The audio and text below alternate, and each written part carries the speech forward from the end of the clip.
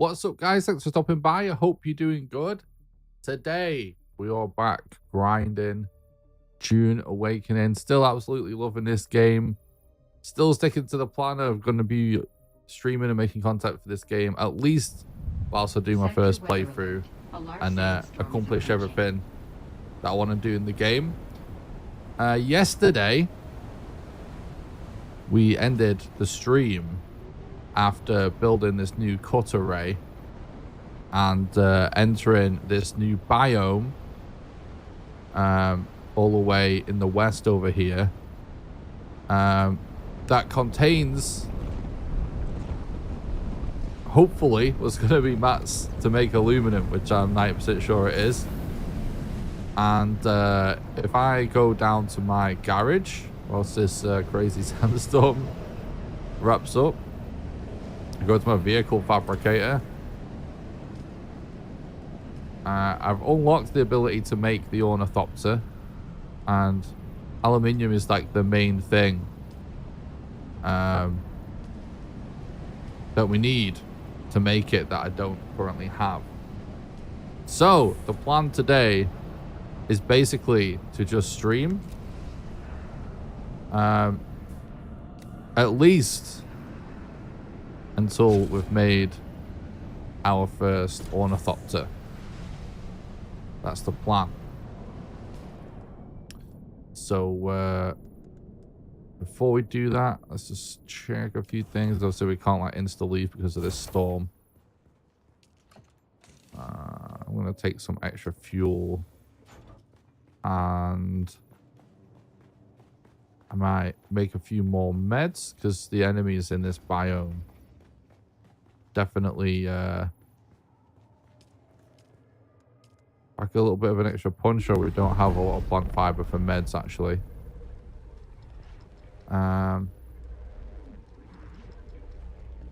Okay, let me see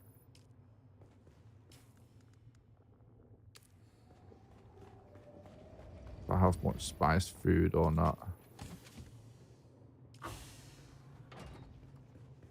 We don't. Okay, whatever. We are basically almost as far away as we could be from this biome to do this.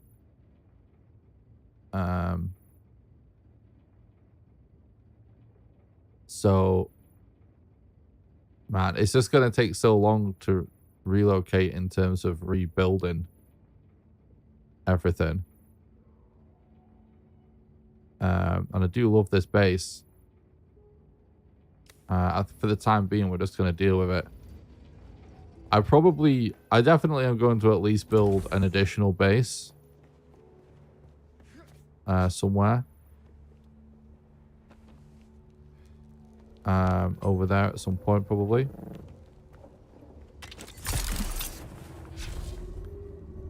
But obviously, if we make an Ornithopter, traveling distances should become no big deal, so. I don't want to get distracted, you know? I know that if we decide on moving the base, this is going to be a massive distraction.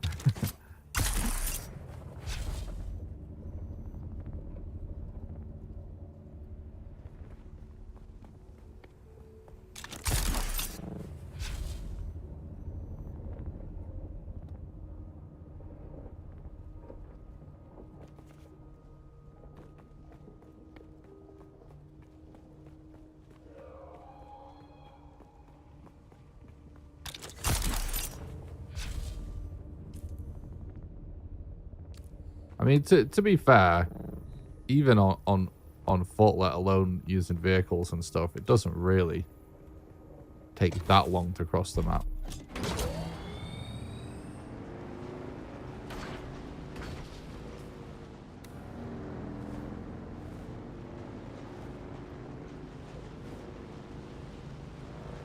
Definitely more of an issue going north to south than east to west.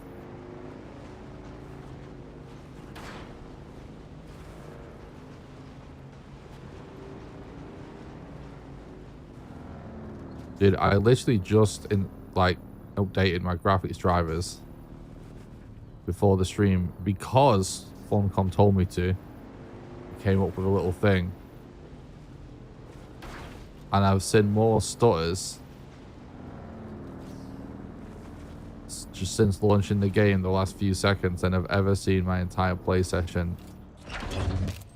Like my entire game playthrough so far. So I'm hoping that goes away.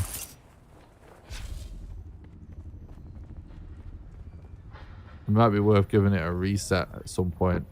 If not.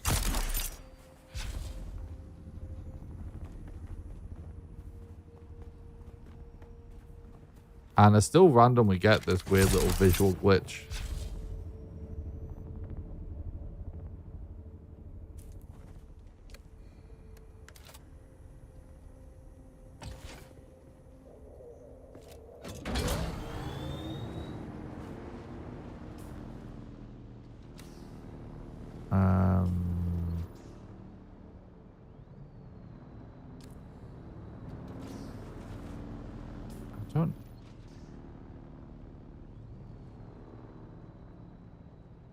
I don't actually know if it's necessarily faster to go south first or not, to be honest. Fuck it. Let's just do it.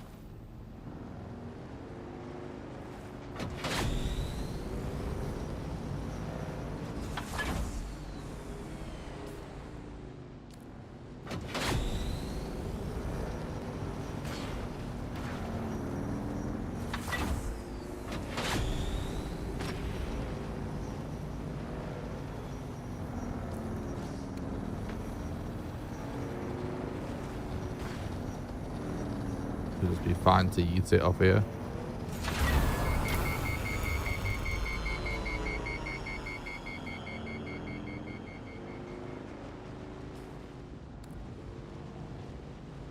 What's up, Andy? Thanks for coming on the stream. Hope you're doing good, dude.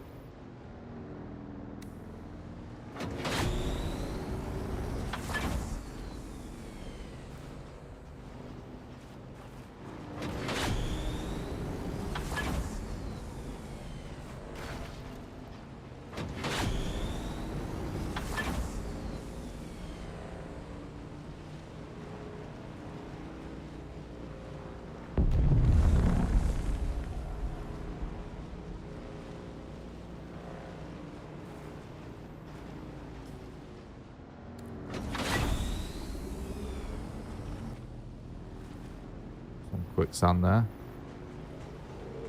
Have to be a little sketchy. Be a little careful, sorry. All of the quicksand around here.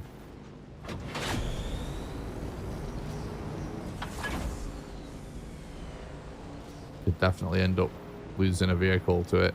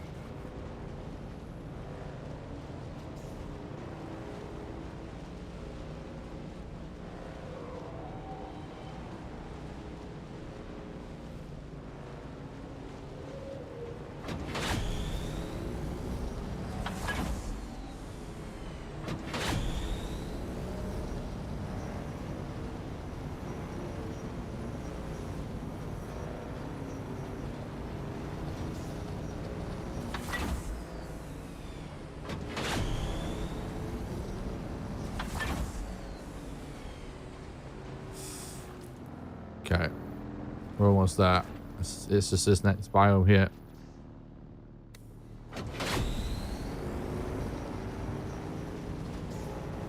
This is the Great Wall of China base.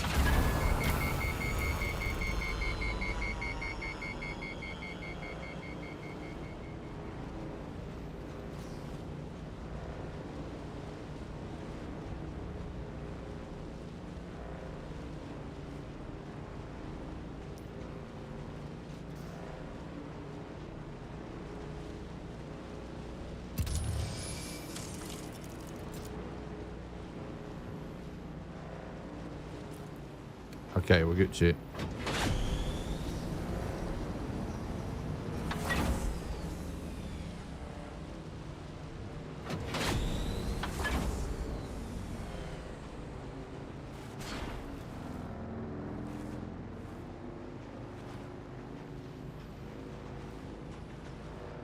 Let's just start looking for nodes and stuff.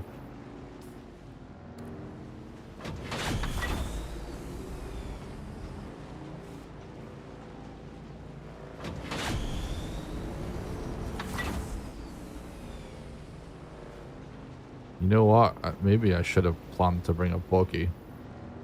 Thinking about it.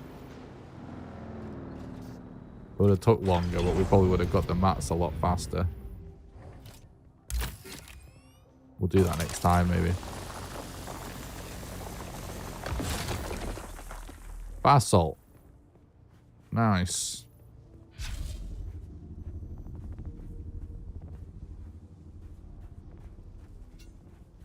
What's up, Mike? Thanks for stopping by, mate. Hope you're doing good. Caught you early today, Nick. Thanks for reminding me. My GPU drivers are way out of date.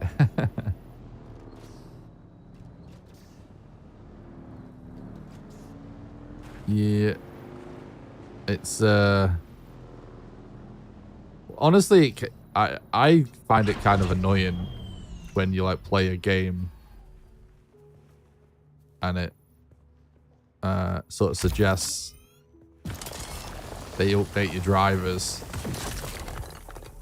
unless there is for real like a known major fuck up on like Nvidia's part or something that desperately needs to be patched.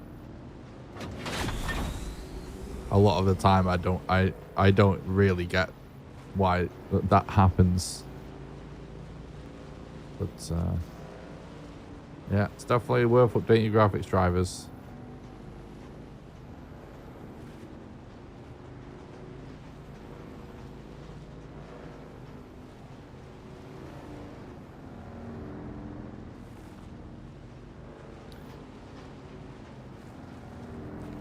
Whether or not it should ever have to be a thing, I think is debatable from a tech standpoint, but it is the world we live in.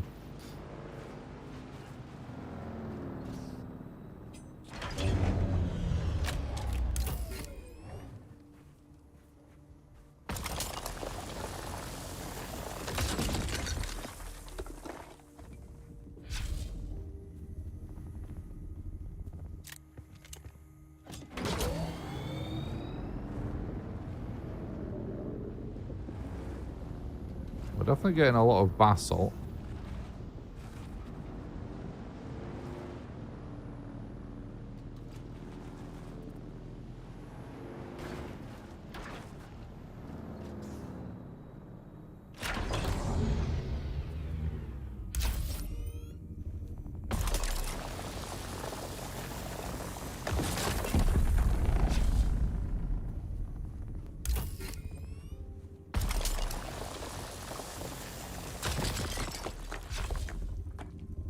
One thing I'm actually not sure about, to be honest, is whether or not you need an upgraded cut array for there's loads of basalt here. For the buggy. How much basalt do we actually have in our inventory? Oh, not that much actually. By buggy standards anyway.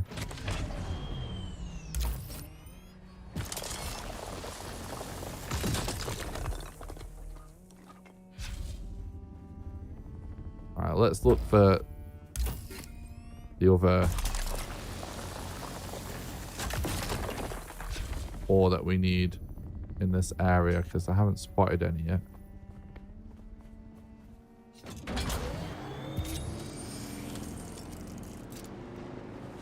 We should probably collect any plant fiber as well whilst we're here, because we're actually running low on that too.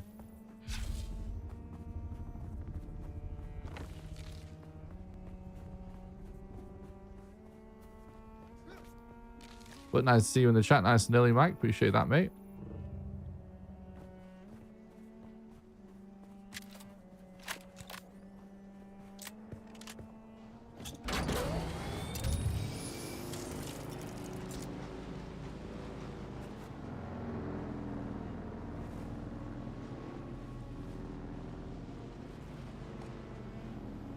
Music's kind of cool in this area. Just notice I don't really recall hearing this music before.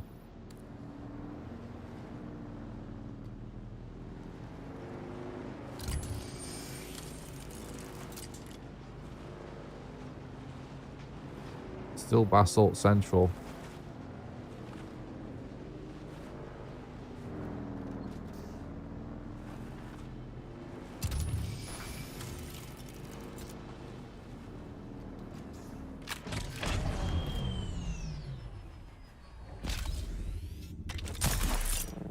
Ow. That was a real comical bonk that we just experienced there.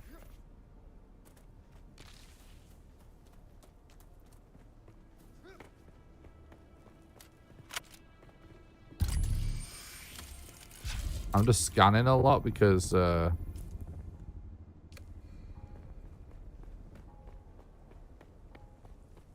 it's a new area and I want to mark the resources on the map. So yeah, people that maybe aren't playing Dune Awakening that are watching, it's kind of an interesting mechanic in this game where you use scanners to scan resources in the area, and sometimes you can actually, like, you pop a scan, like, look, we can see, like, there's some plants down there that we can harvest for dew. Oh, I didn't fill up my water container. Well, I guess this is as good a water source as we're going to get then. It's not ideal. I think that's a town right there, isn't it? That we're next to. We could... Oh. No, yeah, we should be able to buy some water because we've got money in the bank and you can use cash from the bank at traders. But anyway, yeah, so when you scan, it marks all resources within that radius on the map. But once a week, there's a giant sandstorm that rearranges where all the resources are, amongst other things. And I'm not sure, like, how much water, like, this really is.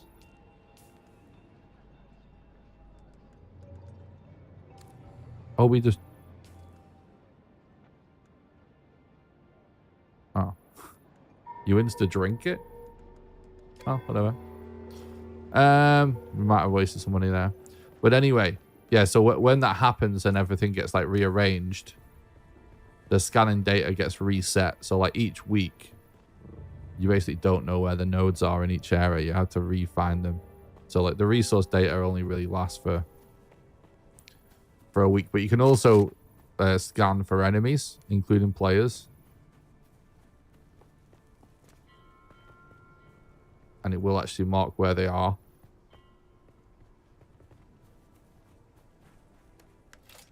Which is actually really cool.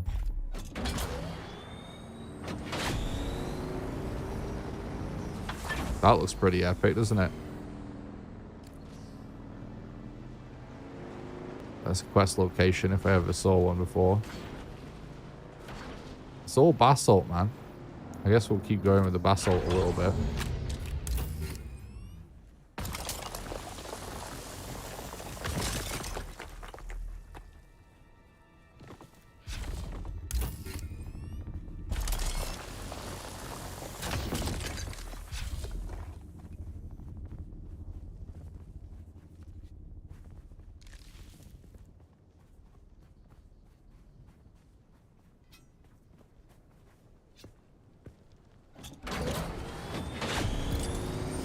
That's quite a lot of plant fiber in one spot there. I think stopping for absolutely every little bit of plant fiber is like way tedious, but when there's a ton in one spot,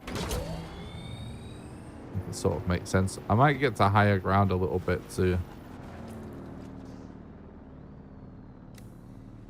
See if we can't get our eyes on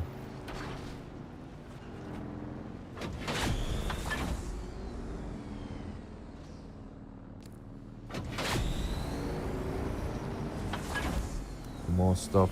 Reveal yourself. Who's that? Shield on. Someone's hugging. Found. What?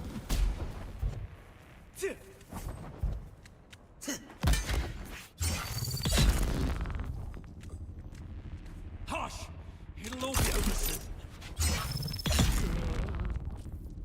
Okay. That blood extractor looks completely insane. It looks so unhinged how big it is. This is the best blood extractor in the game, apparently. We looted it just randomly off an NPC yesterday. It's so goofy looking. It's so big, considering you basically start with like a syringe.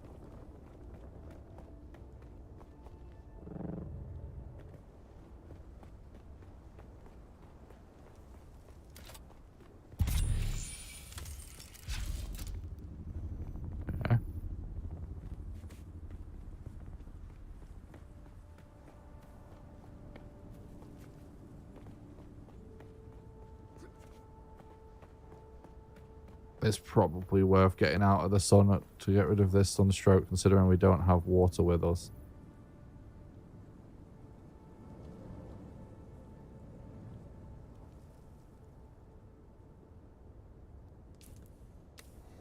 We're not actually out of the sun. There we go.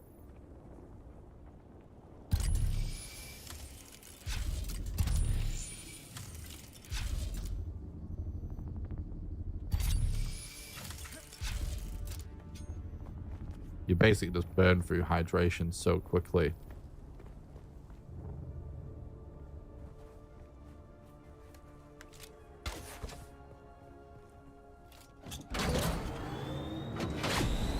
If you've got sunstroke. I'm now wondering, like, it might have been this northern biome where we just got lots of the other node type, which I'm assuming is aluminum.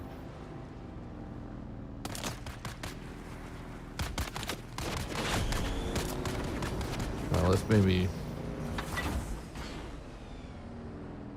yeah, because we did dip into there.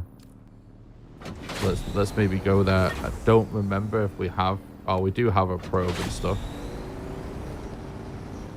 So we can survey it. So, you know, like I said, like once a week, like resources kind of like reset. Location wise. Also anywhere. What, that copper looks kind of weird from here. When you explore places on the map, you know, it gradually reveals the fog of war, as you would expect.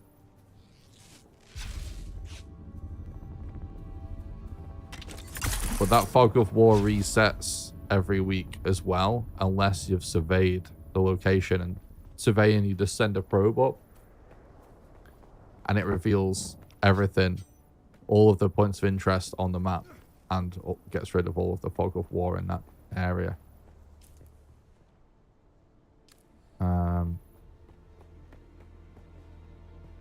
That looks crazy.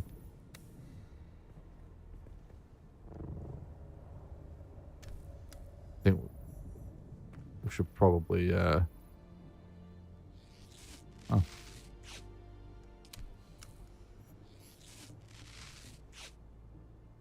That was just a quest to get here. This looks pretty sick, this area. I don't want to spoil whatever quest brings us here. I'll try and stay out of it.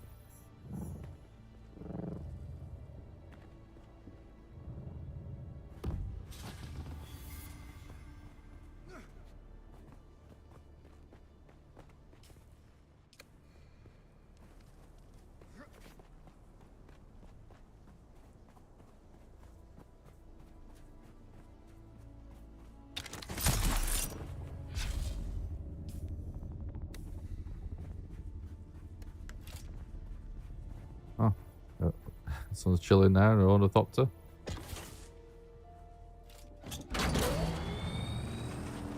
Oh, they're going to this trade post.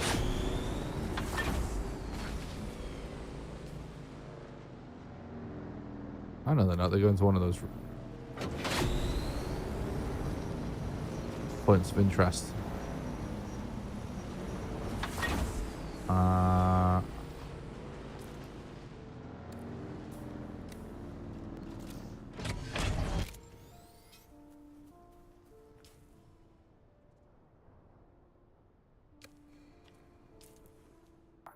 Just wondering if it's worth dipping back in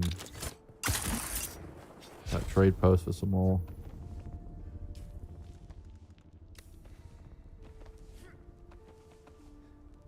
Is there anything else we could do for water nearby? We might be able to find a research station or something.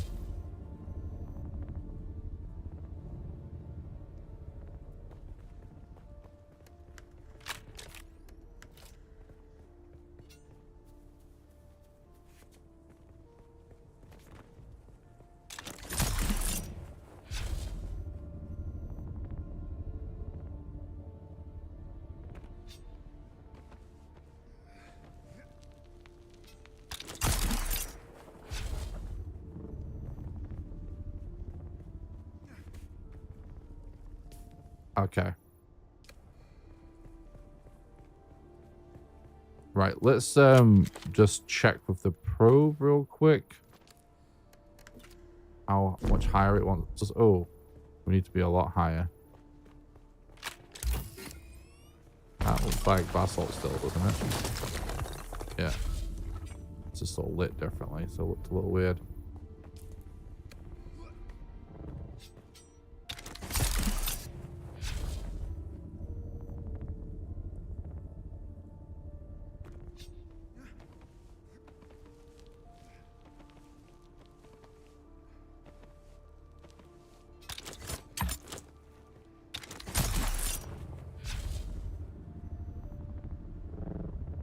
Okay.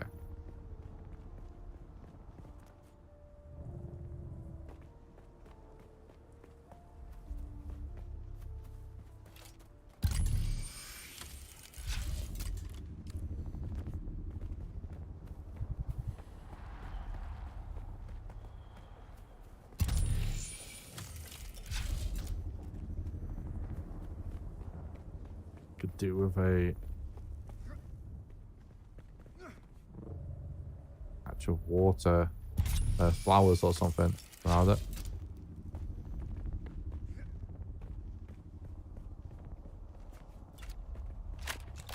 Looks like this is the other orb though that we're looking for. So it is in this bio. And it is aluminium. Very good.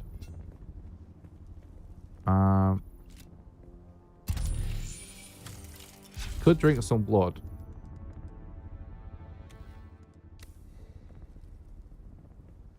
Drinking blood rehydrates you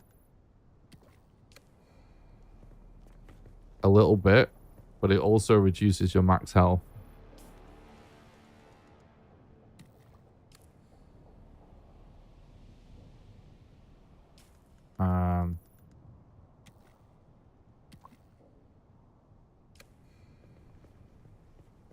And you have to wait for the debuff. You can see in the sort of left of my abilities.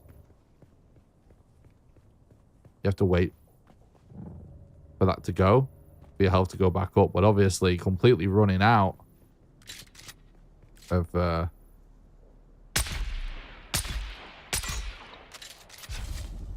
water, your health just starts to plummet. So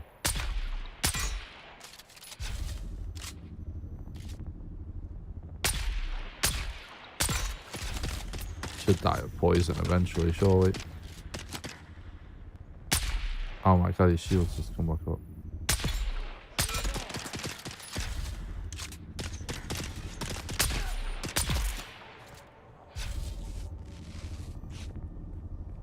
I'm being probably a little overcautious. Just because I know they're definitely a bit trickier in this biome. And I'm being overcautious just because we have reduced health, obviously. Plus, if we don't have a proper water source, we're gonna need blood.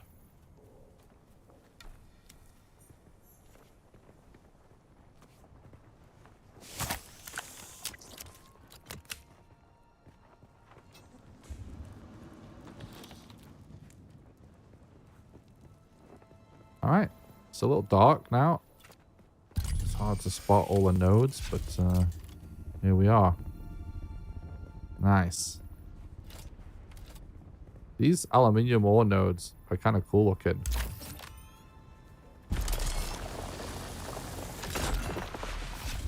Alright, we're full up.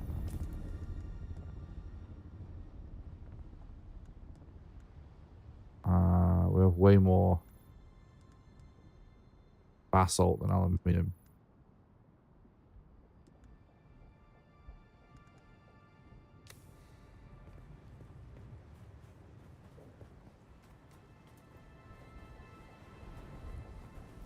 Oh yeah, we need to clear this. We need to survey this place too, don't I? I forgot about that.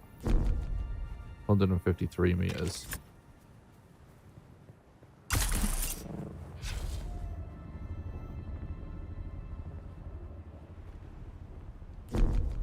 $99 meters.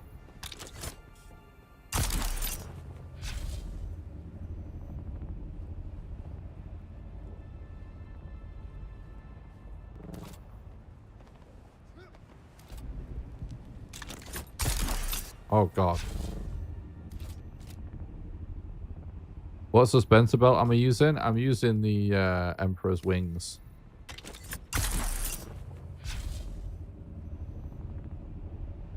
It's the unique that you can actually find super early.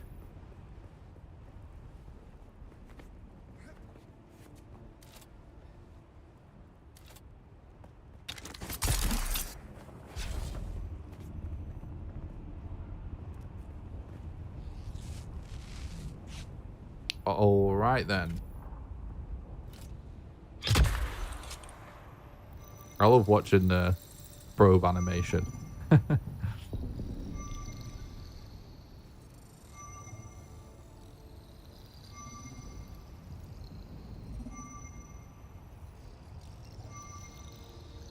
Yeah, I've been consistently finding these in the research station in the first biome.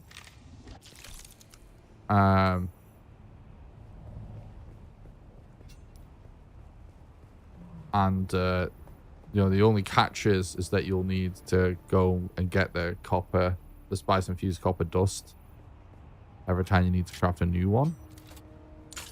But it's so good that feels worth it. Oh, my backpack's full. I forgot. Got 2 death stills today. Nice.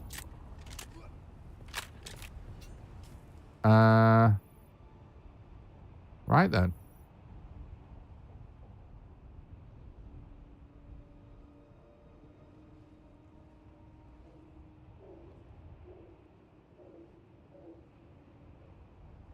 Let's just start heading all the way back. It's kind of a trek.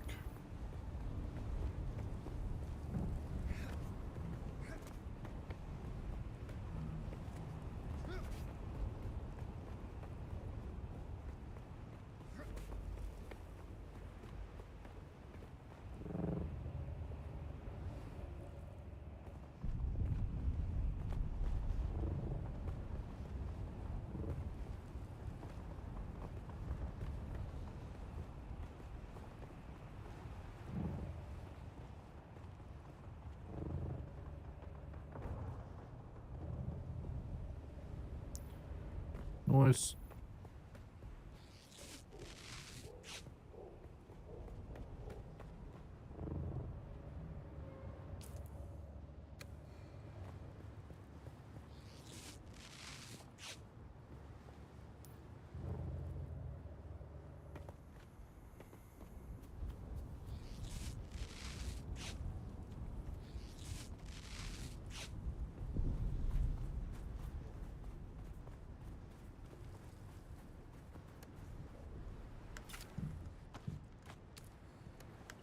Let's use the bike for a bit.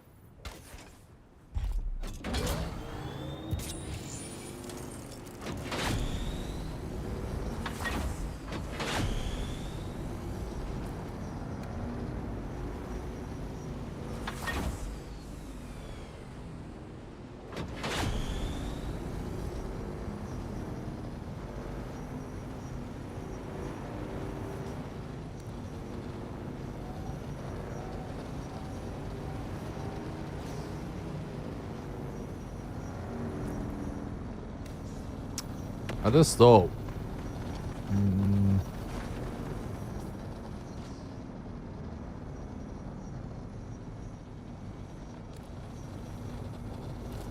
we'll probably save some time by fast traveling to Anvil.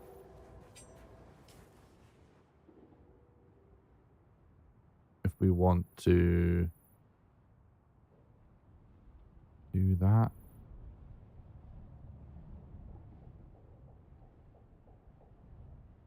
Oh, is this another? Yeah. Another town you'll never see as long as you have a quest marker there. Brilliant. Yeah, I think might do that.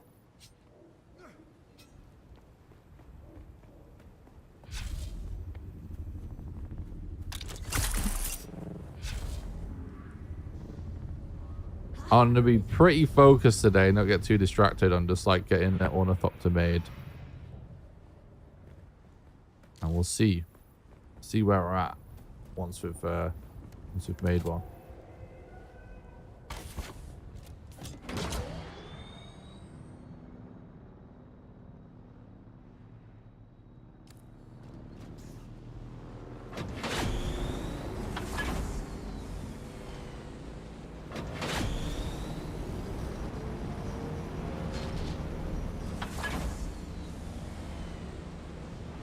I can't believe that the game nagged me to update my drivers when I started it up today.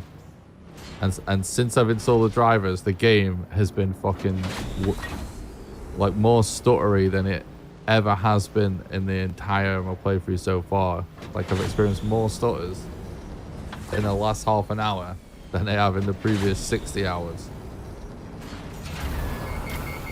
I mean, I know there was an update. I guess it's possible it's that, but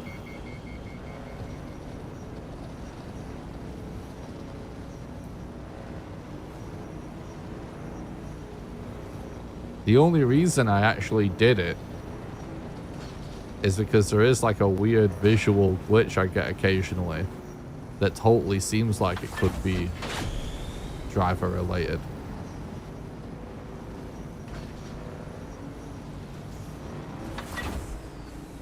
Anyway,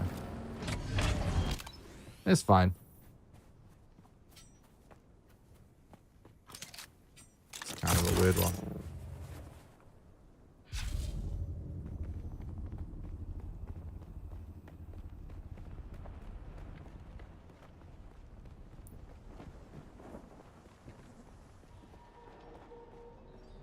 Can I fly you somewhere today?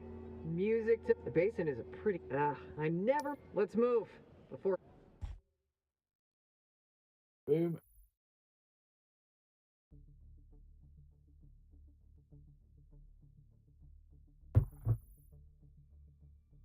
What's up, Shake? Thanks for stopping by the stream. I hope you're doing good, bud.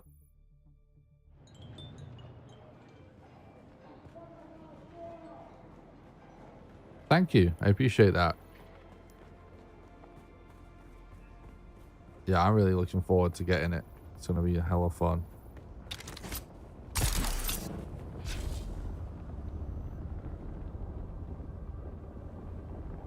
That's my OG base down there. That shitty little L shape. I haven't used it much in ages now, but still paying rent on it.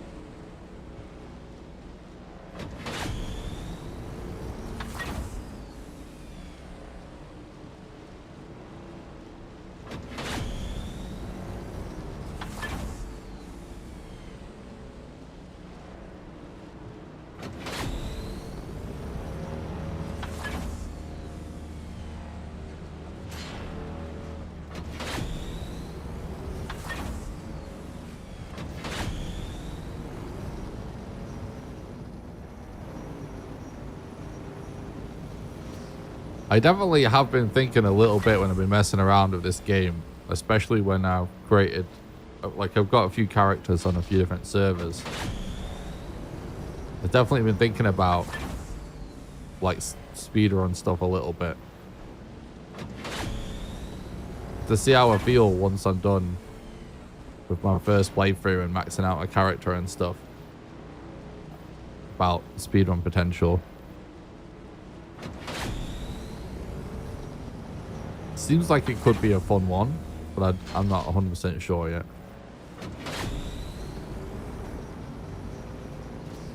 But if I'm feeling inspired to do it by the end, it could be a fun thing to do.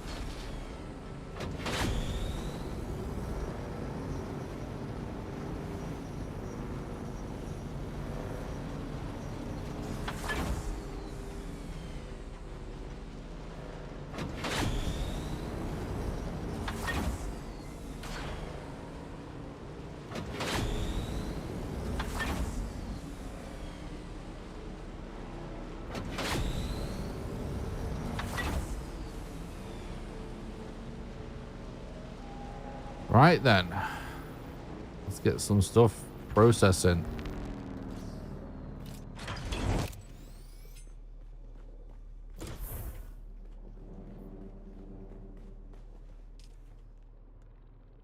I'm gonna store it first. It's really annoying when it just dumps stuff on the floor when you cancel it, when you do it from your inventory.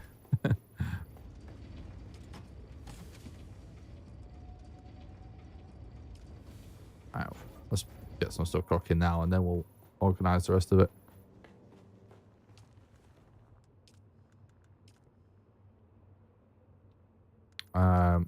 Let's just get that going. Let me double check what else we actually need. I know the main thing was aluminium ingots, which we've got fuck all of because we mostly got basalt out of that run because we went to the wrong biome. Industrial pump. We need to find where we get those. Diamondine dust.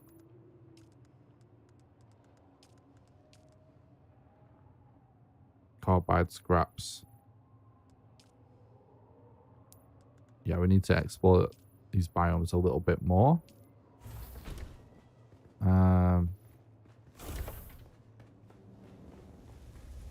What does it cost us to do this?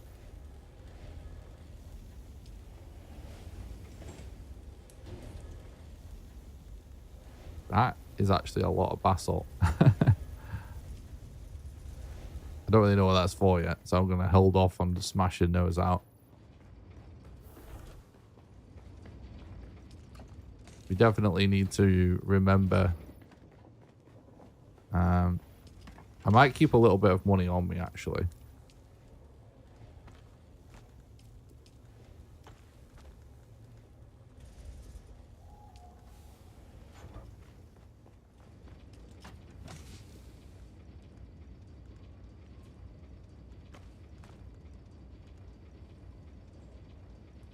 Oh, it's for faction-based building. Got it.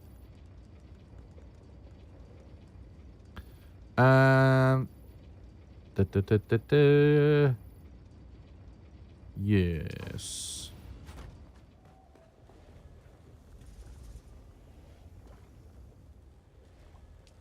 Let's double check our rooftop situation as well. We'll drop this board off first.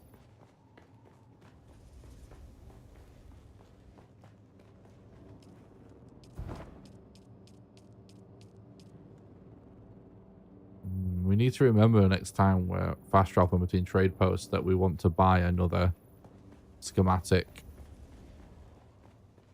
for the big blood pack.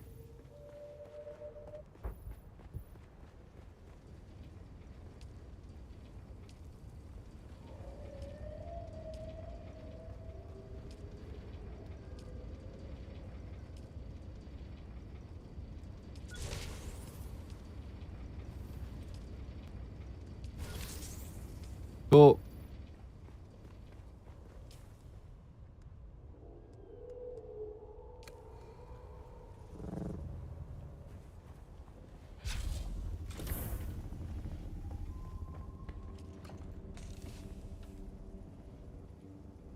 I think we just head back out.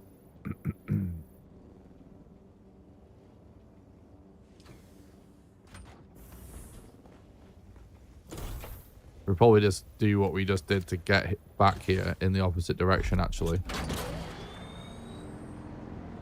think I have plenty of... some of this is looking a little... Whatever, we're not using the bike that much.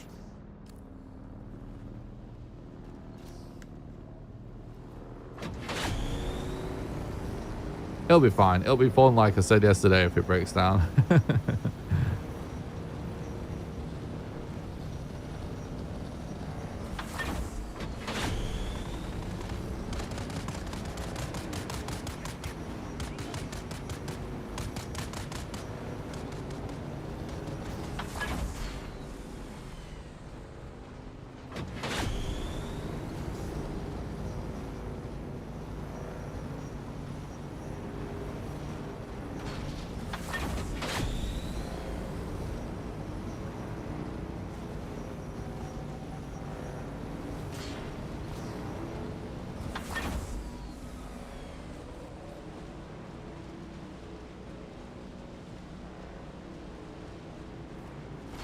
Oops. I just took my eyes off the road for a second.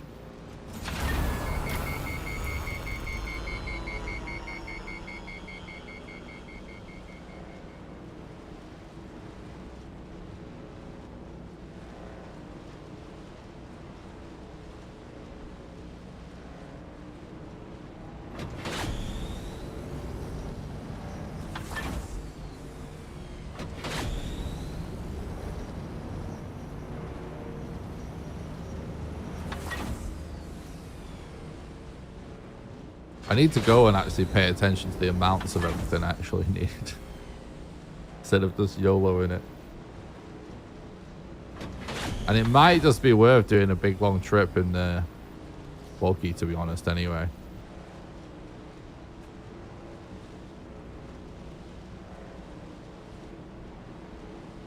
just get like an insane amount of aluminium.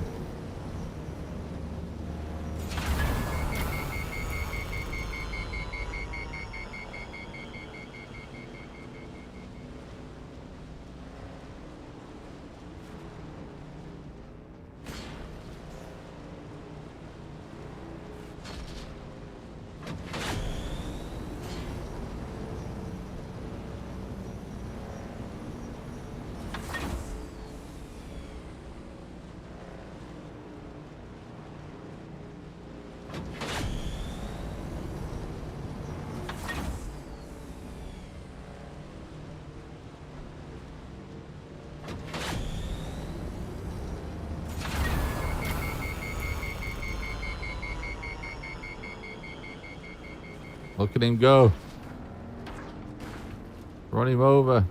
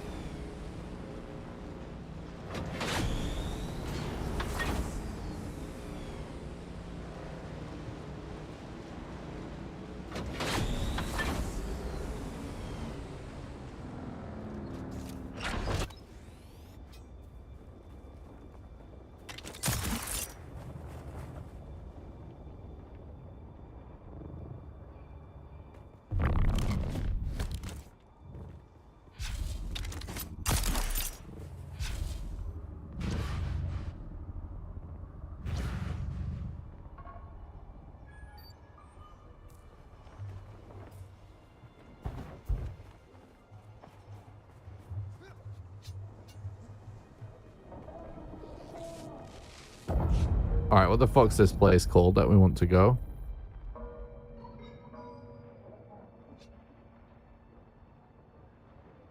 You'll never know. Crossroads Trade Post. That makes sense, actually. Can I fly you somewhere today? Music to my ears. Where do you want to go? The basin is a pretty... Zoe and I go back a long... Ever seen a doctor? Let's go.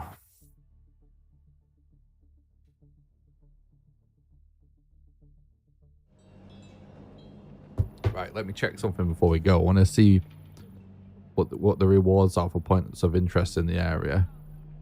Still suit tubings. Oh, diamantine dust is actually one of them there. Heavy caliber compressor. Okay. Oh, industrial pump. Bingo. All right, let's go.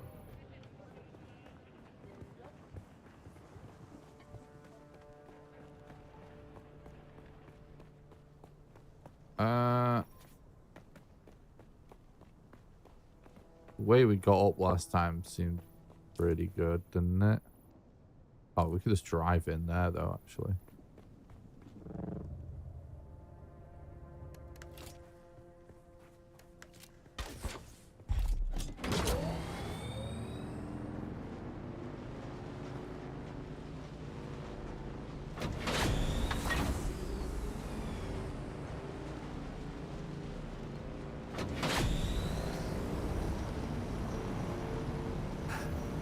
That guy's got himself a little checkpoint going for sure.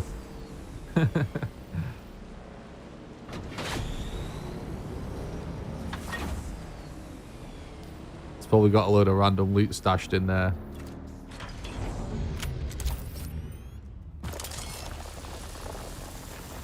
Right, we only stop for aluminum and for pumps.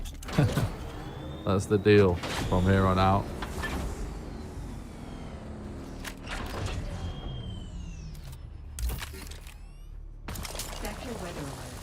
Oh god. Got 1 minute. I should probably go in here.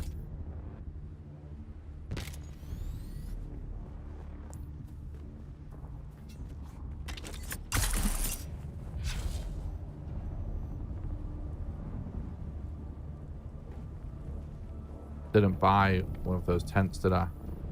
Oh, I didn't make one, rather.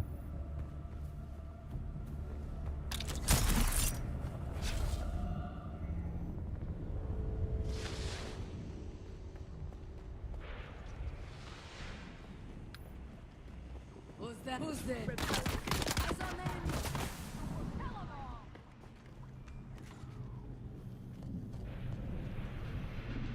We might as well do this as we're here. Yeah, we didn't get the intel.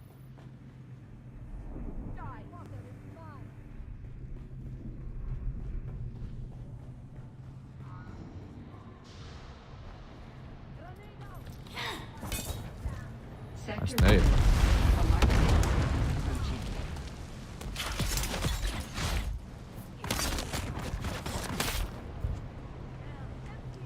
Eyes on hostile.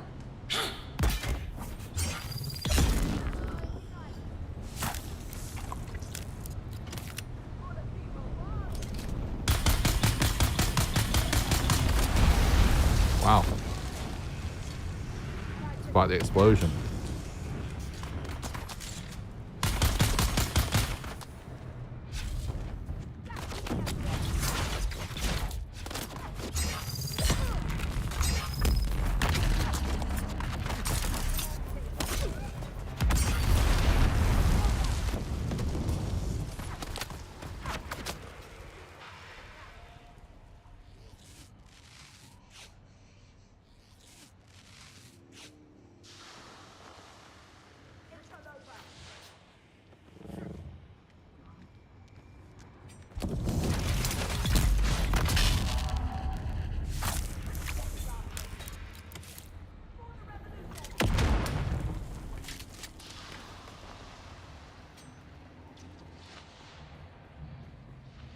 What the fuck?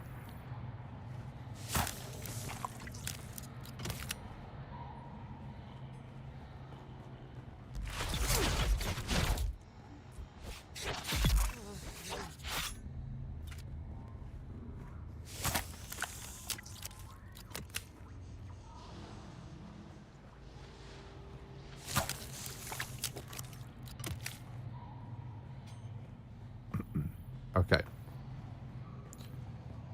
Do.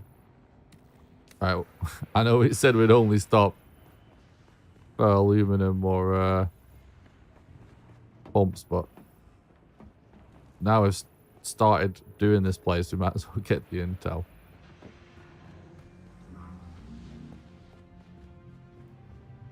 Classic Dune Awakening moment. You can never just do one thing. Like, oh, just do this, and before you know it, you're just like in the crazy spice addicted hole, hungover, wondering what happened.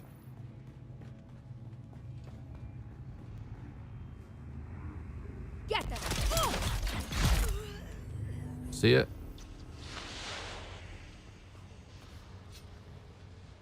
I got you. Need reinforcement. Relax.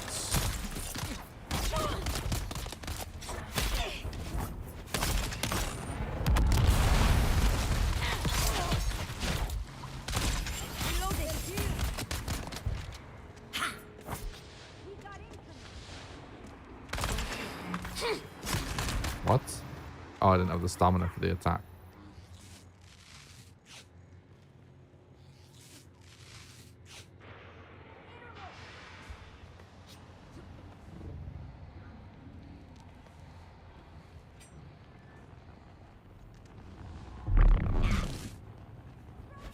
Found you. Yeah.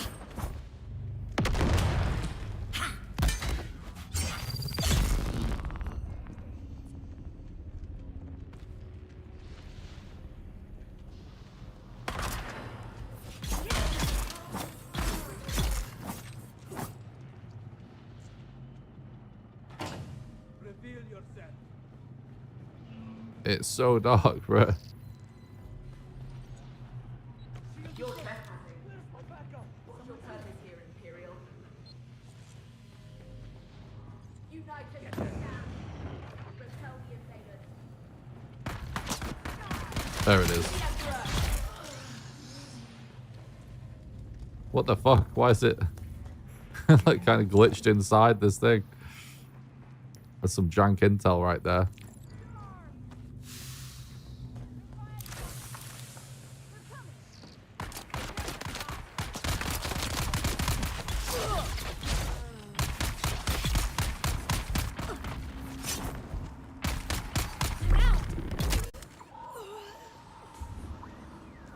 Okay. Well, I want that spice.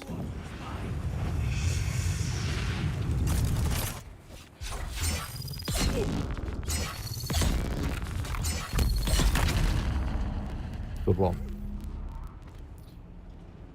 You really got me there. Right. Let's carry on.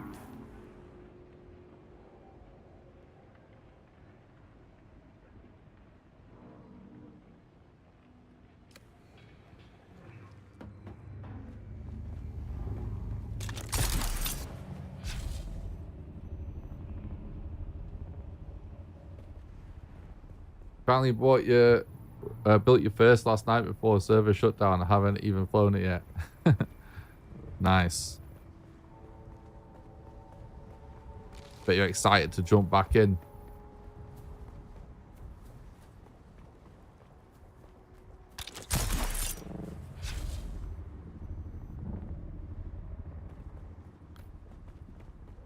Hope you're well. Just lurking. What's up, Brandon? I'm well, thanks, mate. Hope you're doing good as well.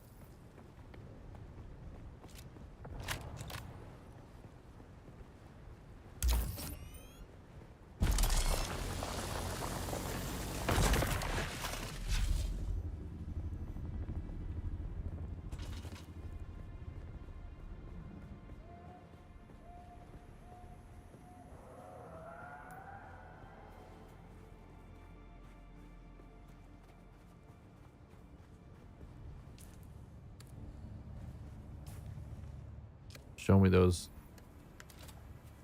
aluminium nodes, game.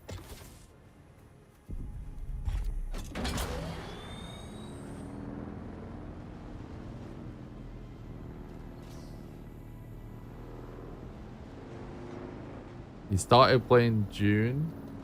Sorry, I started playing Dune and played for 25 hours and I didn't leave the first zone. This game is so addicting for real. Yeah, it's crazy. It is really addicting.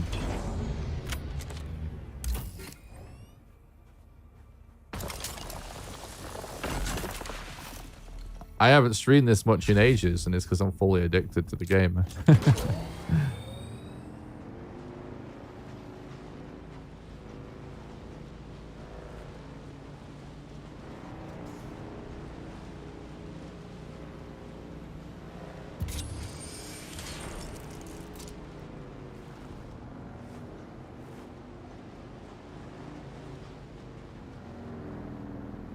It was an event last night, eating my buggy off a shield wall down into Odin or whatever. Didn't realize the exit was the hell over the other side.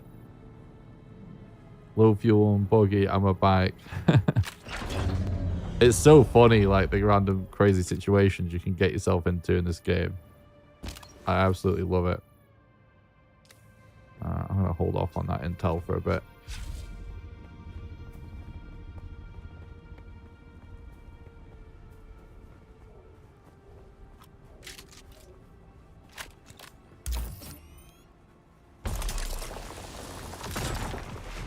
Alright, we're full. We can probably still get that pump because I'm sure we've got stuff we can drop.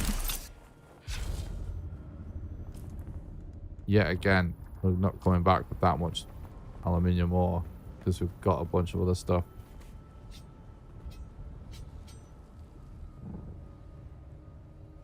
I think we'll just do a buggy run at some point.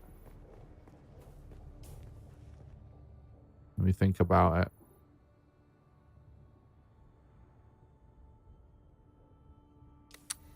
Yeah, I think... 'cause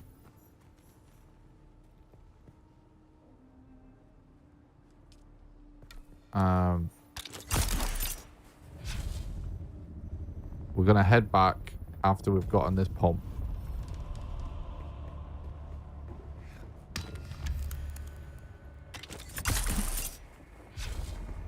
And then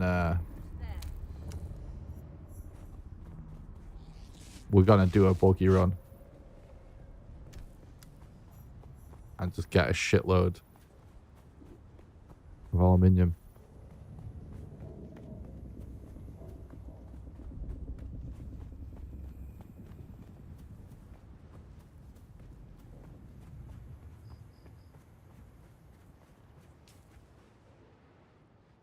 Oh, this is a quest location.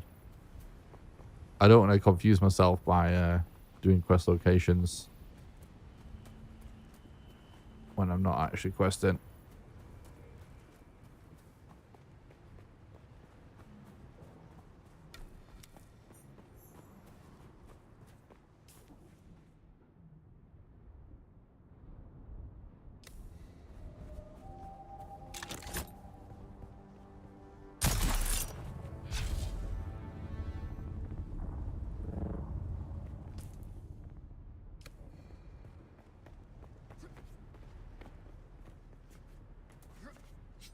Okay. Oh my god, that's annoying.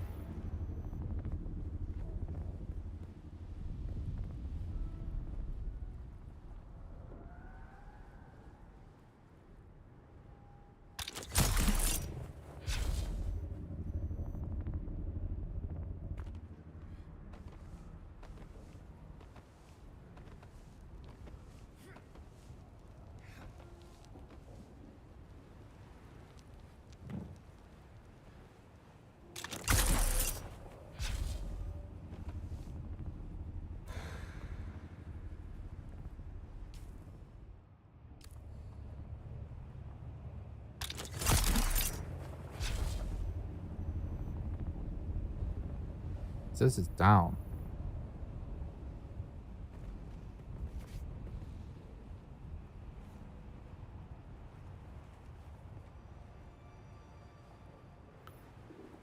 What server am I on? I do feel sometimes it's hard to run into people. I'm on Europe, but I Siege Tabor.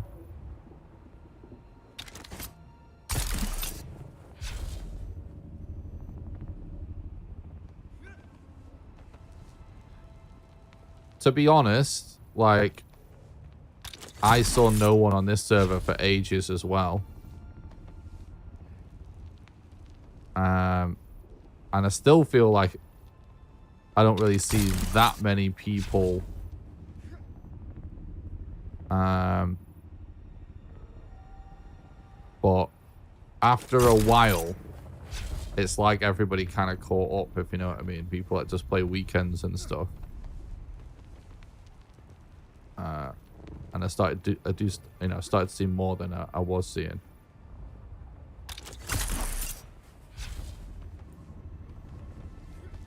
Well, there is a lot of builds everywhere, which is cool now.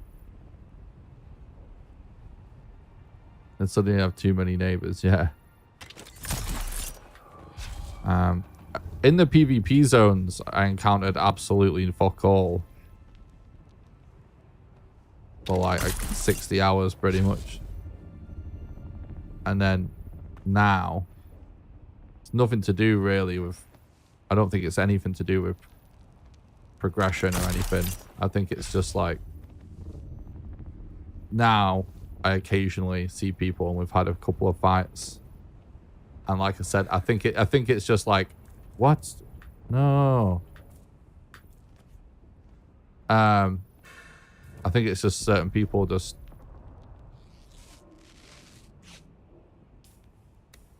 that don't play that much.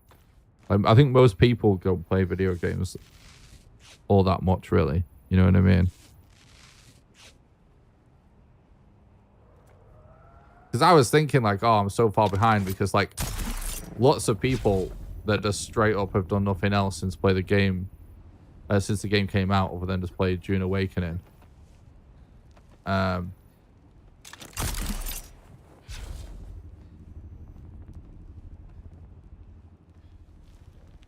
And sometimes, like, that sort of person, they always talk like that's sort of like what they're the majority, if you know what I mean. And when I was playing, I realized, like, for ages, it felt like so many people was, like, ahead. And wherever I was always, like, dead. And then I noticed there was a far greater amount of people behind, if you know what I mean.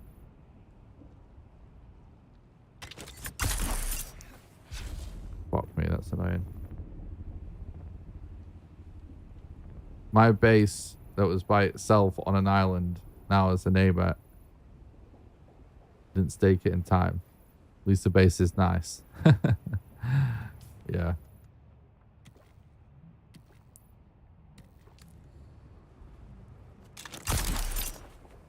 What? Like, there's no reason that my character's getting stuck on that. It's really annoying. What? Like, what?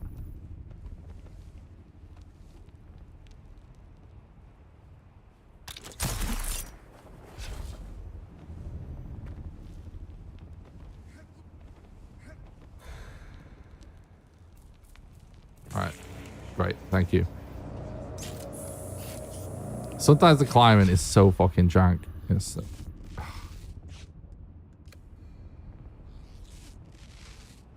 I don't even think this is where I need to be.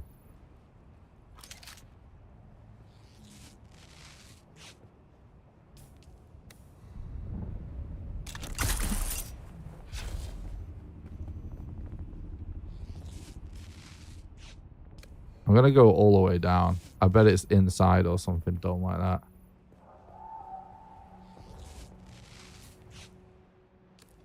Definitely not on top.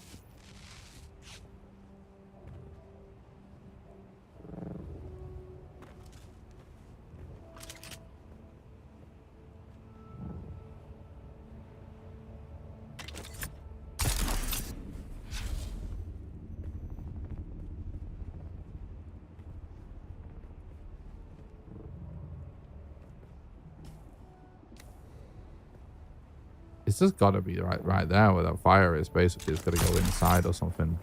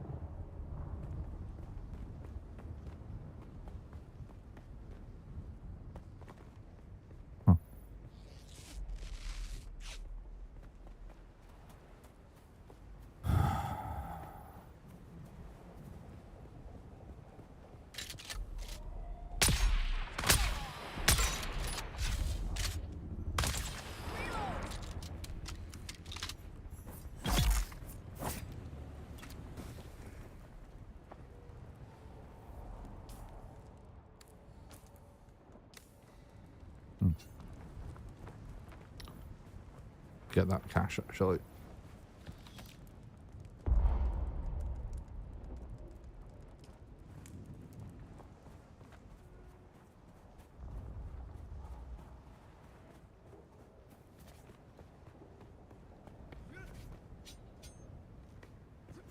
Okay.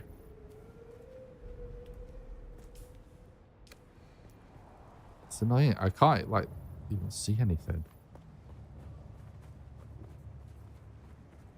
It's actually just going to be on the tippy top. I think it probably is going to be, isn't it?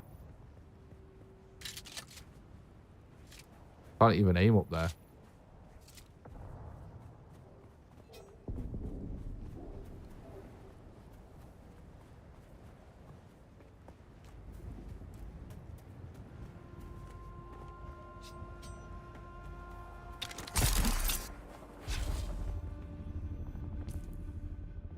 Maybe we'll go around a little bit. See if we can see more.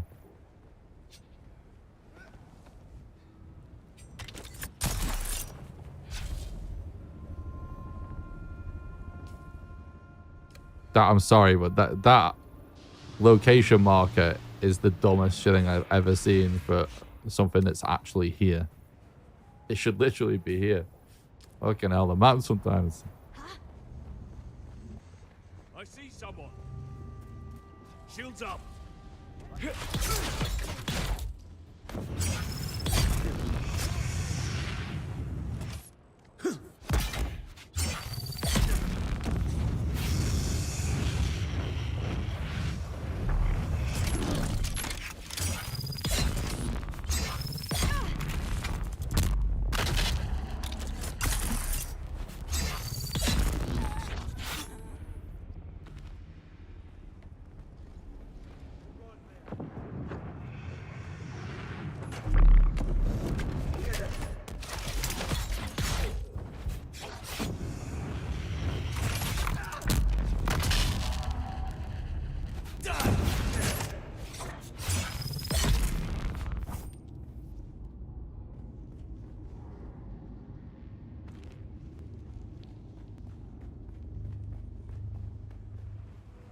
Where what is though?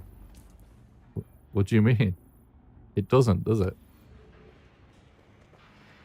What do you think it's marking where it is?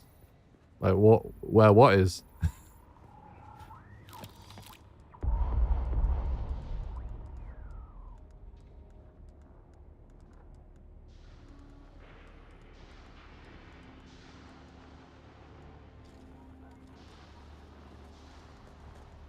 One second.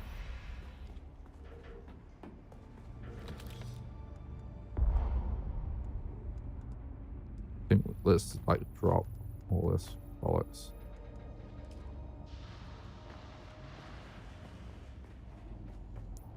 It's not the location of the intel and the industrial pump and the heavy caliber compressor and the light caliber compressor, is it?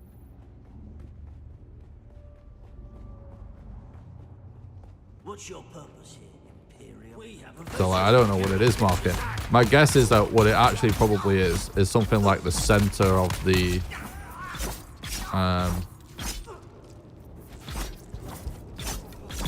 facility or something like that.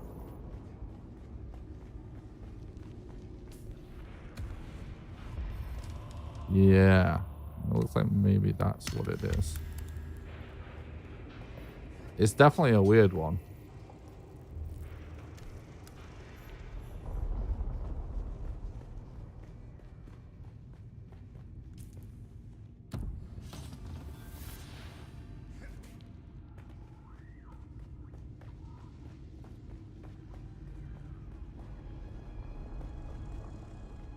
Well, I don't know if it's weird. It's definitely just bad. Definitely not good game design at all. But it's fine.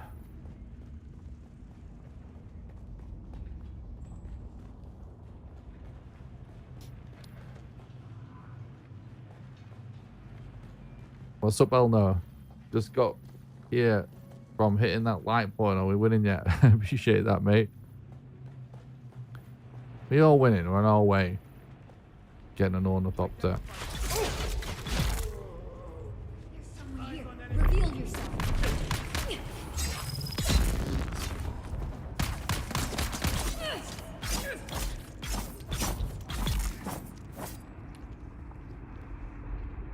Okay.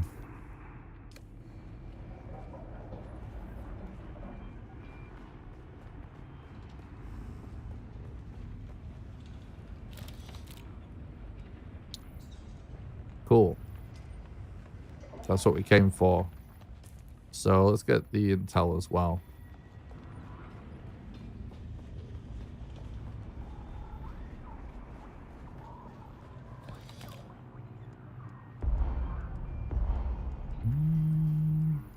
Don't need those really.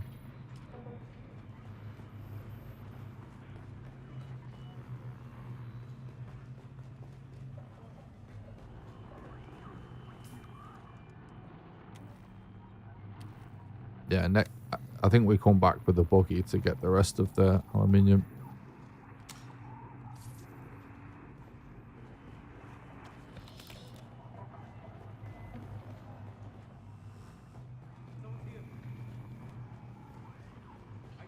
yourself. Get there. I need reinforcements.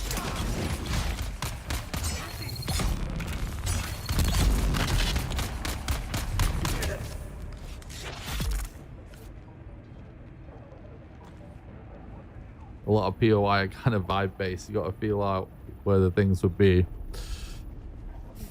Yeah.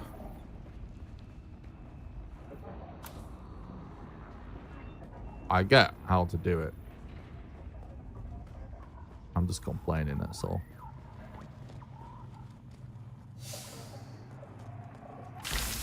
Nice.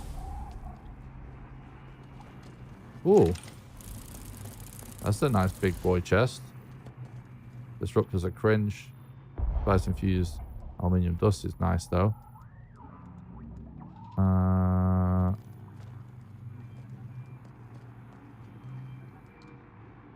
Oh, that's actually quite good loot.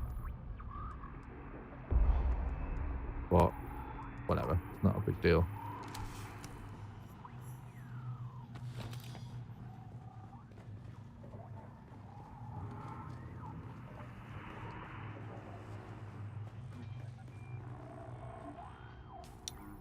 Okay then. There's someone here. Identify Shield yourself. on. I require backup. Shield on. Oh god, press the wrong button. Coming.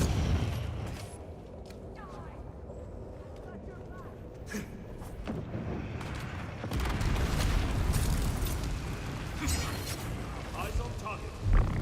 Here. No.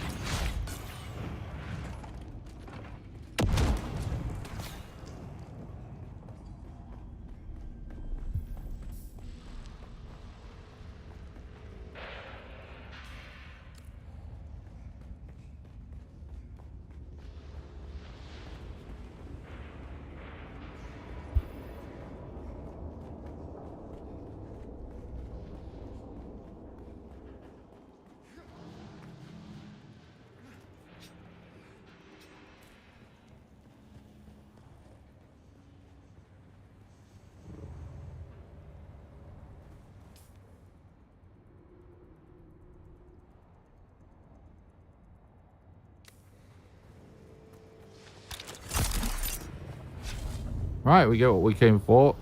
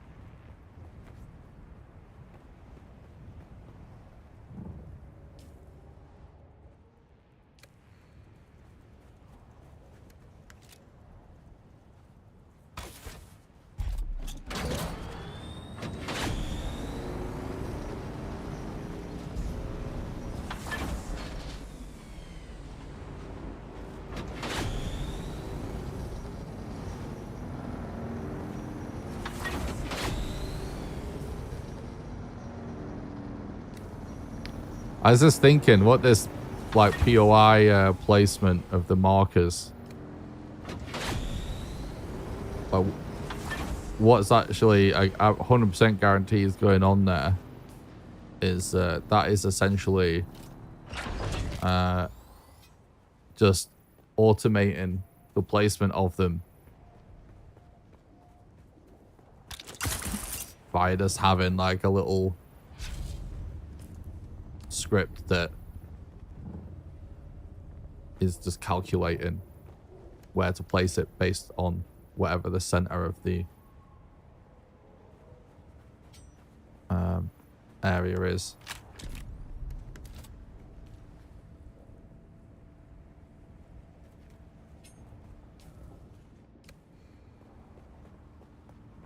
Rather than hand placing them.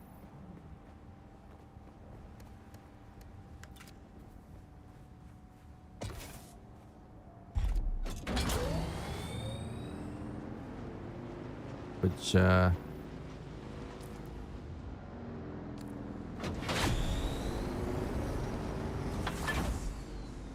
There's definitely some technical term for that sort of thing. That sort of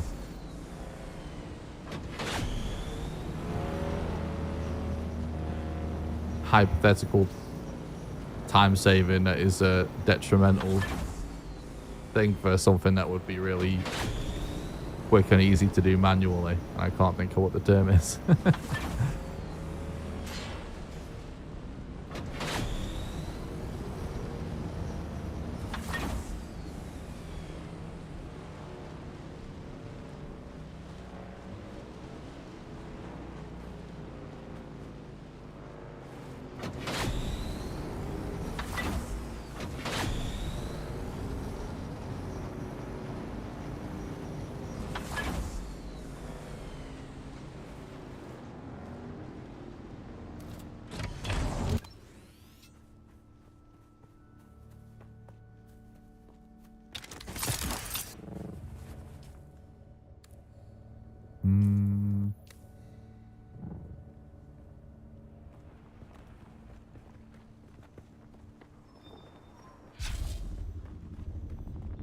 Right then.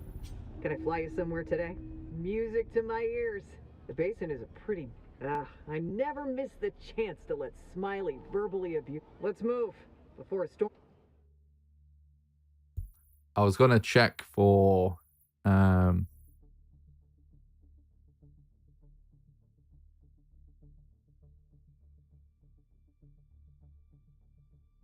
blood bag schematics. Wasn't I?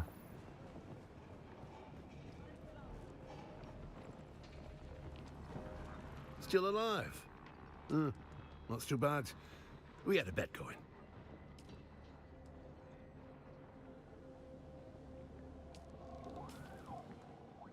Nice. We're definitely gonna sell that.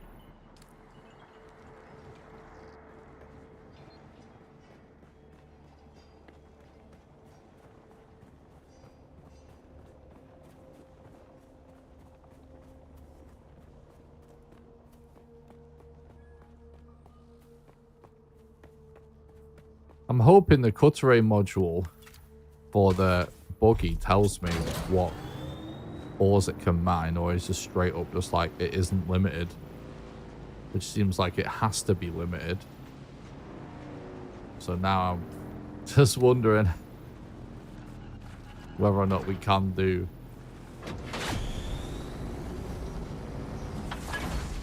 a buggy run with our current buggy, or whether we'll have to build a new module at least. We'll have to have a look.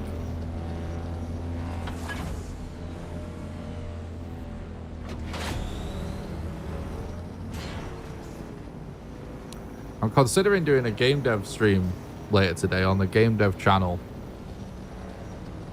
Once we've got the Ornithopter built, depending on what time it gets to. But yeah, I'm not completely sure about it yet. I'm not sure. It's been ages since I've done dev stuff, basically. So I'm not even sure what I will be working on. But it doesn't really matter, because the thing with the game dev streams is I'm usually only going to be really getting stuff done if the stream is essentially going bad. Because it should mostly be just talking about game dev with the chat.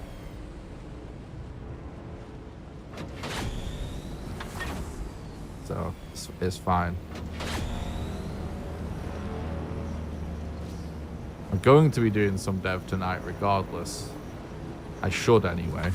But it all depends on how long it's going to take to make this Ornithopter. It's been a while. Last night after the stream I did oh,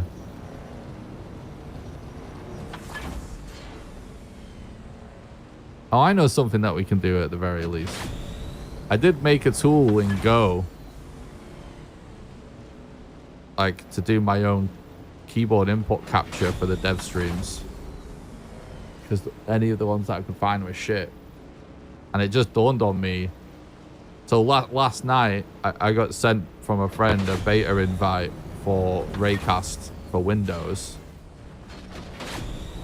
which is like a major part of my dev setup on Mac. And I did set that up somewhat, you know, get a few things going. Like, it's not all there yet. It's not quite comparable yet.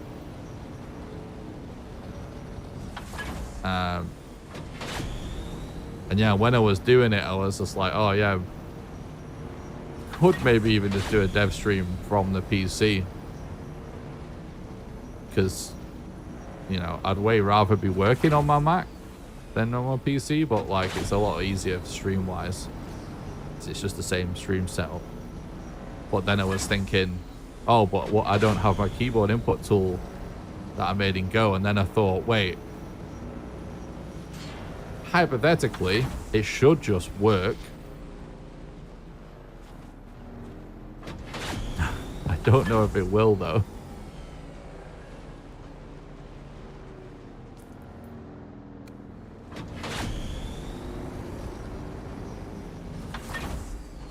I don't know if it will. Should just work on Windows. You just install Go. So we could do that. And then if we get it going, we'll just do some game dev.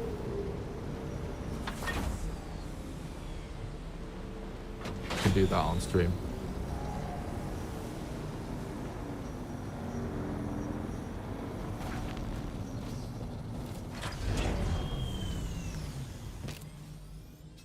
I've been getting more into Go, actually. I did stream making a tool, didn't I, in Go ages ago. That sounds fun, weird. I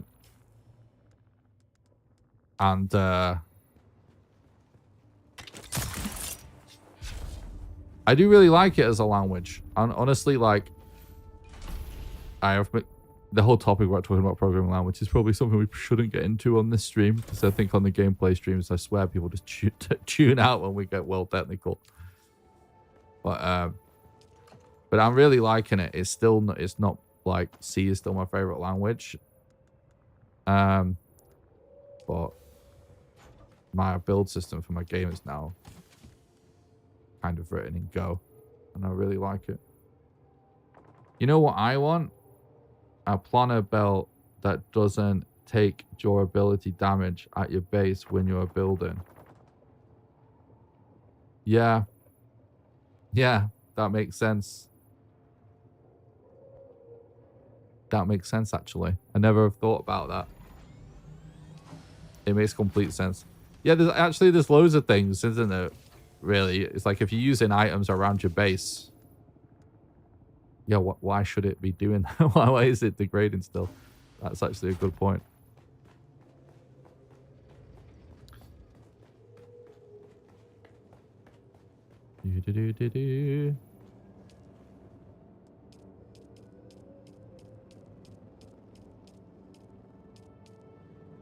C gang.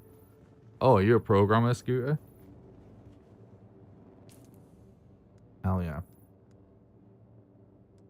Like, it just, I never really used to care about any kind of talk about programming languages. Like, my mentality, I think, is like, what in a way is sort of like correct, obviously, which is quite common thing that you hear from people, which is that, you know, different languages are different tools, and different tools are good for different jobs. That's definitely 100% true.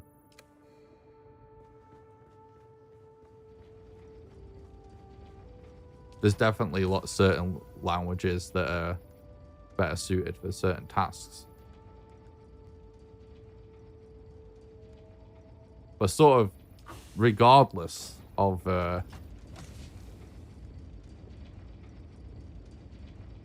task, you know. You know, there's syntax matters, you know what I mean? And sort of garbage collection versus no garbage collection and all of this, like, it matters. Especially when you start caring about performant code and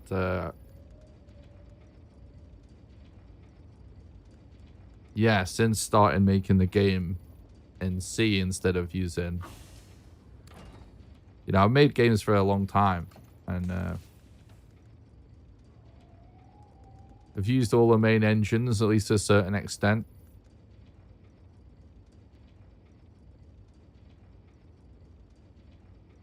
And, you know, I just decided I wasn't going to use an engine for various reasons, mostly just because I always wanted to do that. And now I feel completely different about it all. Let's make our new blood bag, actually. Let's do that. Let's check in on the aluminium production first. I used to write backhand game tools for MMOs back in the day. We must have had this conversation before, I think.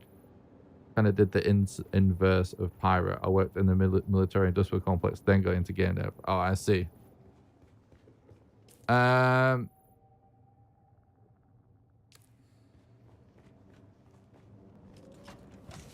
That's really cool. What the fuck? I just had a thought and I forgot what it was. Oh yeah. Well, let's aluminium production.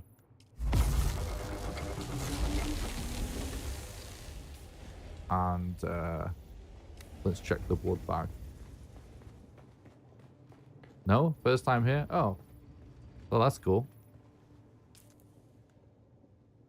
That's nice. We talk. It's just I just assumed because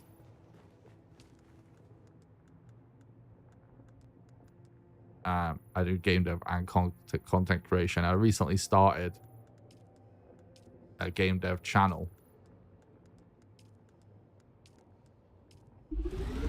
and so now we end up talking about game dev when we're streaming on the main channel like this. And yeah, I swear, just I swear people just tune out because they're not interested. So people in my chat that do care, I usually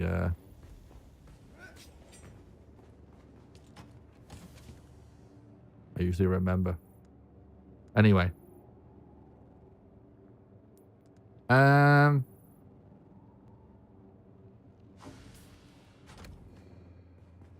Yeah, it's funny anyway, like when I decided that I was just going to make a game without an engine, there's a lot of reasons, like I said, but mostly just because like I wanted to. Lots of the reasons would definitely trigger so many people, but they'd be wrong, so it's okay.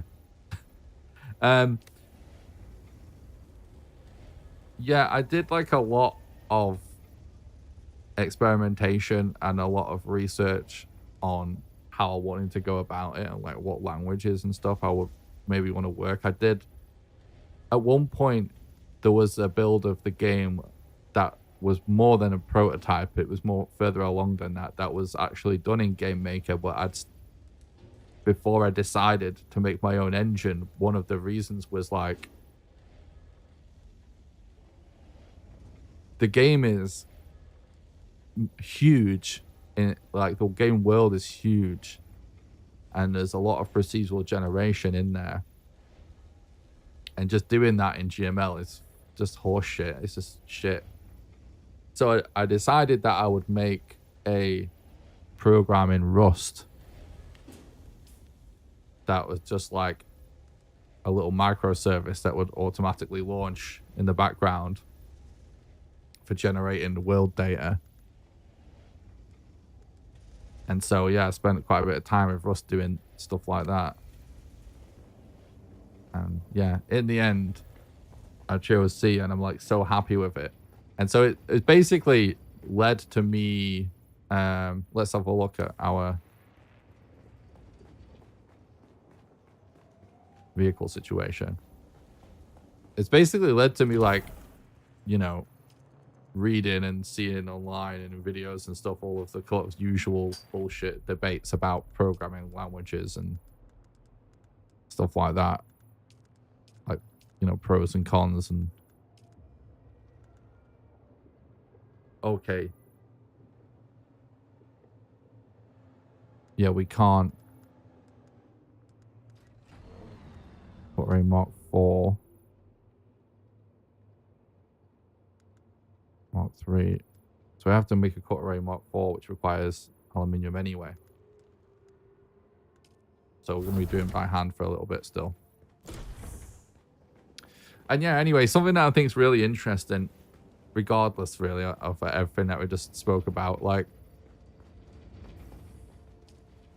whenever you hear anybody sort of evangelize a certain programming language,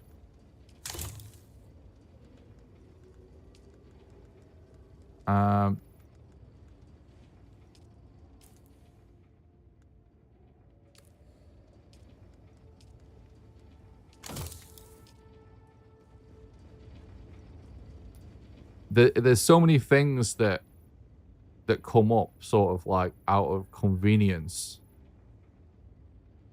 where it's just like right out of the gate, it's just a mistake. You know what I mean?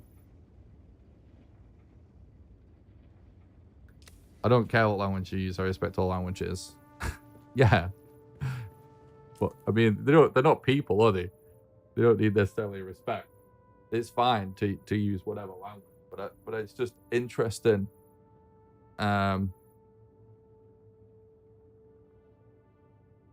It's fine. Like, people can use what they want, obviously, but I'm talking about, you know,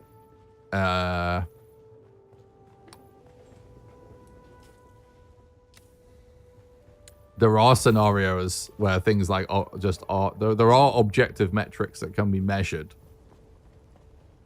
First of all, especially if we're going to start talking about performance, but then also like there are also sort of I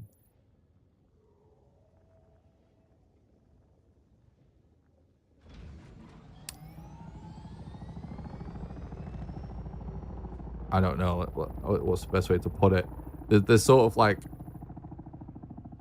ways that certain languages require to work, and common coding practices between languages that result in you know, different, let's say, like threats, different potential problems.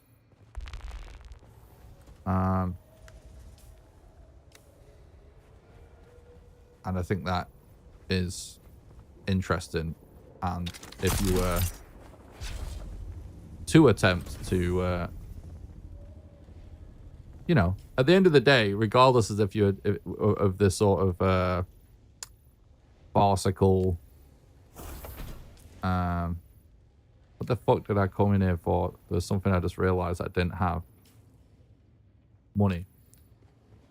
You know, it obviously is kind of a farce to try and this idea of there being like one language to rule them all. It's just silly. But at the end of the day, when you choose a language for a project, it's not like, sure, sometimes you're just doing it for the sake of it or based on vibes or whatever reason, but oftentimes, like, there are obviously reasons why you were choosing like one over another. And I just think it's interesting. For example, something that I was recently, I did some work in Zig a while ago, and I listened to a podcast by one of the creators of Zig, and one of the things they were talking about was when you do when you use malloc in C, you know, the classic complaints about, you know, having to then use free. And they were, you know, they're talking about sort of the advantage of there's like a defer command in Zig where you can just put the defer statement immediately after allocating the memory, so that you kind of don't need to worry about remembering to do it later. And what actually is happening is it just automatically is doing the free at the end of that code block. so you don't have to do it yourself, right? Which is great, but isn't it good to also have the free written where it actually happens? You know what I mean? This sort of this is a sign of the more, I don't know, interesting stuff to think about, in my opinion.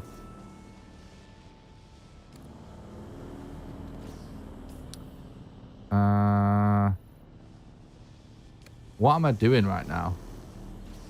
I'm getting distracted from just yapping.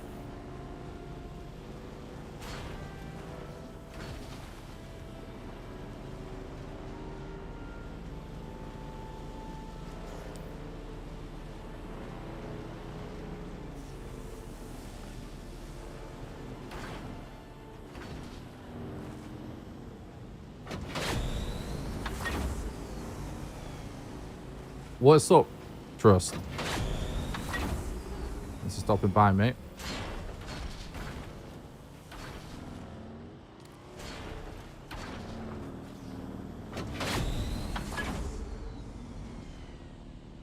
I've got myself in such a weird spot now that I didn't intend to get into.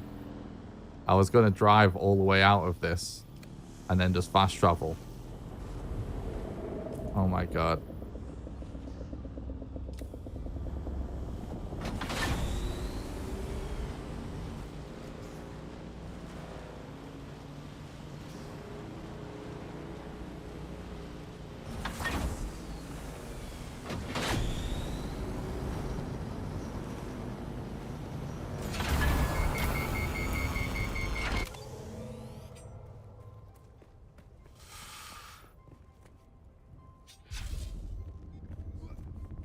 Arrakis is good today. We're just trying to focus up on getting our Ornithopter.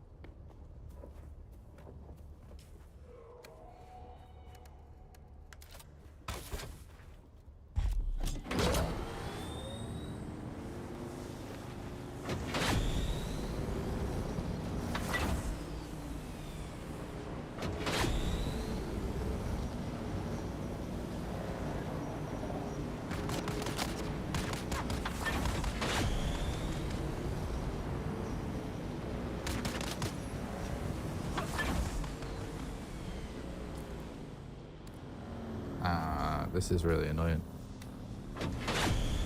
Should have stuck to the plan.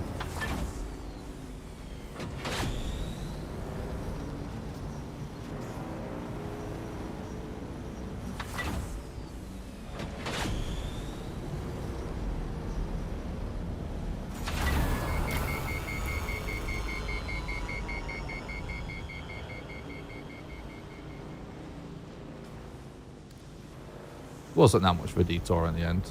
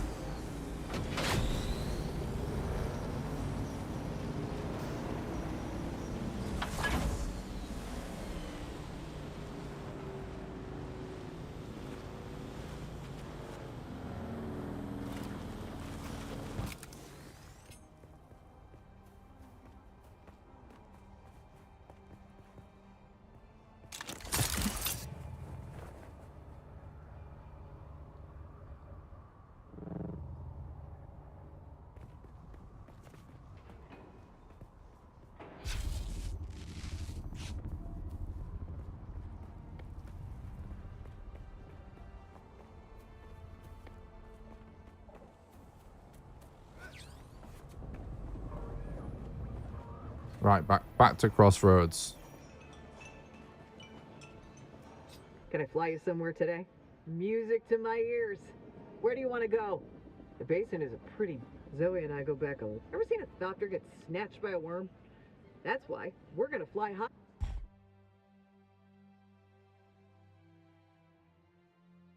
I just realized, actually, since we surveyed this other biome, should check it. I think we did check whether or not there was a trade outpost, but yeah, there isn't.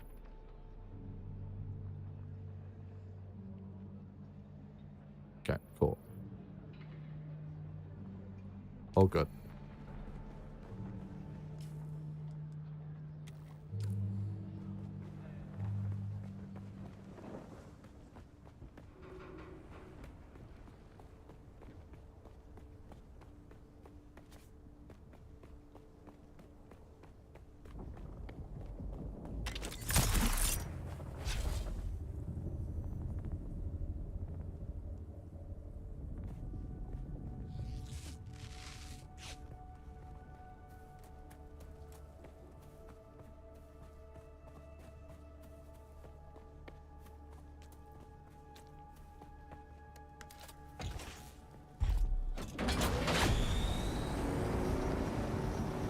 Right, I mean it this time. No distractions.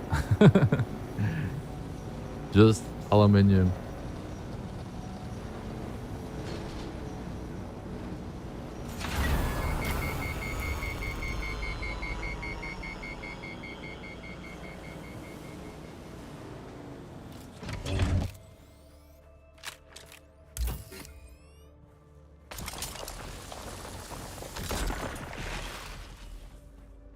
This game is just 100% distractions no matter how hard you try. I know, right? It's so good. I honestly, those are my favorite kind of games.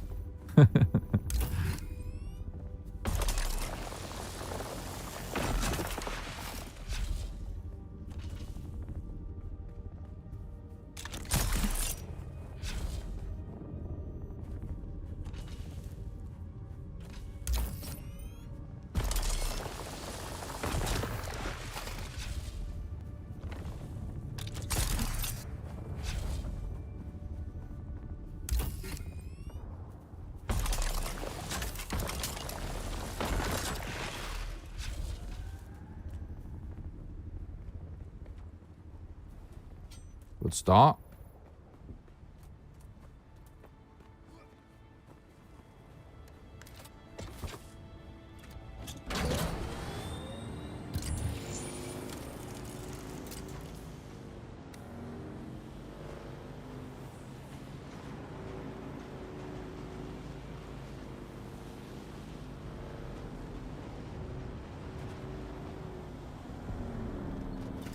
Sector weather alert.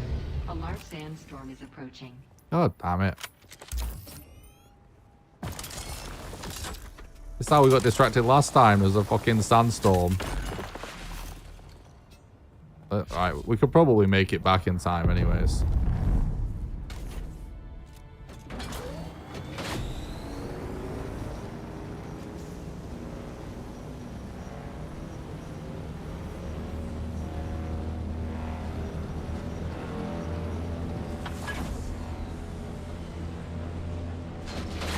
Oh my god, I got turn.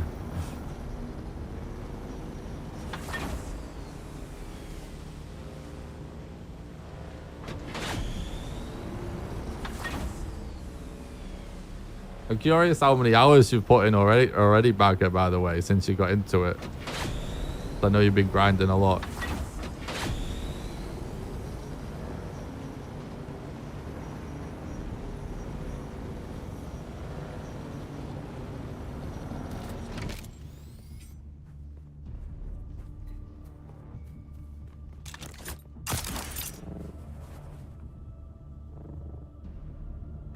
$70-ish? Oh my god. And how many days is that?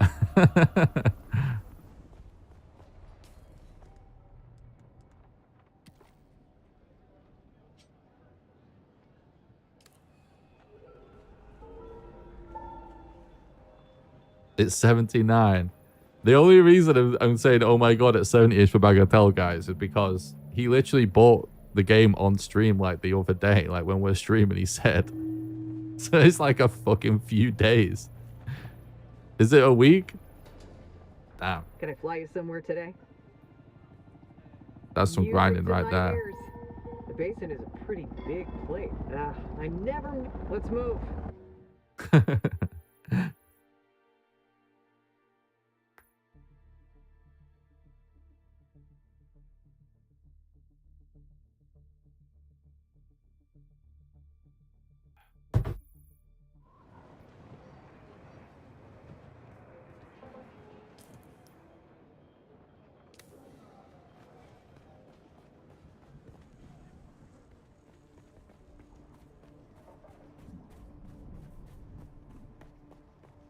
10 hours a day. Like me, no issues. True. I can't do, I don't know. I guess I could do that. I frankly have too many health issues that I start to worry about once I've done that for more than like 3 days in a row. You know what I mean? Maybe 2. I'm just like, I get paranoid about it.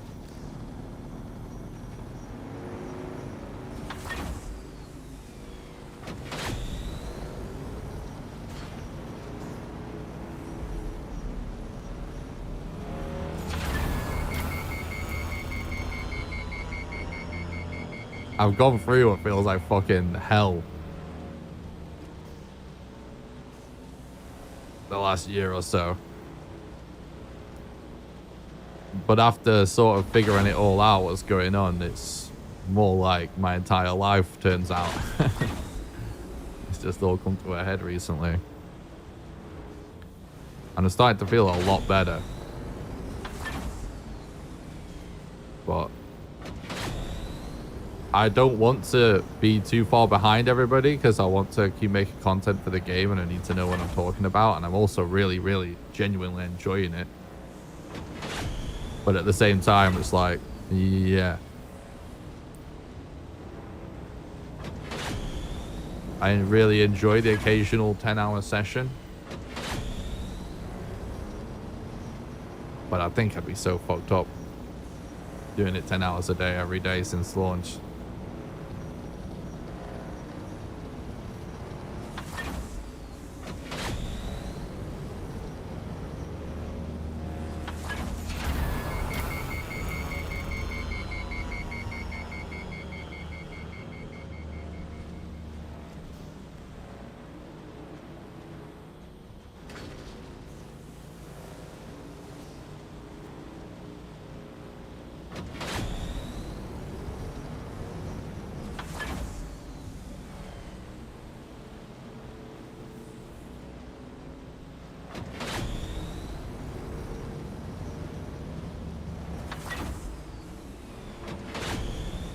Speaking of which, gonna have to eat soon.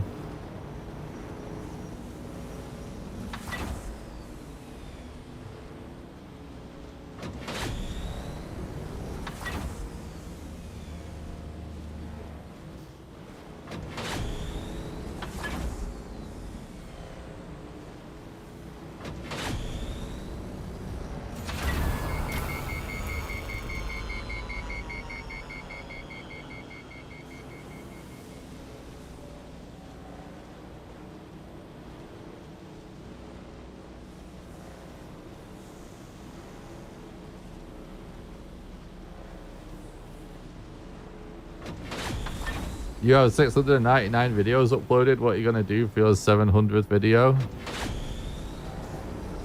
I didn't actually realize that we're at that sort of a point. Probably nothing. I'm not gonna do out special because I don't really. Most of those videos are stream archives. If it was actually like the 700th video, it would be worth doing something. But I'd have to work out what. I don't know how many videos it is. Like not including stream archives. It would be cool to do something, some sort of milestone video for a good number for the actual uploaded videos. God, grind will have time for it, you know? True.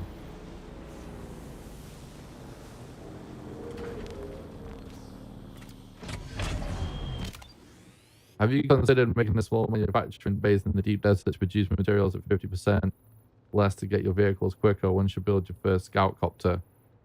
No, obviously not, because I'm not at that point in the game yet, so I don't know about any of that stuff because I avoid all spoilers. I don't read guides. I don't watch videos. Any of that stuff, and just work it out.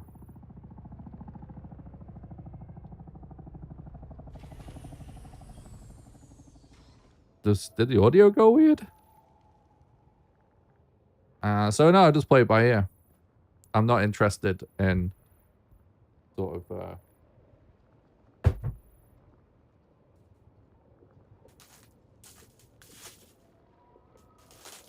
that's weird.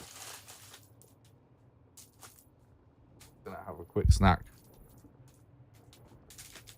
Sounds like a good idea to me though, mate. But I couldn't say for now.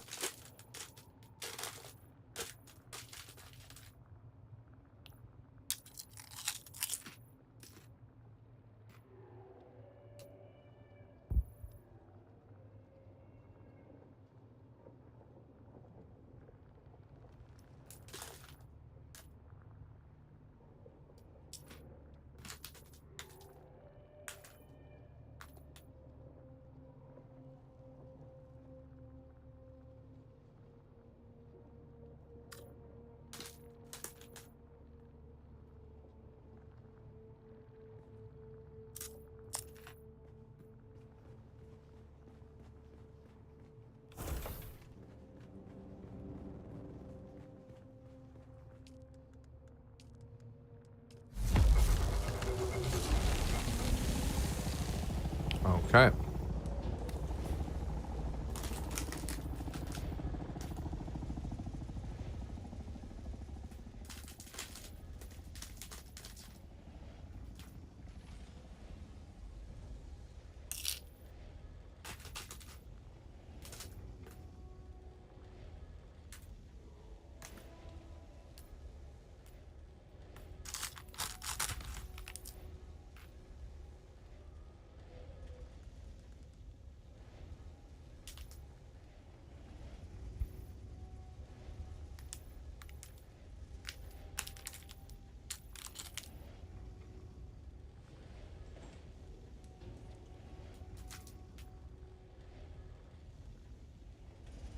The audio went weird for 5 seconds. That's really weird.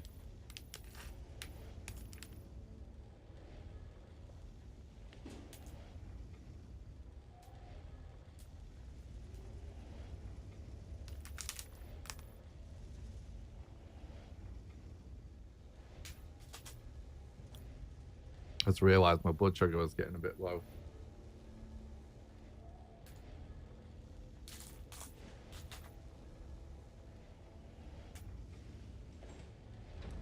Okay.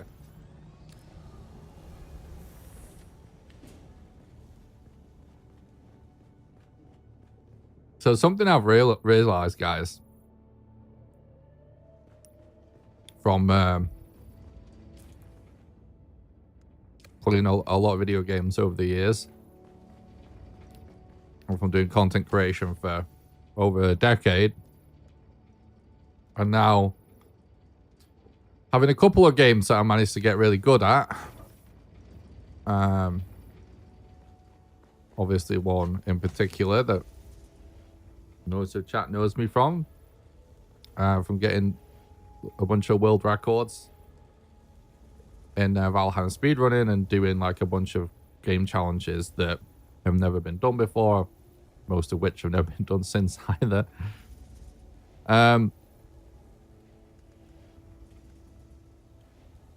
Something that I've realized about how basically at least how things work for me personally. You know, everybody learns differently, but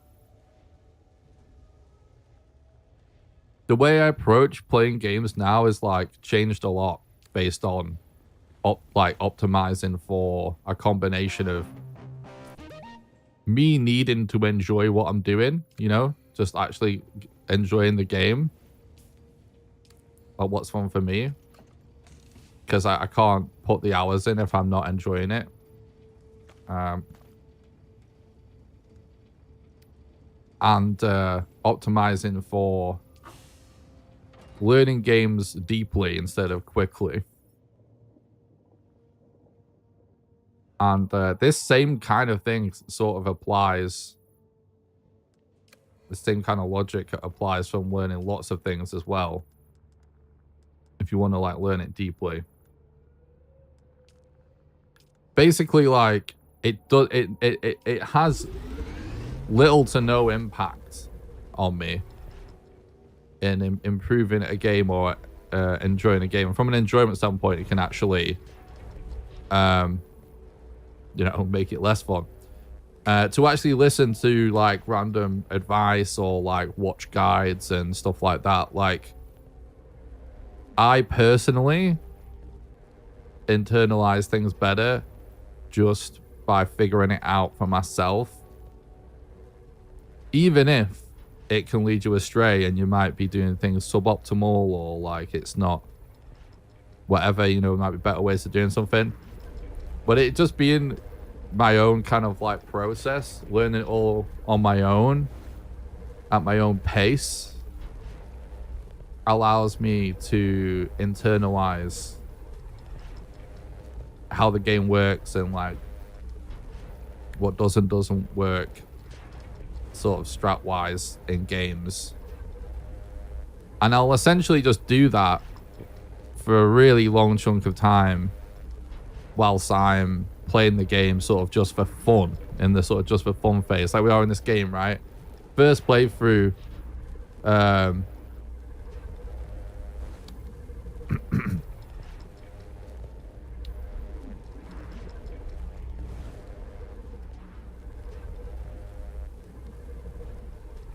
it's all good, Sean. No worries, mate. I'm the weirdo, I think, nowadays for being the way I am, so it's all good, mate. What was I saying? Yeah, we're in this phase now, right? The game just came out. Obviously, I know we live in a world with such a insanely low attention span that for a lot of people, this game has been out for like millennia. Even though it's been like a couple of weeks or something. But it just came out, right? So right now, this is just like my first playthrough. I'm playing for fun. I'm enjoying it. And so if I'm sold on a game already, I don't really want to consume any content about it. I want to kind of go in blind and just figure things out for myself, right? So as I'm doing that, I'm also thinking like in my mind, oh, if this is gonna be a game that I enjoy, that I'm going to be playing for a long time, I also like want to figure stuff out and get good at it, right? So what I'll randomly just like test things and just like do dumb shit just for experimentation and stuff, just to start figuring things out. And doing all of this stuff, I find I get better and more knowledgeable about the game way more efficiently than just watching videos and sort of jumping ahead and all that kind of stuff. Then at some point, you know, this aspect will normally be sort of results based for me, and it depends on the kind of game. But for example, if PvP is involved, I will then start to find other people that I can kind of like trust are really good. So I'll find like whatever, like whoever the top competitive people are in the world at whatever game, And I'll listen to those people, and I'll learn like all of the meta for like PvP stuff. That's like a time where I will actually are we out? Yeah. That's like when I will actually start doing like guides and stuff like that. It's important to learn like PvP meta stuff, everything you can about PvP stuff if it's a PvP game you're trying to get really good at. And then it's also like I said about being partially results based, like something like Valheim speedrunning is not a PvP game. It's not hyper competitive. And if I'm getting results, basically we're getting world records and stuff, managing to do crazy shit based on just entirely my own intuition and stuff I've thought about, I'll go with that. I'll just stick with that. You know, I won't necessarily even pursue input from other people, because there's something on when you get to sort of higher level stuff where it's like there's some, I don't know, it does something being it just going with your gut on things where it's up where like I don't know, somehow or another you'll like do better with your own approach if you've internalized that better. Unless, you know, you stumble across a strat or something like that is like too effective to pass up.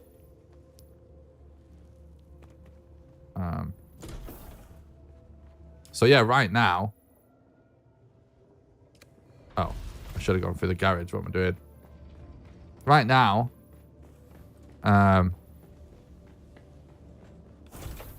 Sure, I'm probably behind most people in the chat playing the game. Like I said, I've had a lot of health things going on. But I don't care, you know? Right now, I'm a filthy casual. Lots of people probably stop by and, you know, think I could do with a load of tips or something. Because I'm not doing what most people do nowadays. You should just kind of Google everything and watch videos. And I've not been able to grind for 10 hours a day since the game came out. But if I stick with the game and I decide that this is something that I'm going to be doing content for long term,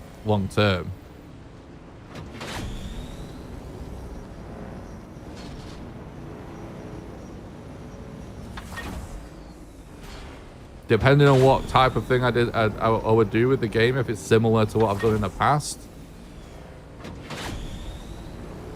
using all the process I just described, probably would be able to be one of the best players in the world of the game.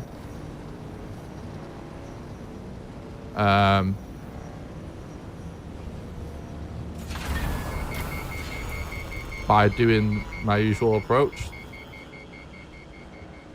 Probably. I don't know for sure, but based on past experience with other games.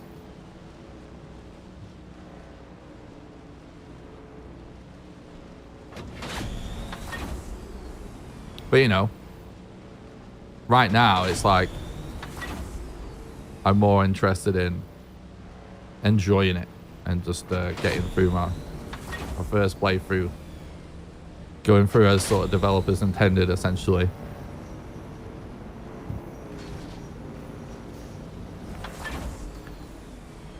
Opinion incoming. Good/great games have enough balance and flexibility that playing the game yourself and developing your own playstyle is viable.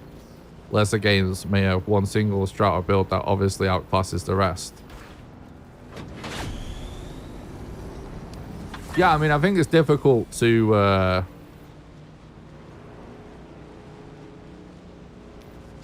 make sweeping statements about all games in general, because games are like so complicated. But I definitely really like games that reward you know, varying play styles where you can sort of find your own little way you like to do things, and that's not necessarily, at least overly punished. I definitely really like that in general.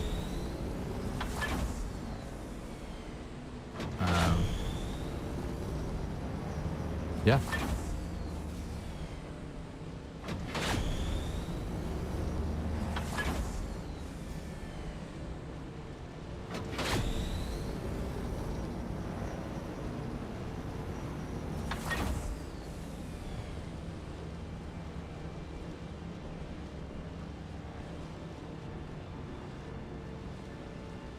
There's also just like on sort of that kind of topic, like something that I you know, I wish it didn't bother me because I kind of feel like a dick for it bothering me, but like it does to this day, about Valheim and the Valheim community, which the Valheim community is one of the best communities out there. I'll preface by saying that it's one of the, like, as somebody that's like been doing content creation stuff on and off for a really, really long time, it is one of the most positive and friendly game communities I've ever dealt with. But one thing that is funny is like some games just aren't skill-based games, really. They're not made to be a big test of skill. It's not, some games, you know, it's not, you know, such an achievement, so impressive, let's say, from a showcase of your skills to be really good at it. Where do you want to go? And even me, the way I feel about Valheim, like, I really like the game, but I don't really think it matters even in Valheim. And that's somebody that's done like, did all the world record grinding for ages and are still like doing crazy challenge videos and stuff. I've always done that stuff because I enjoy it. And the reason for that is because what I was doing before that was trying to grind competitive PUBG. And that was a game that is actually really competitive and really, really high skill ceiling. That is one of the most skillful games you could ever get good at.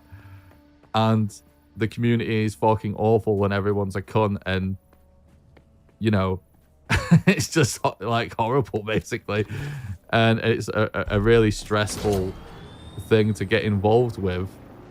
And so changing to Valheim and doing crazy stuff in that game and getting world records and stuff is like a vacation. Every day's like a gift. It's fun and silly and lighthearted. That's why I do it, because it's just fun. But there are people that take Valheim a little bit too seriously, and I think do consider it to be a real showcase of how incredibly talented and skillful they are. And I just think that is a bit daft when it comes to challenges and speedrun stuff anyway. They're obviously over, like, builds and stuff, I think, is a different category, because people are really talented. Like, building is more of a creative thing, isn't it? And people are definitely very talented at that. I think that makes sense. Did that just make sense? Hopefully I didn't offend anybody. What's up, Silver?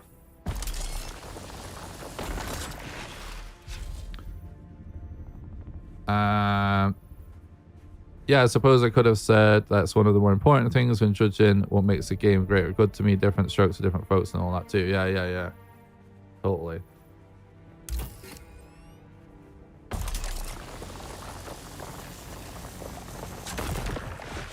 Always to see a stream. So where do we sign the petition? Wait to play Shrouded. You know what? I was just thinking about that last night. I was just thinking about that. Listen, I happily play Enshrouded. I played Enshrouded when it came out. I liked it. And all that happened was I tried making videos for it and it got shit views and I need to pay the bills. You know, otherwise I'm out on the street basically. And so I stopped playing it because I didn't have time, because I only really can play games a lot that I'm making content for. It's hard for me to have time, stuff outside of that. But I was thinking, you know, like, so far I'm happy with how my first video is doing for Dune Awakening. I'm going to make more, at least whilst I'm playing through the game. And if the, you know, if the videos continue to do well, then I'll continue regularly playing Dune and doing Dune content as well as Valheim. And I was thinking, as soon as I can figure out being like a multi-game content creator instead of a single game one, you know, we can then start thinking about adding other games in there. And like Enshrouded is definitely one that makes sense, where there's a nice crossover. It's just hard when a game isn't new. It's really, really hard as a content creator, unless you're like a big established channel already, to get views on a game that isn't new. It's hard to get views, period. A lot harder than people think. But getting views on a new game is a lot easier than getting views on an old game, even if it's something as young as Enshrouded. So I just have to see how it goes, but it would be nice to try again. The pace of Enshrouded updates has been blistering, so that's been great, at least. Yeah, that's cool. I really was hyped on the game when I played the demo. I made a whole video about that, about how awesome I thought it was, basically. Yeah, there was a video. I made a video after playing the demo that was sort of a review, where I was basically saying it was like the next Valheim, essentially. And then I made some like a couple of guides that were honestly a bit shit. It was partially on me, but it's been a big learning curve how to figure out how to diversify. It's something I'm still getting better at now. I definitely fucked up a lot myself.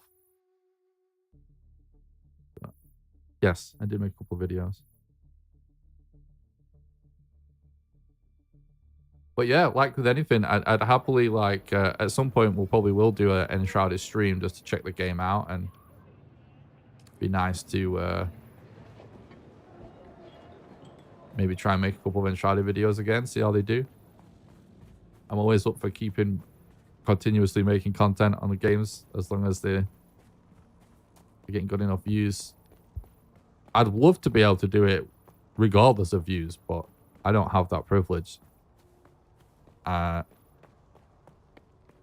Struggle to pay bills as it is. I'm behind, in fact, because I've not been able to work from being sick for so long. So it's just that's how it is, unfortunately.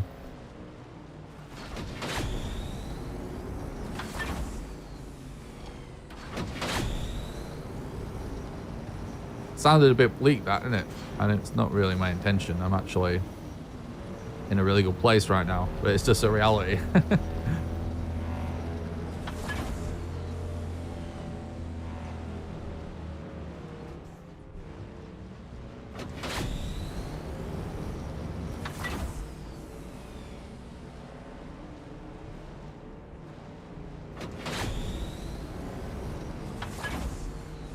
It would be really cool, though, to check out Enshrouded again, because the demo is one of the best demos I ever played. Period. It was so good. But my vibe on the game was, my hype was so high, and it was based on you know, if extrapolate adding on to the game in all of these ways beyond this. And I remember playing Enshrouded at launch and still liking it, but I ultimately felt a little bit disappointed that it sort of felt like beyond everything that I did in the demo. There was more there, but it felt like it didn't continue on at the same rate, if you know what I mean. It felt like there wasn't that much more. That what was there felt thin outside of what I experienced in the demo, and so my hype faltered a little bit too. But I know there's been a bunch of updates that people are really happy with, so yeah, it would be interesting to see what more is there now, if that's still the case or not.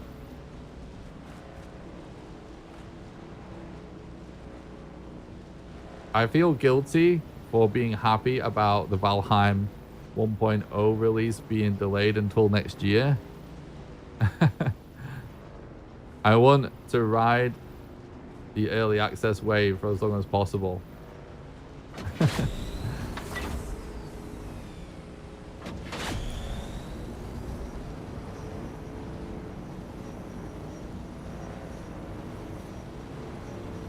Did they actually do an official announcement about a delay, or is it just like, because they've not been doing dates anyway, have they?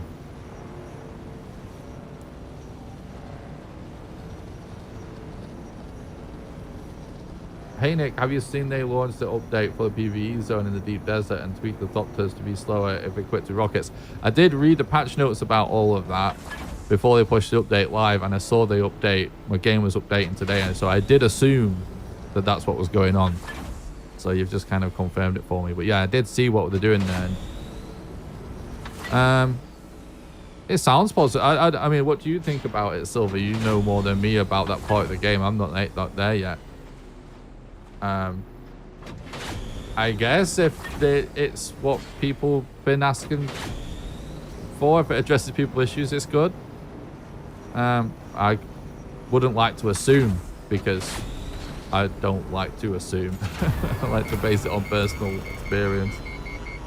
And, you know, I have real mixed feelings about the sort of way the industry has gone in terms of player feedback, because on the whole, it's a really positive situation. But I do think sometimes developers compromise on their own creative vision.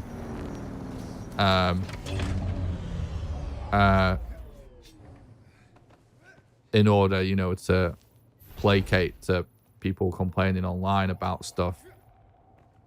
And, you know, sometimes those people are wrong, and also,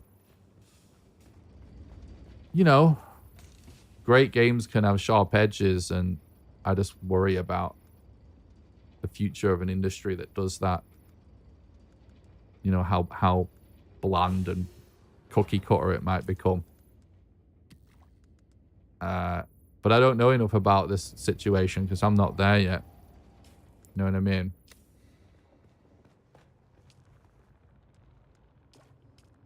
As somebody that likes PvP in games in general and is excited about the PvP in this game and has really enjoyed the tiny bit of PvP that we've done so far,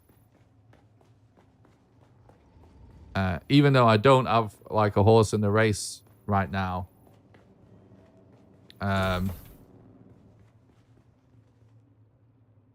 when it comes to this game, so, you know, it's all you guys at this point. But I found a lot of the conversation worrying. You know, we just need like a lot more aluminium, essentially, don't we?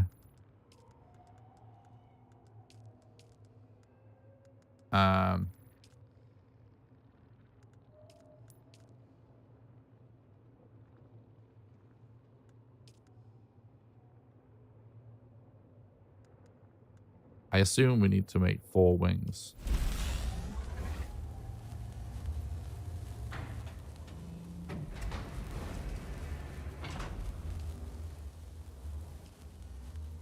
Yeah, it's worried me because I just...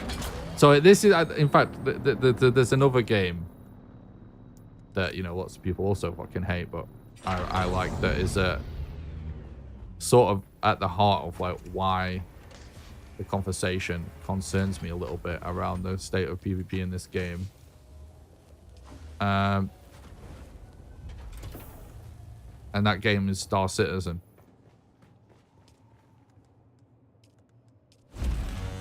And I'll continue that thought after I've caught up on the chat.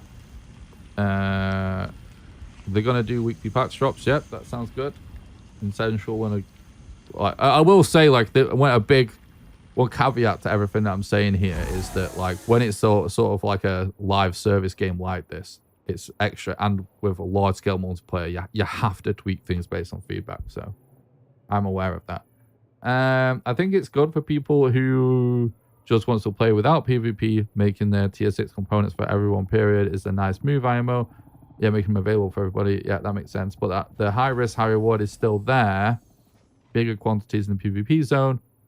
The PvP zone is still must go if you want lots of stuff quick. That sounds good. That's a good summary. Thanks for that. That sounds positive. Yeah, so I like PvP in games. It has to be a certain kind of game for me to really appreciate the PvP. I don't like all PvP necessarily. But in general, I really enjoy PvP, right? And a game that I've really enjoyed in recent years is Star Citizen, right? One of the things I really, really like about Star Citizen, whatever your take on it is, I know there's people like find the game controversial, which we could talk about if you want. But we don't have to. I'm not necessarily super keen on it. But anyway, one of the things that I love about Star Citizen is that it's basically the only game I've ever played that delivers on the promise that I feel video games have had, or at least it's a fantasy that lots of gamers have had for years, of having a fully realized science fiction universe where you get to sort of live out your own sort of space opera across the galaxy, and you could do anything within that universe, whether it's just, you know, hauling cargo, being a miner, being a pirate,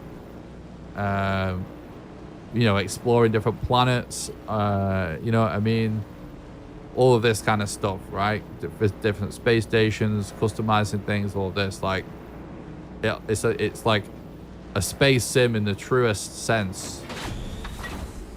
And an essential aspect of of having like a simulation of a whole universe like that is being able to murder people, right? It would be shit if you couldn't do that. All of a sudden, it doesn't feel real. It's essential to a game like that, right? And so so Star Citizen has PvP. And the way it's always worked is you've got 2 star systems, like they've just, you know, recently released Pyro, right? 1 star system is filled with laws and stuff, and so like if you do kill people, there is penalties. You can go to jail. You get bounties put on your head, stuff like that, and it's sort of a way of enforcing and de-incentivizing that sort of thing. But if people want to do that anyway and face those risks, they can. And then now they've got Pyro, which is essentially lawless, so no punishment for murder and stuff like that, right?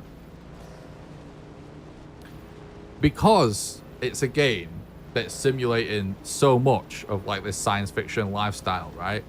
There are obviously players that just want to haul cargo. They just want to be a space miner or something like that, right? And I get that, because I think all of that stuff's fantastic. The reason why I like games like that is because I like variety, so I kind of like to try everything, right? But because of this, there are people that hate PvP because, you know, they're hauling cargo and they just get pirated, or they're at a landing at some random outpost and the ship gets stolen or the cargo gets stolen or whatever it is, people are just murdering them. And so there's a whole movement within the community to outright get rid of PvP, or at the very least allow people the option to have servers that don't have PvP, that are PvE only. Okay, under the notion that like it's only fair, you should always have the option. I don't know why people think you should always have options. I don't understand that. But anyway, I do understand their perspective. I don't understand their solution, but I do understand their perspective, because I enjoy doing what they enjoy doing too. This is why it's a problem, though. Part of what I love about the game is the threat of PvP. My favorite kind of PvP is actually like a PvE VP scenario, where you're doing one thing, but maybe kinda sorta there's a possibility that there could be someone lurking around the corner that could totally fuck things up, and so you have to stay on your toes. And so even though PvP may be extremely rare, I live for the moments when it does pop up out of nowhere and sort of overcoming that, or seeking revenge maybe if it doesn't go well or something like that. A huge portion of why the experience is great to me is the constant looming threat of like, we're out in the middle of nowhere in some back-end system. Why the hell would anybody be here? Pretty big place. So the chances are we're completely safe, but you can never guarantee it. And some of the best moments are those moments where like, oh shit, Doctor gets snatched by a worm. there is something going on. And so having to play the game in this way of like being ready for everything and having to improvise and stuff, that to me is what makes it great. If you just allow everybody that doesn't want PvP to play on a different server where there's no PvP, all of a sudden it ruins that completely. You know what I mean? Because you're going to those servers, first of all, would be shit, because a huge percentage of why the game is good is no longer present. So that's number one. But number two, what a lot of people don't consider that are just more PvE people that don't come from having, you know, thousands of hours in competitive PvP games. One of the biggest problems that plagues all different kinds of PvP games is basically queue splitting and server splitting. Like, all of a sudden, servers with PvP on could be completely dead because like 50% of that player base is separate. You know what I mean? And that's before you even start oh, I've gotten on the wrong path here. That's before you even start factoring in like what do you do with the economy and all this kind of stuff. I'll catch up on the chat in just a moment. But this is the scenario that's in my head when I'm hearing conversations about this game. And obviously I'm not actually making claims or statements about it, because I would never do that if I haven't experienced it myself. So I couldn't, like, I will only talk on it if I know what I'm talking about. I'm not going to do it based on what people are saying on the internet. So I'll happily assume what people are saying is right until I get there myself and can form my own opinion. But I do hear this and just think like, I completely understand what people are saying when I hear these stories of people getting ganked and their days ruined by PvPers and they just want to PvE. I totally hear that. And I understand the, I must have driven past some nodes. Like I said, I'm sympathetic to that thought process, but it does sound a little bit like the PvE people don't care about the idea of what is great about the game for everybody else being completely ruined. You know what I'm saying? Like, if it just essentially is like, oh, so there's no PvP anymore, or the PvP is like just shit because no one has to go there, then it's going to ruin it for everybody else. And it's just selfish. You know what I mean? So that's, I'm not saying that is the scenario, because like I said, I've not gotten there yet. But that would be my concern. And also it's like, you know, what I mentioned about feeling like some, you know, maybe some potential great game designs could be like squandered by overly listening to games communities. It's like, well, if the vision of the game is that this huge PvP segment, it seems kind of a shame if they don't get to do their vision, you know, because of it. So that's what my concerns would be, and that's what worries me when I hear about this talk. But it might, I've nothing to worry about. Everyone might be completely right. They probably are. What do I know? I feel like once I hit 30 PvP centered FPS games. Oh, I feel like once I hit 30. Yes, understood. PvP centered FPS games really started to feel like a pointless dopamine rush for younger people. I agree with the variety.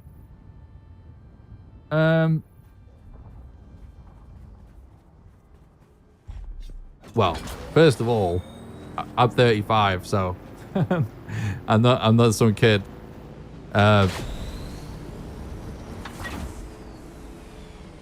So I feel what you're saying. But it's just not true. There's the problem is the kind of games I really like aren't like that.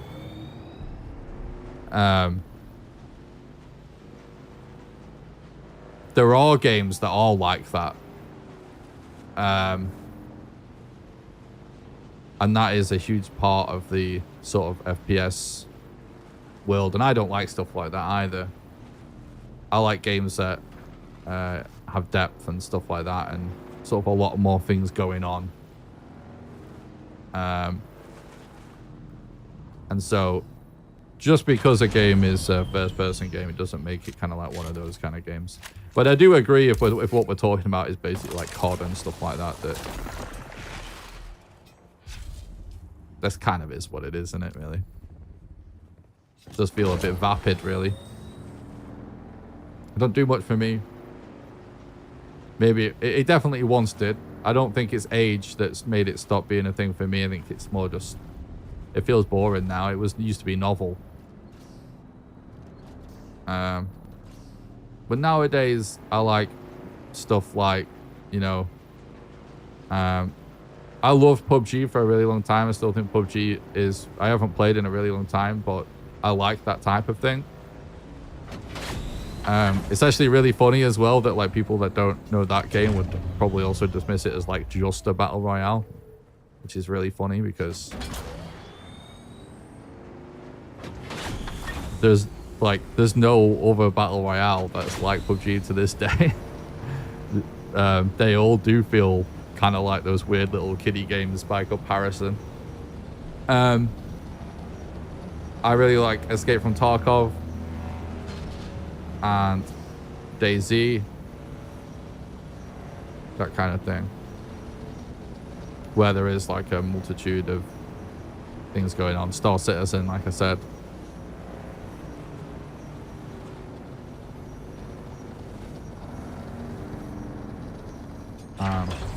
But I'm sure there'd be some like more traditional round-based competitive games that I'd get something out of. I was enjoying the latest Halo for a while, and oftentimes when I start getting into a game like that, I do get a little bit of a competitive streak where I want to grind it and stuff like that. But for the most part, I kind of agree with that, with like a lot of stuff. I just think like first person games in general, or like, and first person shooters even specifically, like a genre that has so much more potential than, and it's kind of a real travesty that people sort of think of just Battlefield and COD and stuff like that when you think of this genre, because there's still so many amazing things that can be done with it.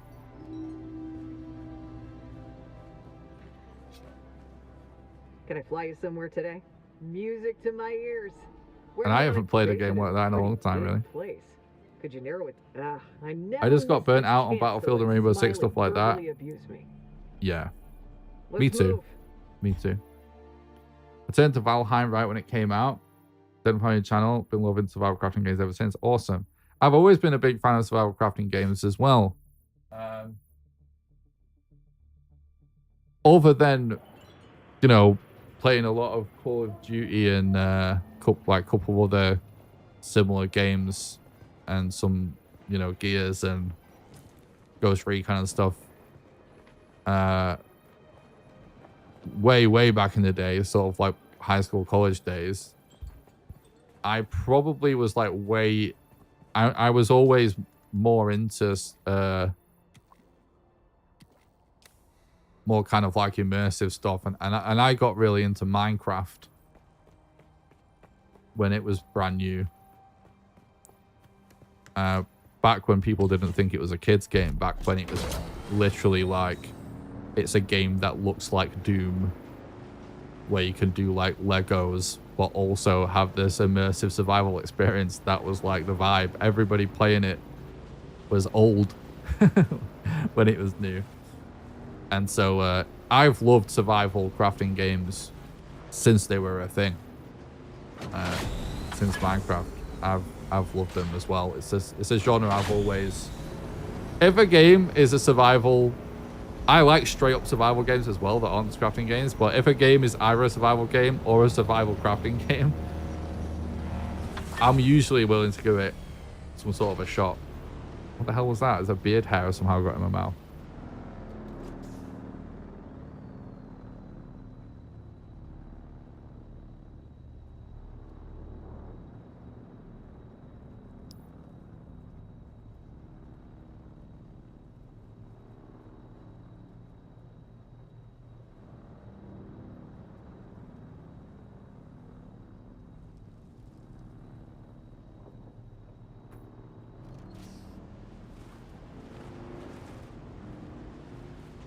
But yeah, I think a big part of the problem with those kind of games is the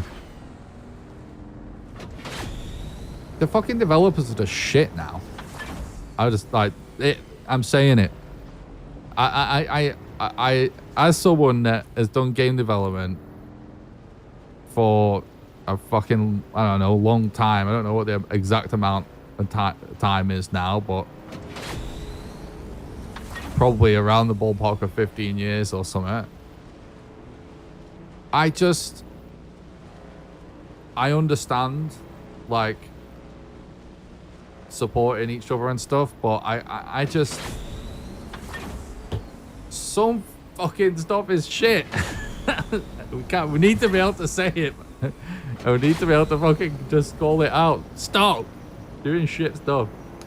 And fucking Battlefield and all these games. I think like, I have problems with all AAA stuff in general, but I think Call of Duty, you can see at least a little more sprinkles of creativity, at least from time to time. But like, for all those games at a certain period of time were like the most innovative, coolest, crazy shit from like a developer game design standpoint, and we're providing gameplay experiences that were unparalleled for years. And like, they've just gotten so fucking dull with just sticking to the same formula to keep the money coming in for so long, that now it's like watching fucking paint dry by comparison to what's on offer, you know, from smaller companies.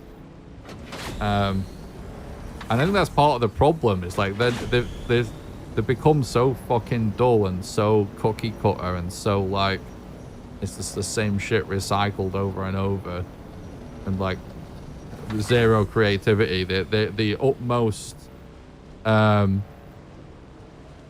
creative accomplishment in these games nowadays is just copying what's going on in the indie scene, or like stealing some trend that, you know, from a smaller company. You know what I mean? It's just, it's so fucking annoying. And I know how it all fucking works. Like, I get it. There'll be people that work there that are amazingly talented, that are great, way better than me at anything, right? When it comes to dev and design stuff, for sure, right? So fucking what? Like, those people are everywhere. Those people work at companies you've never heard of. I've never worked on anything anyone's ever heard of. You know what I mean?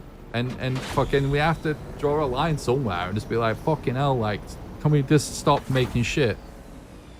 I made a video a while ago that got fuck all views on YouTube, and it was called Why I Hate AAA. And I meant it. And I meant everything I said in that video. And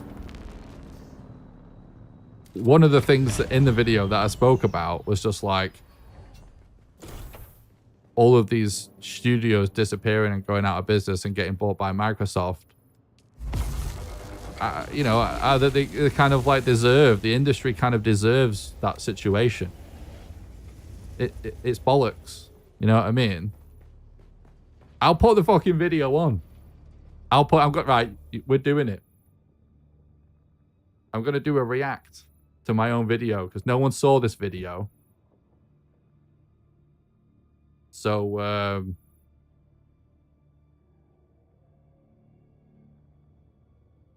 we're watching it because it's exactly what we're talking about.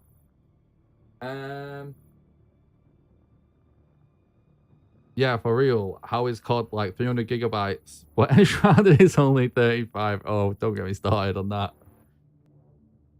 Why did compression become the enemy? What the fuck? Like, do you remember the era of like PlayStation 3 where it was a selling point? Oh, we can fit all the textures on without compressing them. Why? Compress it, please. Just put more on it. Don't put the same thing uncompressed. What's the point in revolutionizing compression technology to make it completely lossless if we're gonna just start taking up random hard drive space for no fucking reason? It has a bigger world, 80 textures, 100% destructible. I don't get it from a technical standpoint. That's a really actual interesting area in itself. Just kind of hard, like, why is a game X size? But I don't like it either. I am like so early days in the development. By the way, I have to watch ads on my own channel the same. I don't have YouTube Premium on this account. So cha-ching, I guess. Thanks, me. I just made like a tiny percentage of a penny.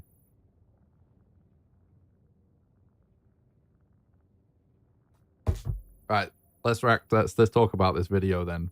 Generally, in life and when I put out content, I like to keep things positive. I don't like the idea of spreading negativity and adding to the general shitstorm of despair that is the internet. But if there's one thing I am totally willing to be negative about, is blood-sucking, soulless corporations looking to drain your wallet of all your hard-earned cash just to spend it on making unoriginal, derivative, and formulaic sequels nobody needs or really even cares about. Designed to keep you chomping at the bit for new content just long enough to sell you some loot boxes or some giant piece of content that should have come with the base game anyway. And that's why this video is about why I hate AAA. Now, first things first, I think how it feels so far, right? Makes sense so far, doesn't it? think in America, AAA is actually a company that helps you when your car breaks down or something. So I guess I should probably say that that's not what I'm talking about. I'm talking about the huge monolithic gaming companies like... Love this video when it came out, loving it again. I feel like if you get a certain number of subs, you should get free YouTube Premium. Yeah. Thank you. I'm glad you liked this video. This was a period of time where I was like, I've always wanted to diversify content. I would love it if, you know, the channel could have like 0 theme, because I'd love to do visit video essay style content. It didn't work out, so whatever. Maybe there's something like this in my future. I don't know. Like EA, Ubisoft, Activision, Take-Two, Microsoft, Sony, Nintendo, you know, the companies that are probably responsible for making a lot of the games both of us grew up with, like GTA, Mario, Ghost Recon, Gears of War, Halo, Call of Duty, FIFA. I never really played FIFA because I guess I'm the only Brit that doesn't care about football, but maybe you care. Anyway, that's the kind of company I'm talking about. Secondly, I know hate is a strong word, so maybe I'm not talking about... This whole portion of the video, by the way, is like, I'm trying to first of all make it idiot proof, where like, I want it to be clear. Some people don't even understand like industry, like what AAA even means, right? But I'm also just trying to like not come off like a dick. You know what I mean? And I feel I probably could have totally skipped this portion where I'm kind of tiptoeing around trying to you know, explain, you know, that I'm not an asshole, essentially. Not real hate, but I really, really, really don't like most of what I see from these companies. So here's why. In order to really explain why AAA drives me so insane, I need to talk about the kind of games that for years now I've been enjoying and spending most of my time playing. Games like Valheim, Minecraft, DayZ, PUBG, Tribes of Midgard, Dwarf Fortress, Terraria, Elite Dangerous, Tarkov, Project Zomboid, and 7 Days to Die. Notice anything about all of these games? None of them are AAA really, or at least none of them started out as AAA. But obviously, that has nothing to do with why I spend so much time in these games. I play these games because they all offer a type of experience that immerses me in the game world via emergent gameplay that just happens to you as you play, and as the game systems are gradually revealed to you, for the most part, start figuring out and planning all of your own goals that best suit your playstyle and personal interests. Depending on where your viewership is, you might do well with hamming up the British accent more. There's more British mannerisms and do more of these commentary videos. Just, oh God, I would never do that. It's Brexit vibes. I couldn't. It's just not me. I'm not such a patriotic Brit to do that. There's a British guy called Lost in the Pond that has been super successful with this. Yeah, I hate that type of stuff. None of these games offer a linear story, really. Instead, you're right, and they probably would actually help me be successful, but I could never do it. I couldn't do it. Offer a unique peek into a world that you actually get to feel like you exist in and carve out your own path. Or, in some cases, they just offer a really satisfying set of mechanics that still really no other games compare to. And, crucially to me anyway, these games are always different every time. You are right, though. That probably would work. Yeah, a huge reason why I'm in the situation where I am, where I'm like I'm not successful. I don't earn a lot of money and stuff. Like, you know, it's not like I've not had offers over the years. You know, there's been periods of time my channel's done fucking up. It's been like one of the fastest growing channels in the Valheim community at certain points, if not the fastest at one point. You know, we managed to grow the channel to have like 500 concurrent views on every stream at one point. Lots of the, and also like in the emails, I've had offers for a lot of money for different sponsors and stuff that would, you know, I could have bought a house by this point, basically. I would have been totally financially secure. And I do all of these things that financially and career-wise completely fucked me over because I have a certain set of principles and things that matter to me, and I won't compromise on it. I just feel like if it was all about fucking money, why would I do content creation and game dev stuff? Like, I could just go and be a programmer at some random company and earn, you know, decent money. I could be a banker or something. You know what I mean? Most of the companies I'm in inboxes are fucking scum, vile vermin trying to rob me and you. There's people trying to like obtain and purchase percentages and shares of, you know, me or my company, my channel and stuff like that. There's scams. You know, there's crypto stuff. There's gray market stuff. And like I see other content creators take it, like literally, like I remember around the Elden Ring launch, this gray market site where does real market trading to allow you to sell in-game items, which is something that ruins all games of online services because people then start companies in Southeast Asia where you just use hacks and cheats to game obtaining all these items, and that's why games get plagued with cheaters so that then they could sell them. You know, this whole horse shit. One of those sites approached me and was like, I'll give you 800 quid or something like that. It was just to mention it in a video. And I was like, are you fucking serious? Like, you're the people that ruining the industry. Go fuck yourself. And then like the next day I watched the Elden Ring video and it had the same ad in it. So there's a lot of things like that you guys would be right about.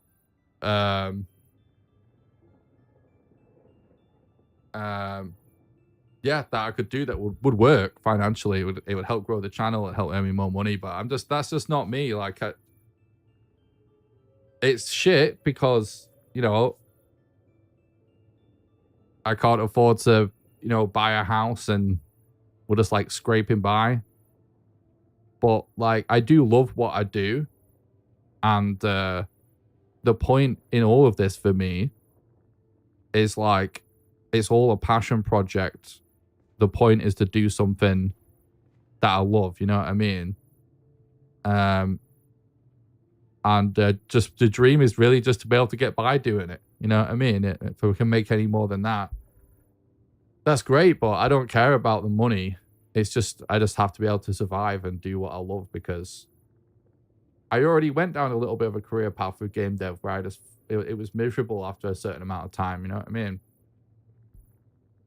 You play, whether it's via random procedural generation, large-scale world simulation, or engage in multiplayer mechanics that ensure no two matches are the same.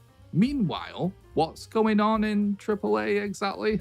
Well, whenever I watch the Game Awards or hear from a friend that actually cares about some of this shit, seemingly not much. A lot of third-person, story-driven games doing absolutely nothing interesting or original, where the gameplay is functional or mediocre at best, and the story we're all supposed to care about doesn't come close to your favorite movie, TV show, Dune, or anime. So, why care about it? I don't.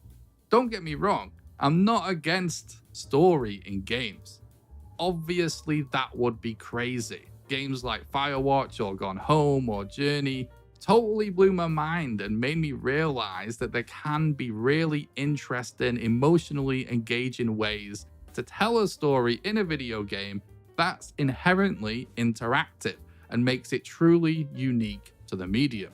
But if the way a story in a game is being told is basically just via dialogue and cutscenes, essentially just storytelling in the same way a movie or TV show is, well, it's just never gonna be enough to pique my interest. If I want a good story, I'll just listen to an audiobook while grinding some game I actually do like on mute, or rewatched The Sopranos for the 5th time or something. There is one way AAA games can get my attention though, and that's, I don't know, the gameplay. You know, the game part of video game. Some developers, I swear, forget this part exists still a and bit just think they're cringe, innit? making a video, but it's a game. There's supposed to actually be something to do. And that's my other major problem with AAA. So often, all the game boils down to is walking around and just pressing X. I try so hard to not be cringe in my videos, but sometimes it's just unavoidable. I totally cut out stuff when I edit, like, that's fucking cringe. I can't do that, you know what I mean? Can't say that. So sometimes it stays in there. What we can do. So I remember hearing, like, one time,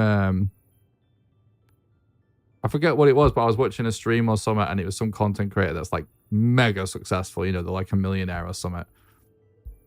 And he was doing a stream with a friend, and they were like promoting something, and someone was just like, "Oh yeah, I'm bad at that. Like, it's just so cringe to do it. I'm always concerned about being cringe." And they were like, "Listen,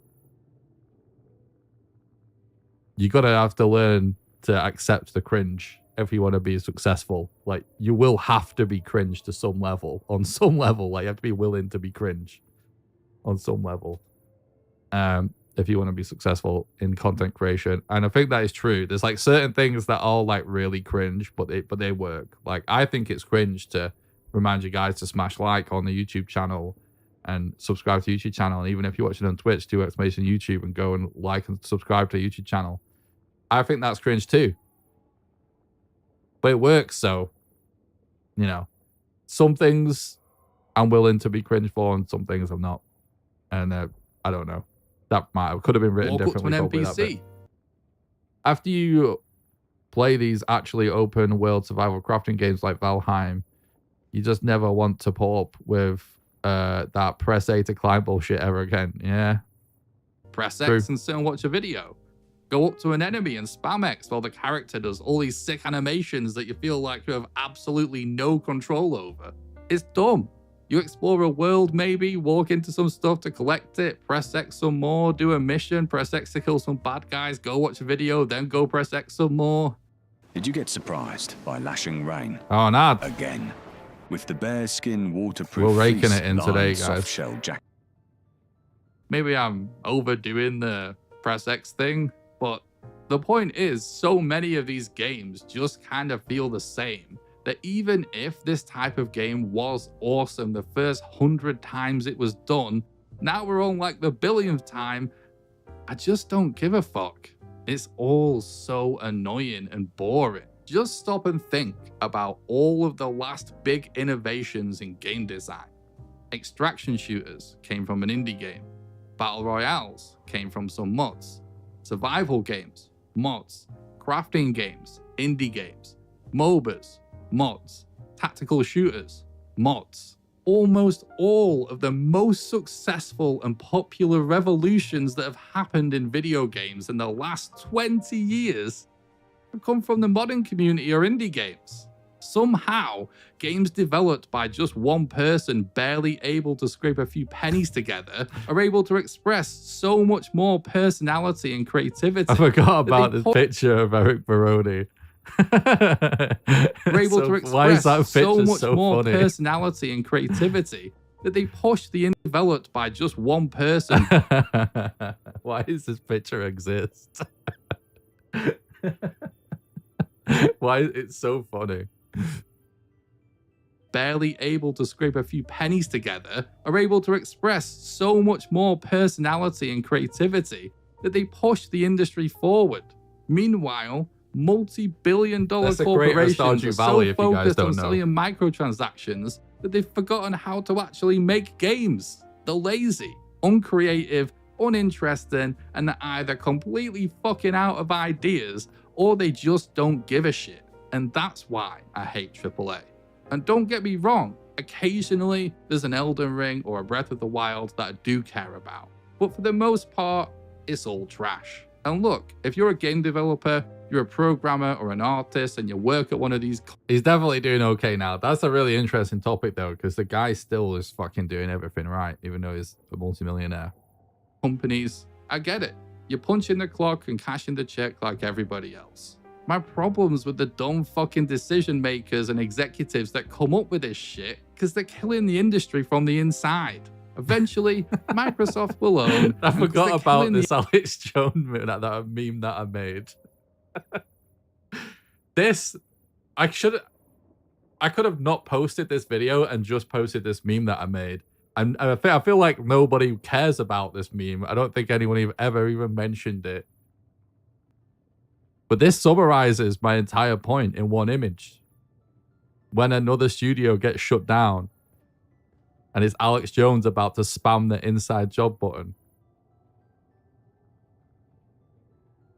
With the dumb fucking decision makers and executives that come up with this shit because they're killing the industry from the inside. Eventually, Microsoft will own and close all of you down. And you'll fucking deserve it because indies, smaller companies, games that come out of the modern community are just gonna outcompete you anyway because they actually make the games people want.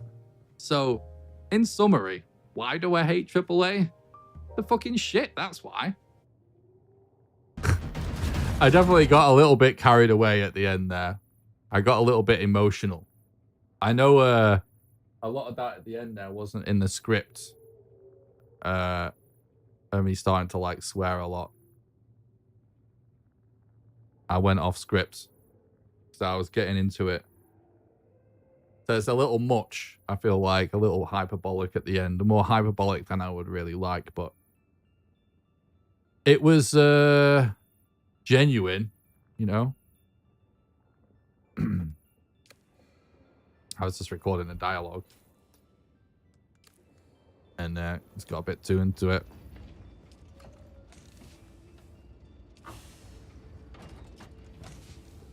But yeah. Still kind of how I feel.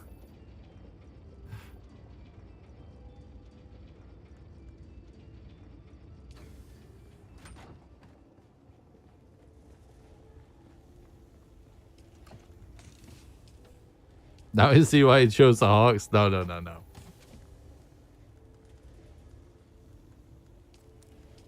We chose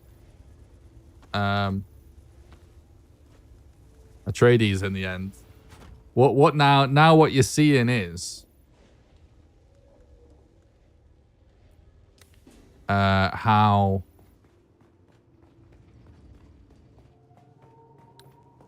the darkness is in there. You know what I mean? It's there, but really at heart, I don't feel that way. I'm a peace-loving hippie at heart. But that's why we're wearing Harkonnen swatch, but we're pledged to Atreides.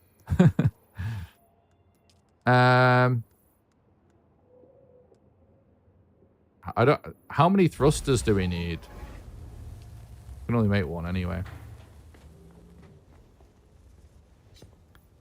Well, regardless, Trust, what you were saying still kind of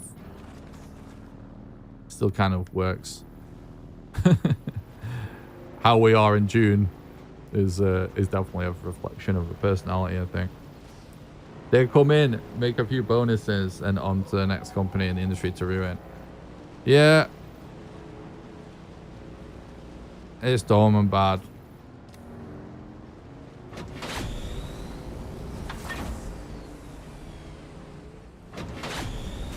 But hey, like, so I actually just had an idea that popped into my head that we could have just done at the end of reacting to that.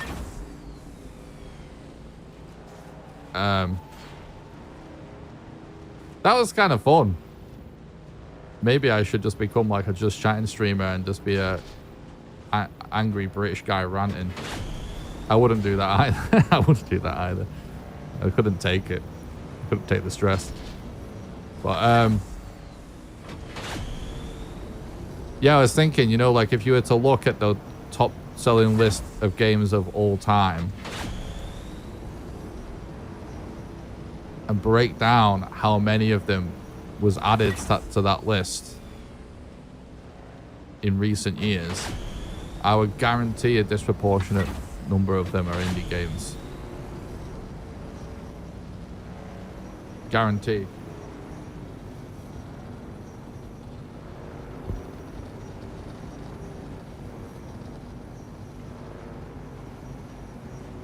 It was a great video, thank you.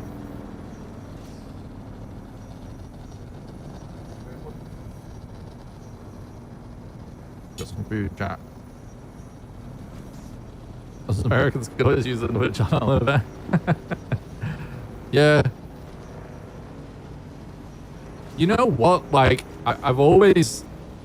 I did a podcast for like a couple hundred episodes that was just me.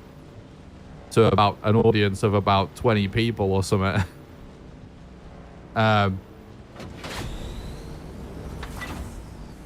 I've always known that I can do that sort of a thing, if you know what I mean. And I've always thought there's so many topics that I could say have a lot good to say on. How articulate this sentence is right now isn't really making a very good case for what I'm actually saying, is it? Yeah, and you know, but I've always been like, I couldn't take the stress of doing something like that because I've always had mental health problems the whole time I've been streaming. But now it's like, maybe now that's all going to change. Like now I'm getting better and I've figured out what actually was at the core of all my health issues and it's starting to all be fixed. Maybe I would actually be willing to do something like that where we just do like just chatting streams and debate and talk about things and react to things. I know I could do that stuff and be good at it. I just always thought it's well stressful. That audience is so toxic. I used to do some just chatting stuff back in the day on Twitch, and you always get more dickheads.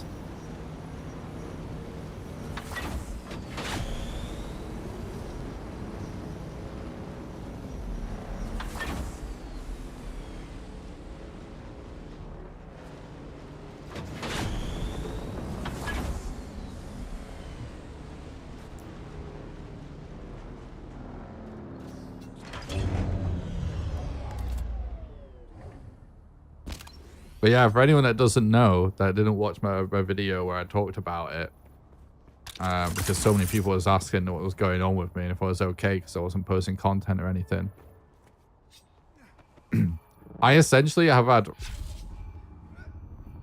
from my entire life, like random problems of anxiety and panic attacks that have been like paralyzing, but particularly the last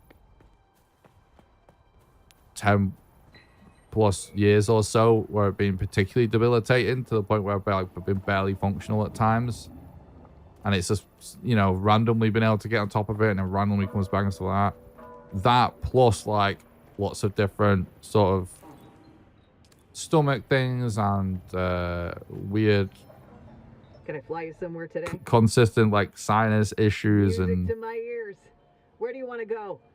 cold and flu-like and stomach flu-like symptoms are just like randomly all this kind of random shit, a load of other like aches and pains and all this random crazy stuff. Love their docking fees, Oh, did I so not? That's gonna cost a little extra. Oh no! I chose the wrong place. Yourself. Music to my ear. The basin is a pretty. Zoe and I go back a lot. Anyway, I've been dealing with stuff for a long time, right? That's why. I found out recently that it seems all of it is basically caused by various sorts of basically food intolerance.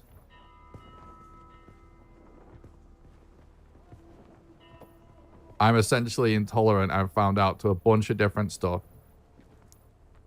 One of those things is actually just histamine, which is in everything, and your body generates it in a bunch of other ways. But like symptoms of histamine issues you can literally just have panic attacks and stuff.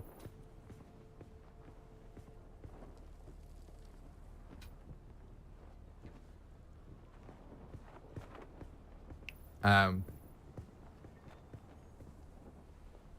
all this stuff can affect your brain.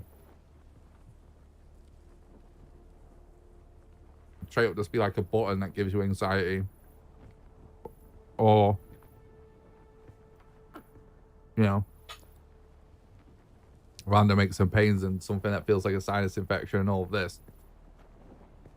And so recently, I've been eating a strict diet.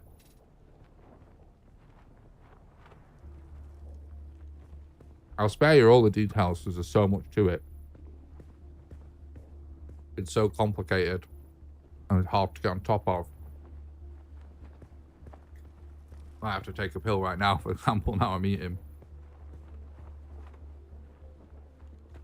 But in a nutshell, I've been taking a couple of supplements and eating a crazy restricted diet.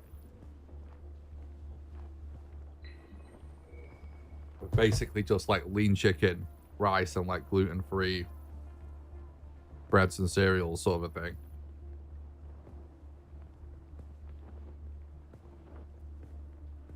Every symptom under the sun is going away.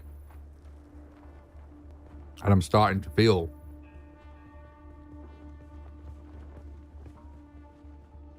some semblance of normalcy just coming back. And I'm cautiously optimistic because, you know, I've had so many setbacks over the years. But it starts to feel like the old me before I ever had any of these kind of, well, I always had some sort of an issue, but starting to feel like myself again for the first time in a really long time.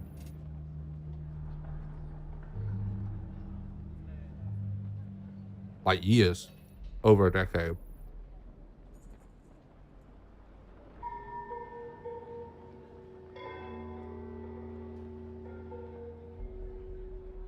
It's absolutely insane what food intolerance issues can do to you.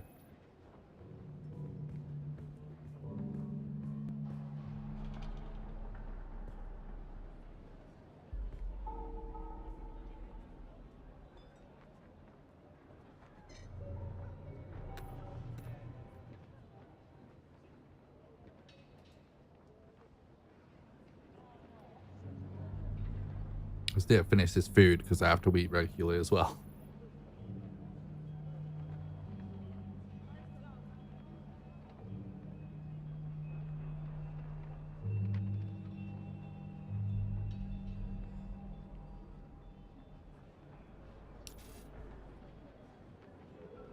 But yeah, me constantly being fucked up in some way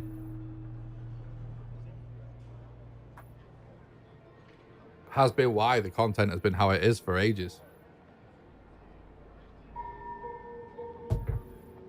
And I could never really tell you, like, it was hard to communicate. Like, when I was really ill, I would say I was ill. But I never knew what was wrong. You know what I mean?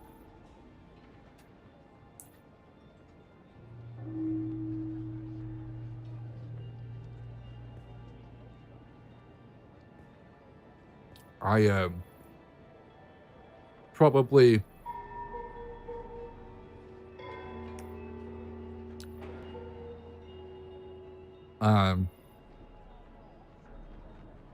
I would have put out a lot more content and carried on the speedrun grind a lot longer if I wasn't so fucked up.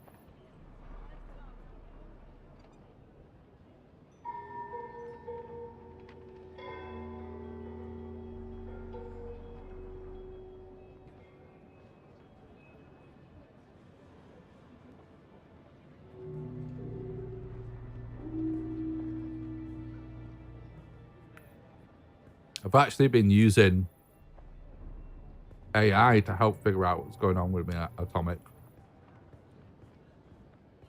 It's been better than any doctor. It's giving me better results.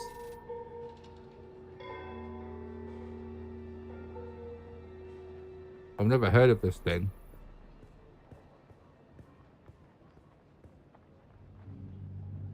I'll type it in, see what it says.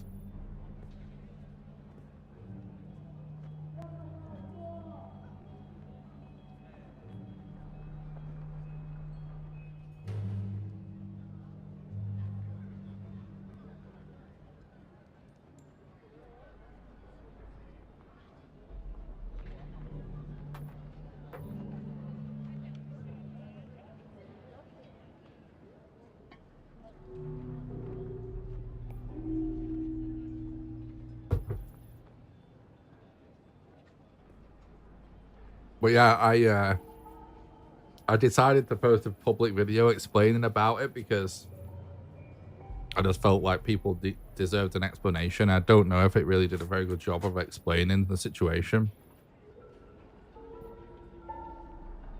But the comments are full of people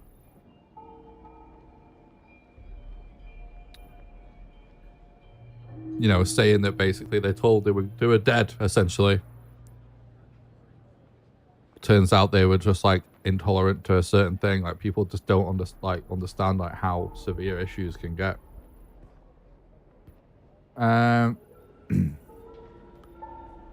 What is it I'm searching for? Because I'll do it right now to clear this up. So I'm not... Histamine. What's it called? HFM. That's so hard to not say FHM.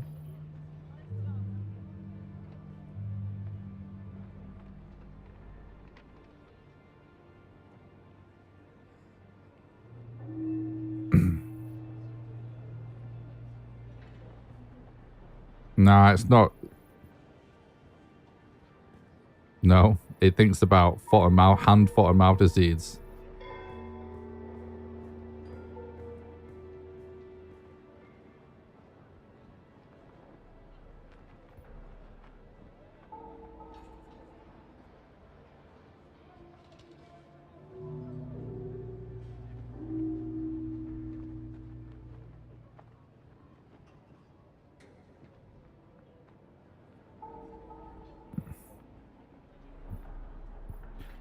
HFI, it says, not FHM.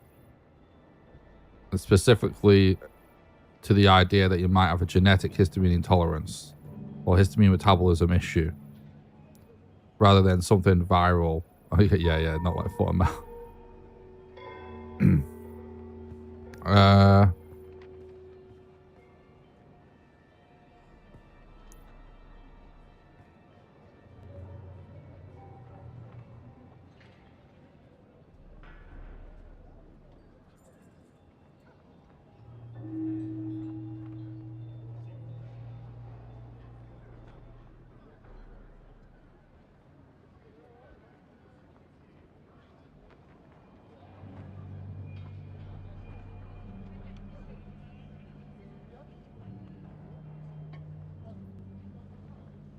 What's the point of all of this, Atomic?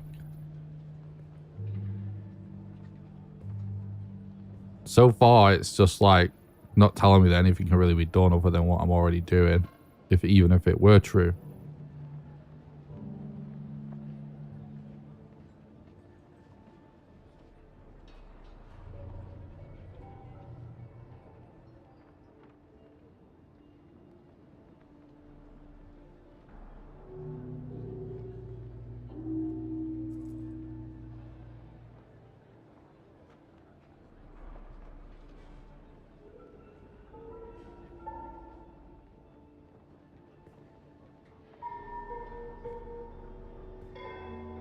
It sounds like bollocks. Doesn't sound very helpful.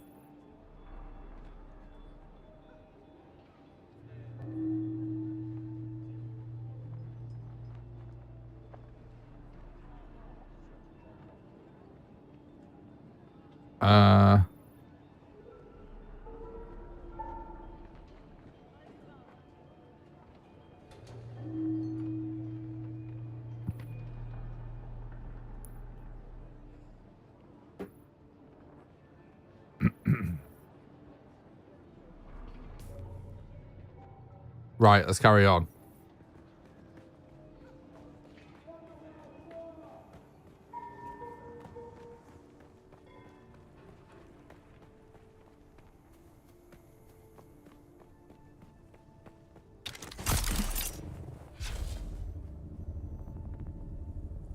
Yeah, I know what it is that you're trying to say, and it's not the case. I've already been through this road a bunch, trying to figure out what's going on.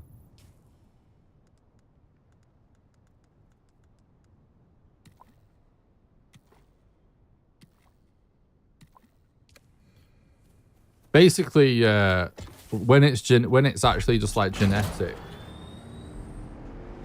when it's like a genetic issue, essentially, when it comes to my scenario specifically, with like histamine stuff,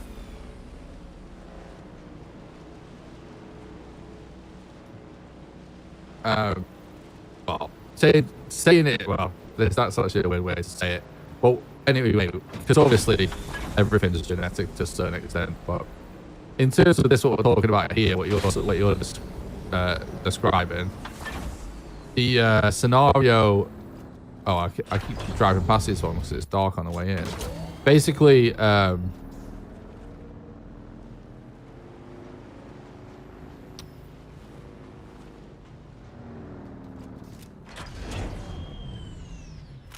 in order for it to be some sort of, however you want to put it, like genetic condition or whatever, that would, require some sort of additional assistance. The idea is that how you diagnose that is you live and follow all of these like really strict things, right?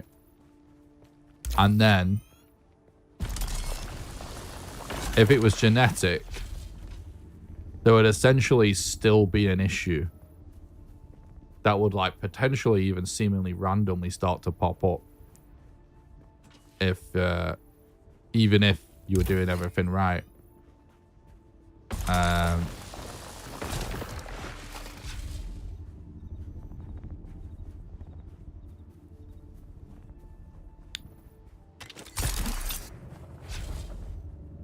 Now, obviously,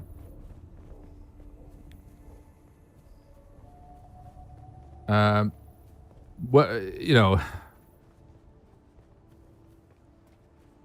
what extent, right, like food intolerances are like genetic anyway, that's sort of a separate thing. Like it could all still be genetic, but in terms of it being like something else wrong, something needs to be done about, there's usually other tells that happen even if you're sort of doing everything right, if that makes sense.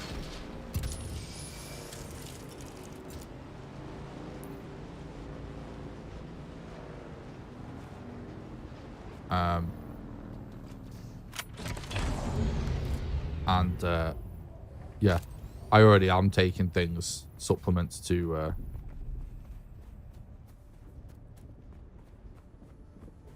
remedy any sort of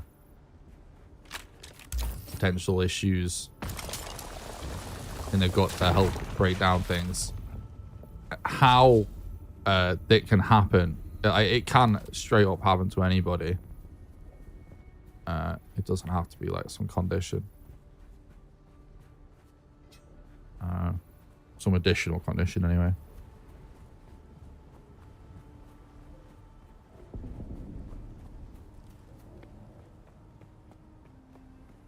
I know that. Mate, honestly, this has been like fucking life ruining. I like... Someone's here. I've taken it very seriously.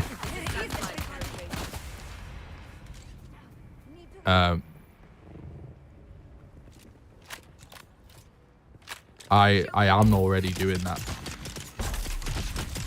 Oh, my backpack's full, isn't it? Well, I was getting confused about what I was doing. I headed to the bright light because I was yapping.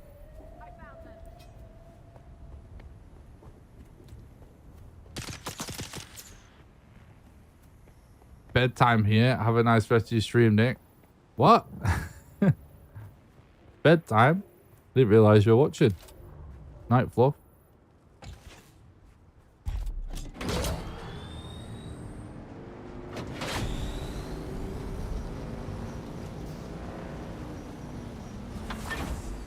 Yeah, I'm basically trying everything I'm supposed to try in the scenario.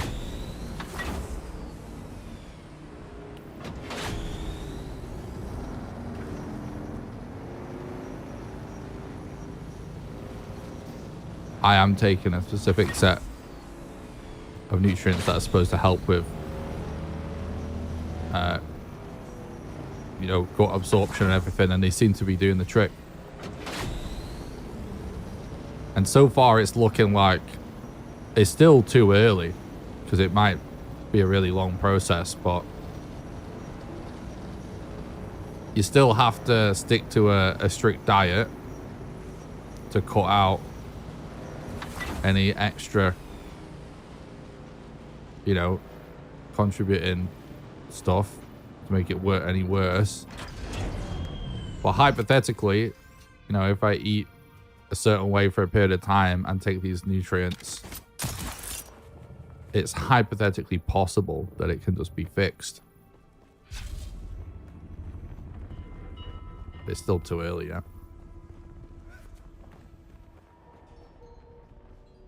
Can I fly you somewhere today? Music to my ears. The basin is a pretty... Let's move.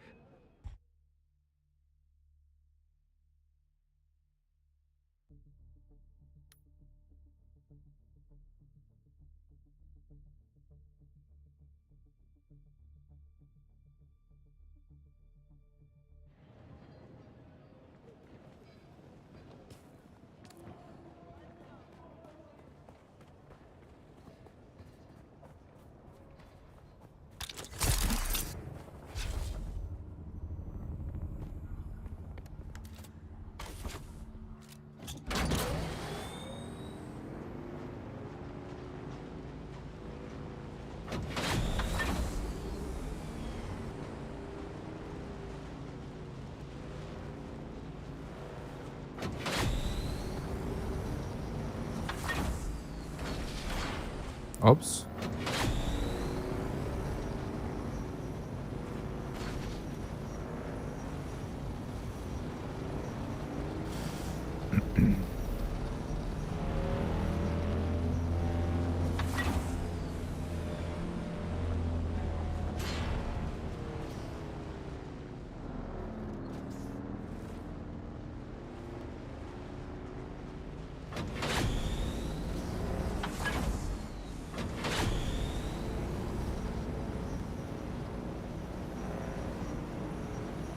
Doesn't the best spot to farm a certain map change each week?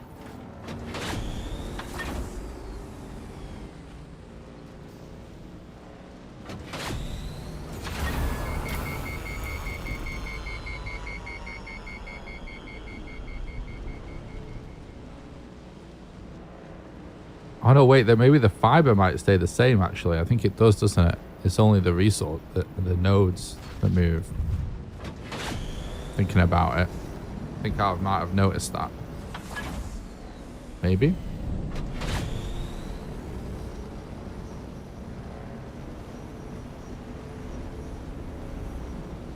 Sector weather. A large sandstorm is approaching. All right, GG.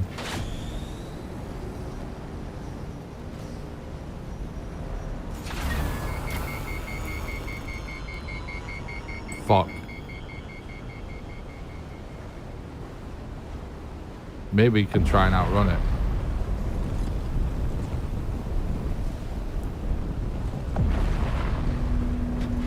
Nah, we're gonna have to try and go in here.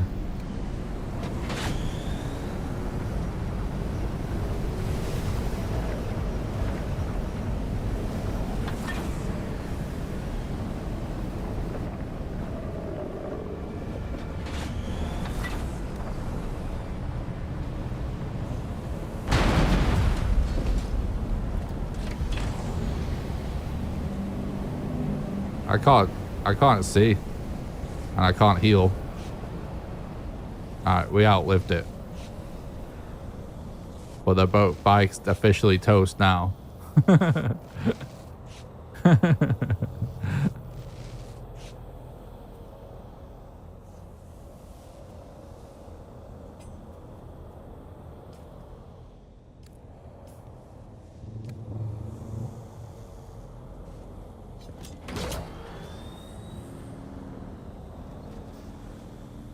Well, that was interesting.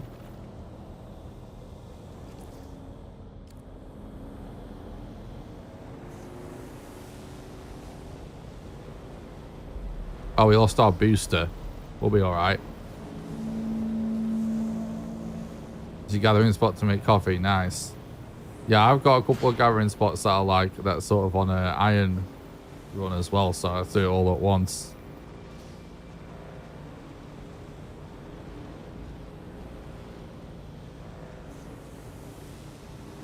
Look at this bike. It's so funny.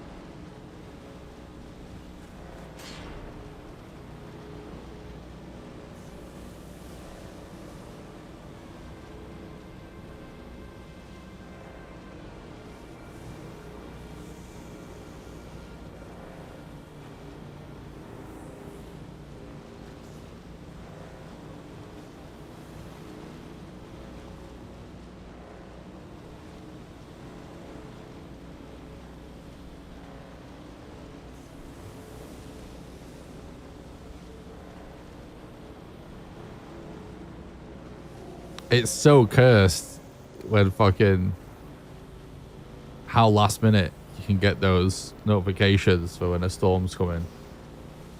It's like when you're right on the very edge or when you're crossing into a different biome, or can be so sketchy.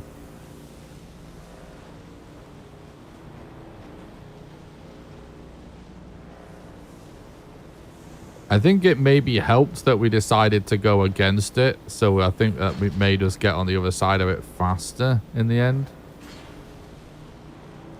At first I was wondering if we could maybe like outrun it, might make it to Anvil, but then I was like, nah, we're not outrunning it.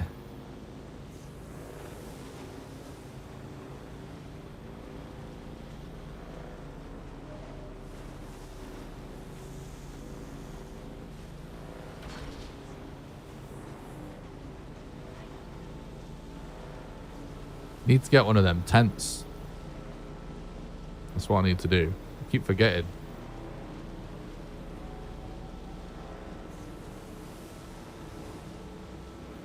What a beautiful looking bike.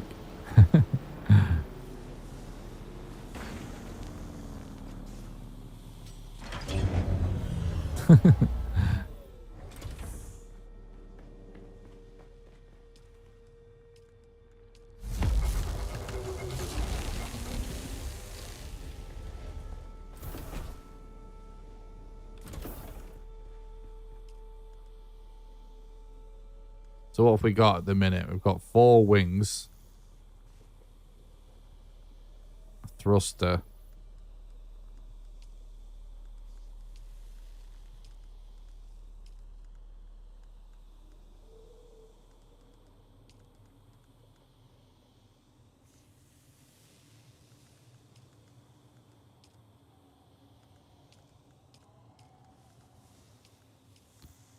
Still a ways off, it seems like.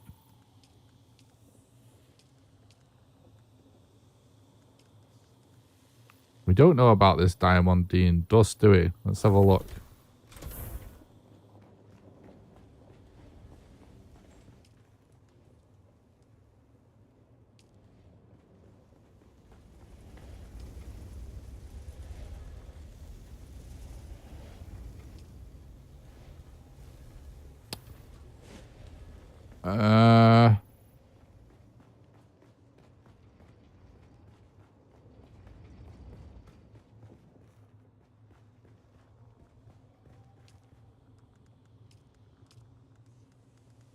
There may be something.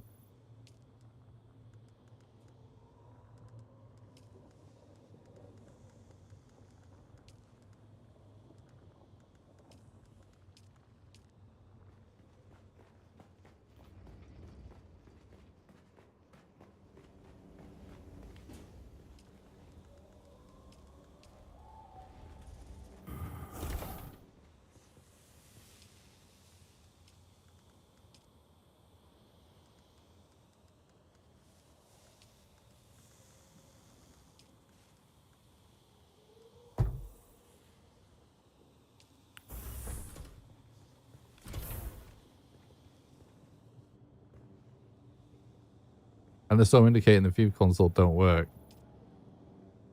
I never even noticed the storm thing. Yeah, it can be scuffed. I'm thinking, is there maybe something that I can make that I've not noticed?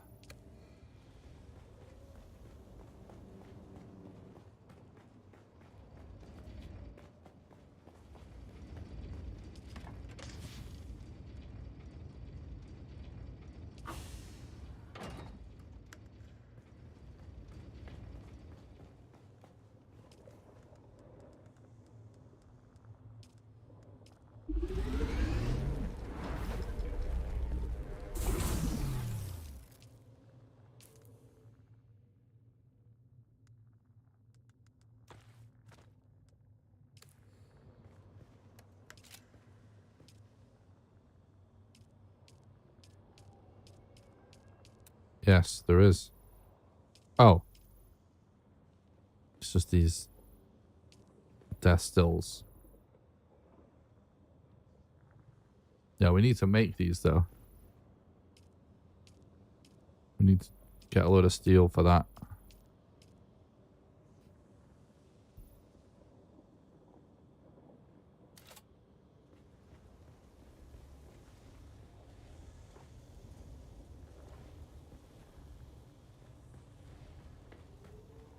Yeah, I guess we just don't know where we get the diamantine dust from.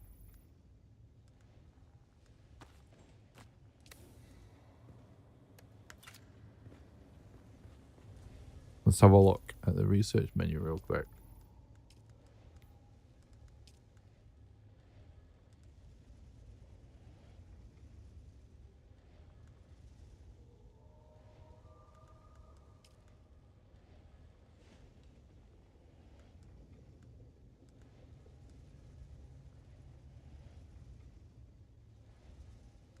We must just loot it or something.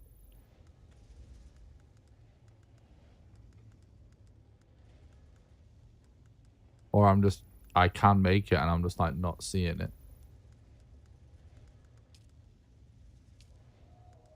Or maybe it's looked behind a quest. Could also do I guess, could also be a thing.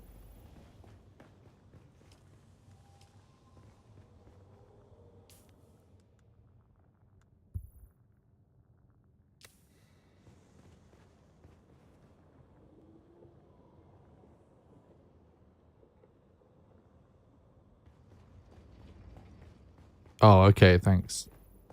Thanks, Silver. That's a good unintrusive tip there. I appreciate that. Better than tell me what to do.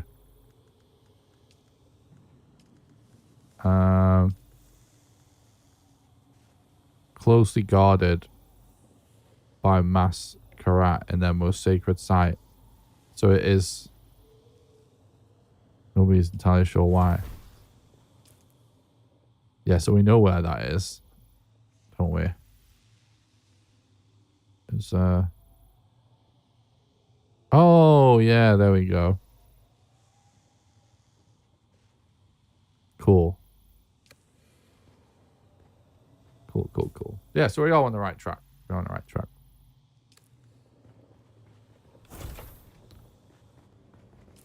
So I guess we'll do a run where we just go there now. We're probably gonna need to do something about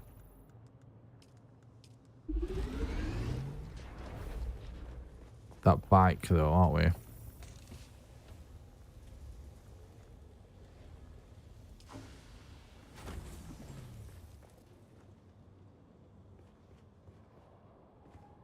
Yeah, they are really nice. I never actually have looked at them, and I don't... Well, maybe I have looked at them. I don't think I've really hovered over them in this menu. But I've done it in other menus, and it is really good.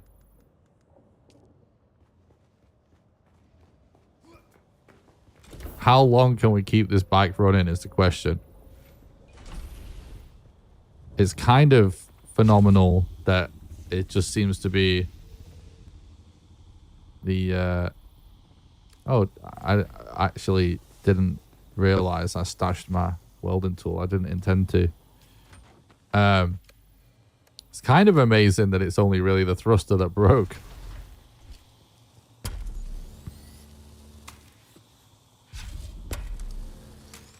Oh yeah, we could get a good while out of it yet.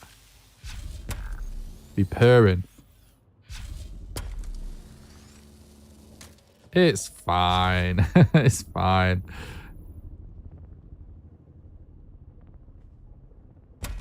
Gotta live that Dune lifestyle. This is still glamour by Araka standards.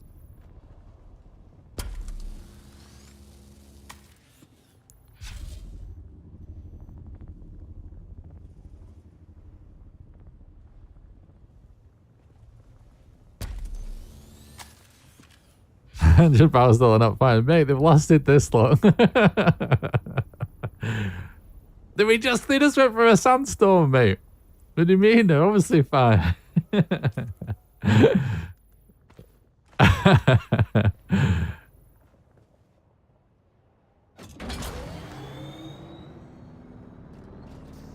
It's orange. Look, it's not. It's not even that red.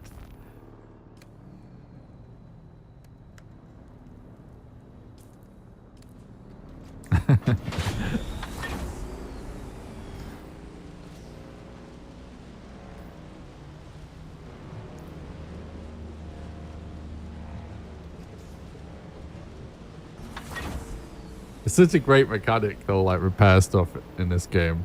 No. It's great.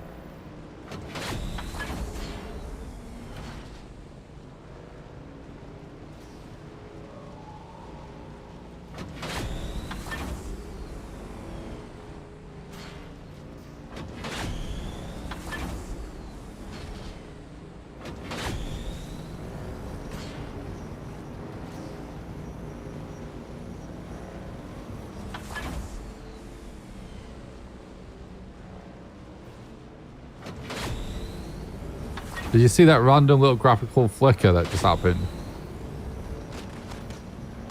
That's why I updated my graphics drivers when it told me to, because I was just hoping like that's what that issue is.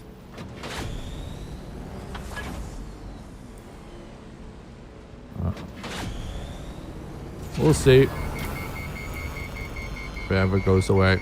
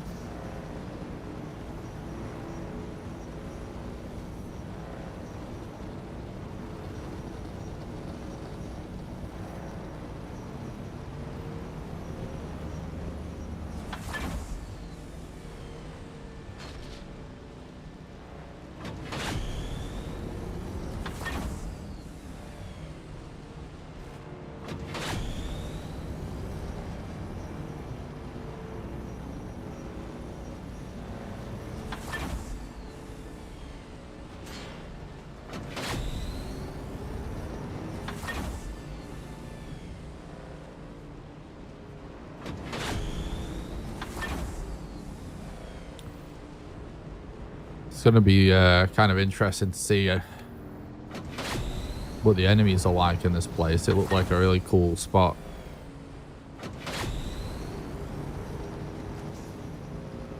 I tried the buggy for getting around. I love the buggy. It's just slow, that's all. I find it very interesting that there's sort of a thing going on where we seem to be, it's like every vehicle serves a purpose, doesn't it? It's always a different, you have a different set of features for different things. Obviously the Ornithopter, insane for getting around and crossing the map, but the bike is really fast for just ground traversal.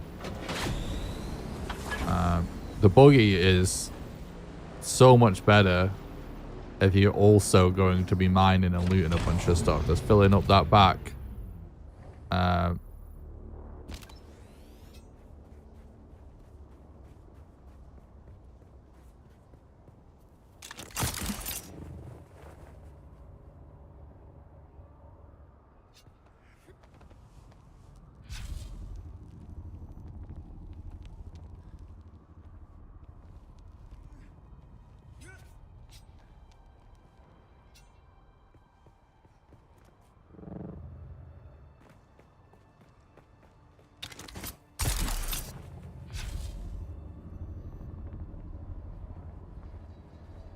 Yeah, I don't have a booster on my buggy though.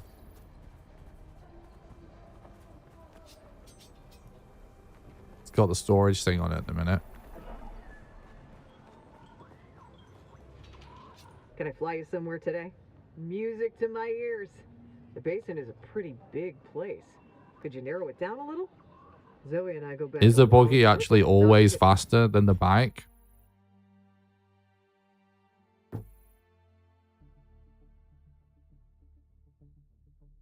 Like forever? Like with all of the different upgrades and everything?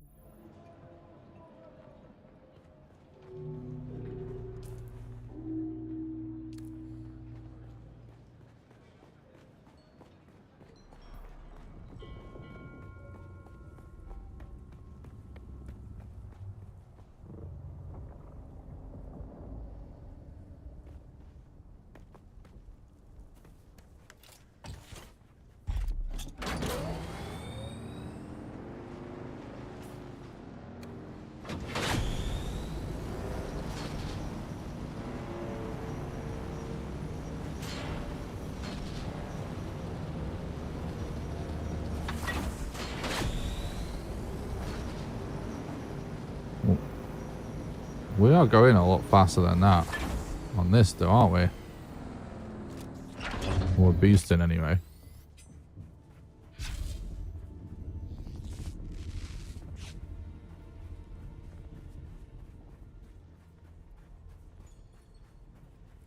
Yeah, mine's just an old shitty bike. And my buggy will be an old shitty buggy. I've not been upgrading them.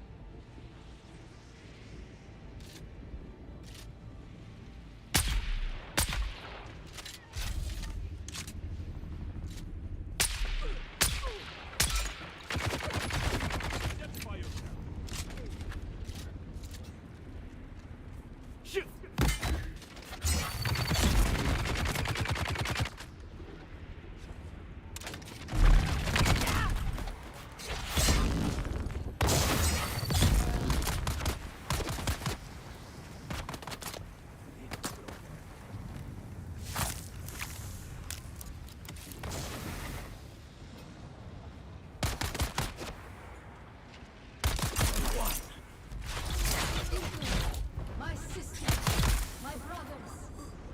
Long has the son of Arrakis blazed across the desert sand.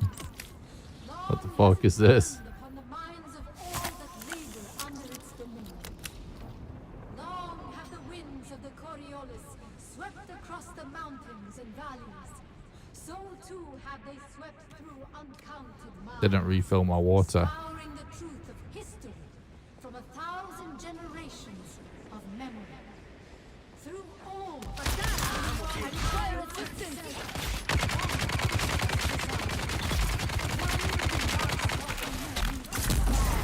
We've got incoming. Uh-oh.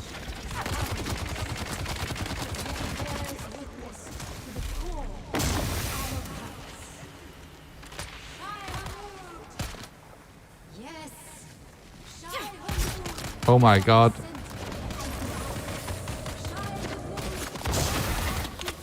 The fuck? These poison cloud explosions are insane.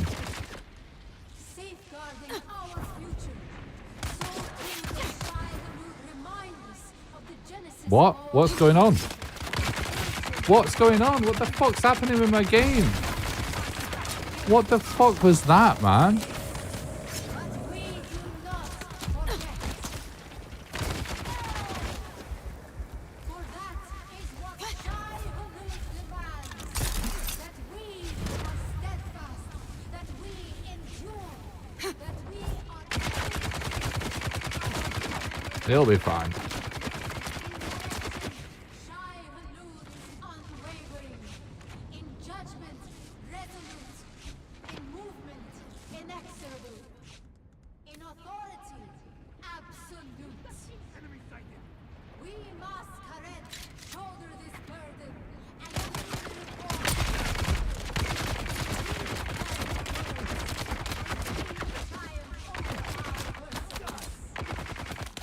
but not all Fremen have kept their bond. No, not all have been constant in their devotion. No, our so-called brethren of the desert only. Fremen is a name that unites them. Yet I say it is a name that sets them apart. That is the dumbest attack ever. What the fuck? Just attack normally. Fucking asshole.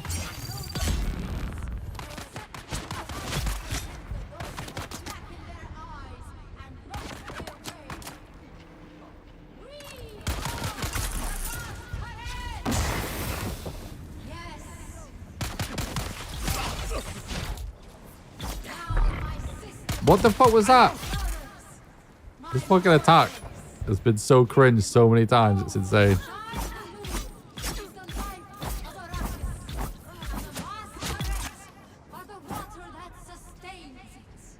That makes sense, Barry. Sanctify your hearts, my people, and forever live in Shai Hulud.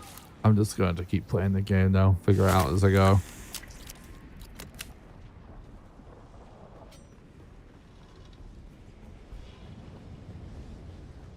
It's just more fun.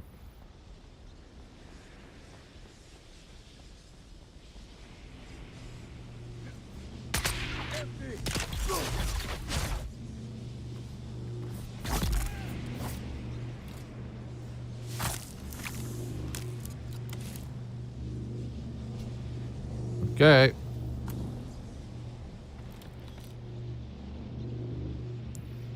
There we go. That's the stuff then. Oh, that's the other stuff we needed as well.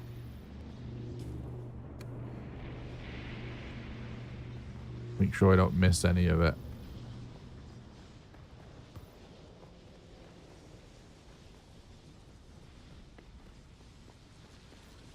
This is crazy that it's basically just like a regular point of interest thing, but just like on steroids, basically.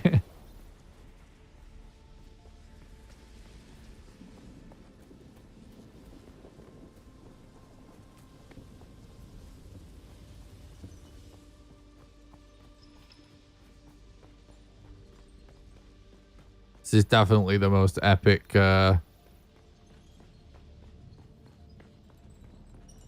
like locked door that we've gone through. Who's that? Where's backup?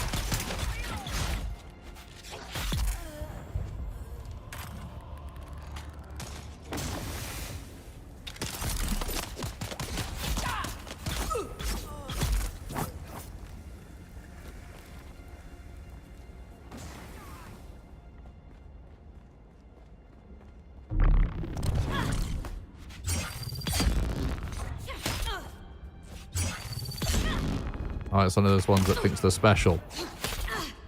Shields up.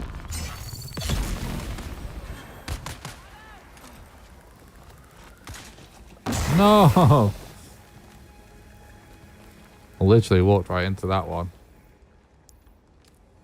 Well.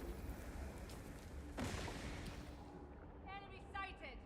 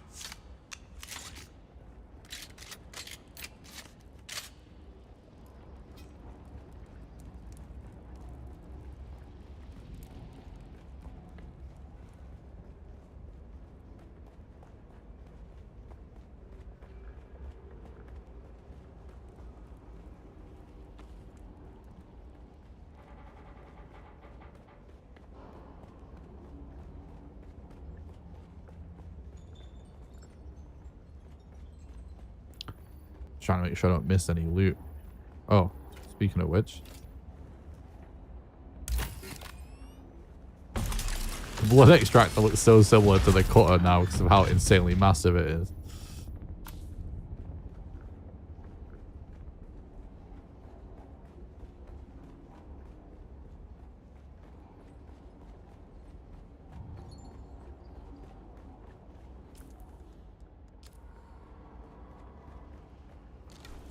Nice.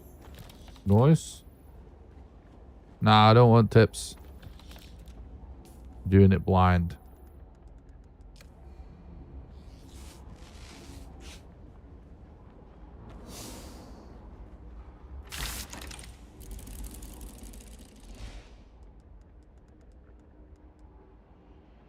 Oh, hell yeah.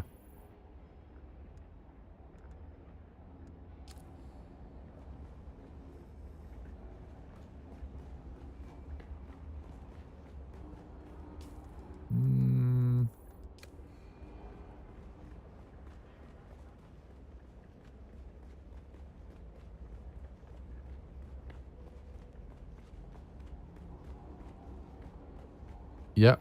We've got the clapper, yeah.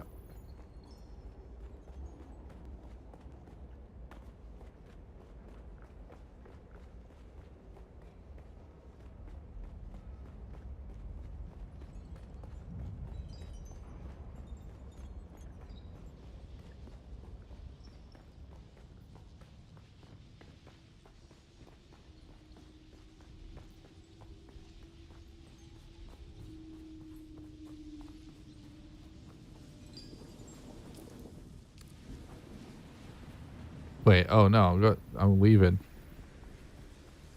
I don't want to leave yet. Let's keep looking around. Well, this is a different door.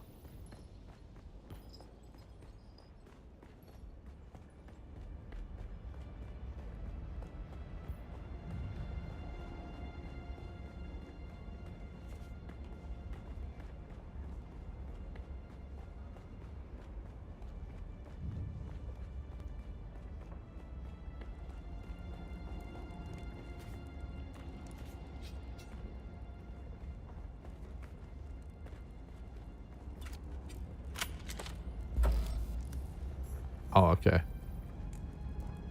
Well, we only came here for the mats.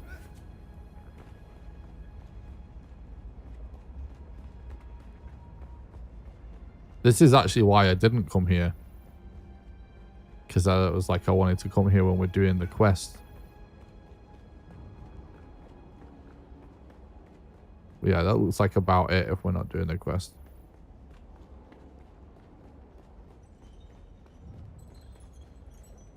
Oh, maybe not.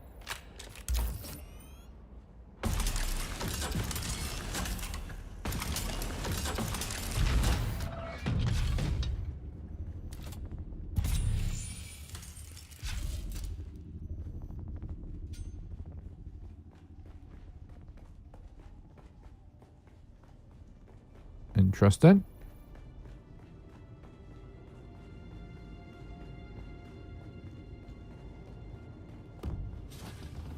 The fuck? Whoa. Oh. Interesting. That's so cool. So this is the territory of the fucking psychos.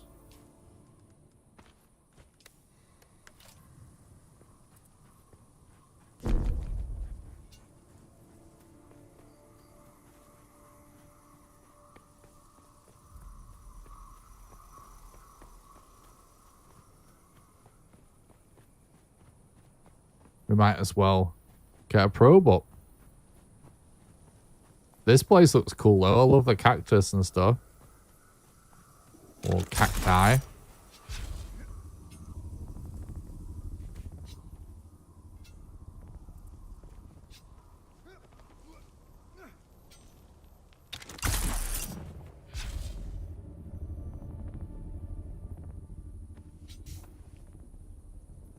Yay.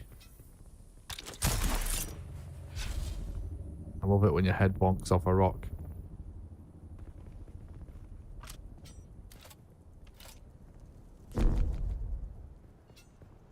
Nice.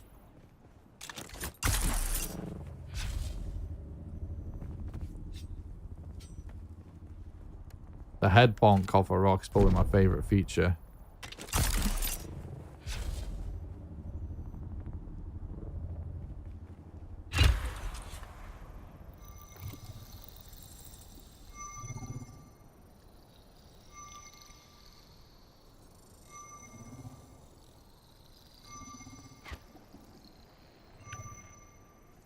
I think I'm being sniped.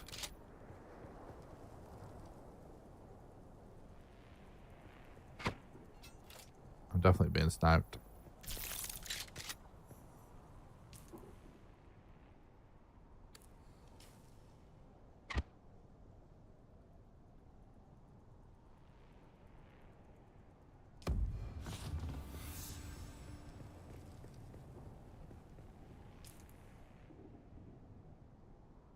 Uh-huh.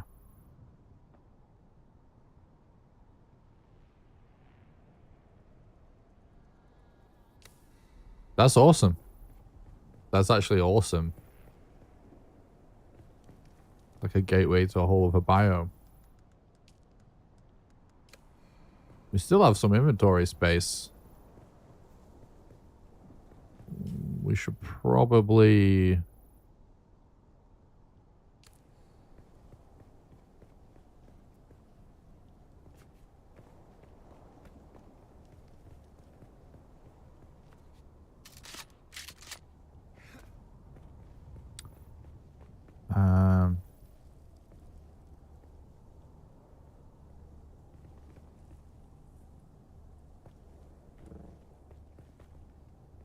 I don't see any bases out here.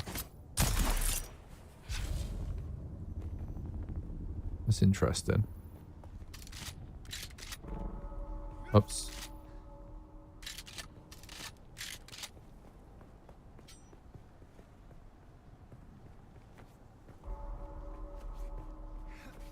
Yeah, I guess we can just go and get some more aluminium.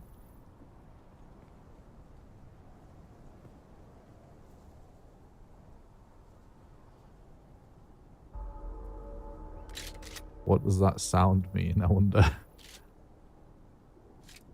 It looks like it's just basalt and copper and stuff around here.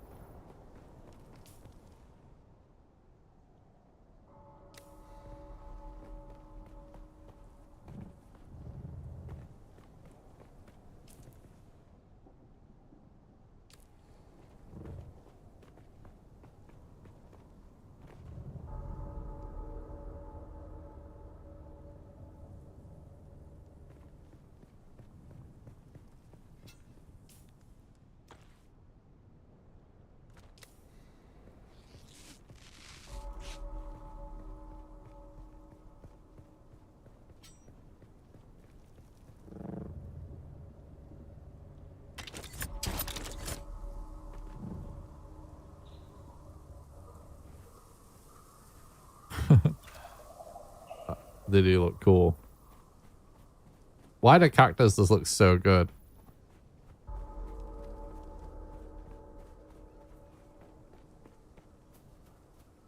That's such a cool looking thing.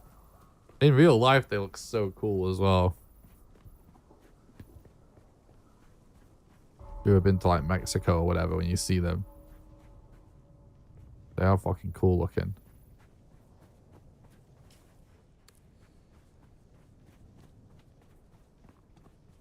I saw a video recently where someone bought a, I forget, I don't know which one it was, but some sort of like carnivorous plant that eats flies. And I was always thinking like, you know, not necessarily like make her into like plants or whatever. But getting some cacti and some carnivorous plants would actually be cool. It's basically just like a video game level.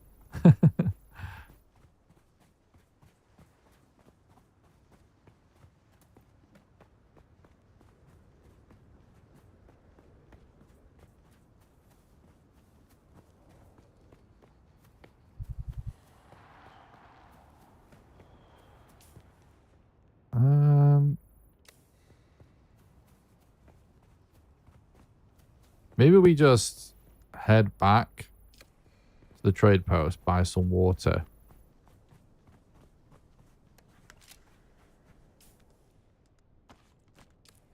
And then grab a little bit of aluminium.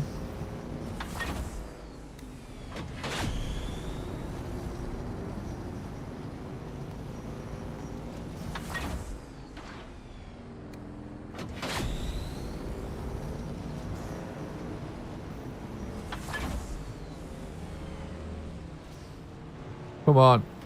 Go. YOLO.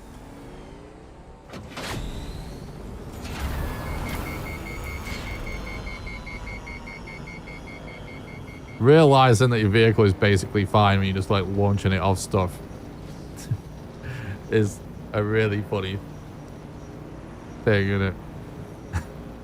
It gets so cursed.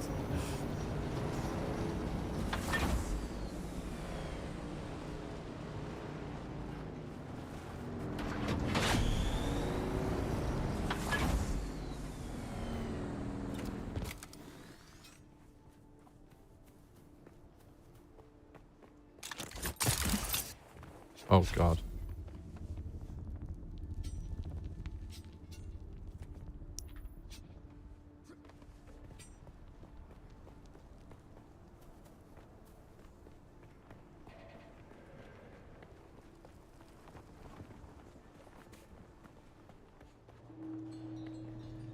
Welcome back. What'll it be?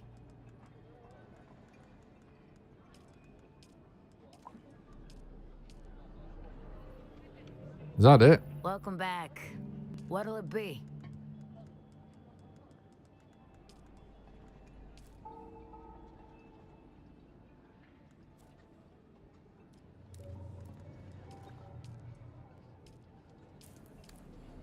Welcome back. What'll it be?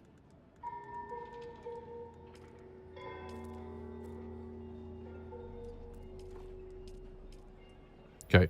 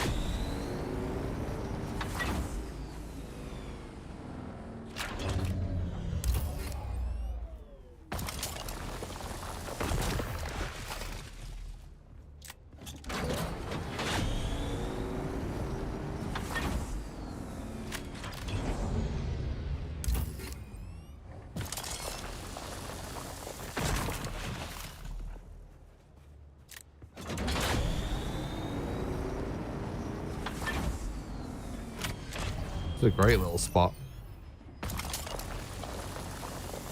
That was horrifically messy. Right then. That's a nice run.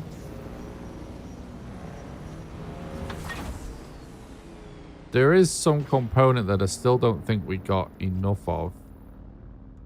Oh, I think we did actually. We looted more stuff than I thought, like higher quantity of stuff.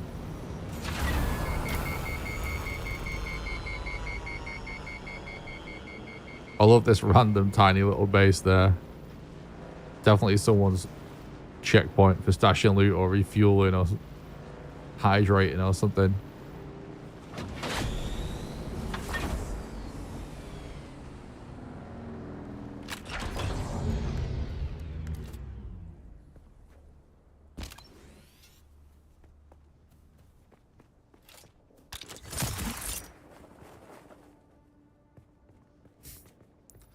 favorite feature again.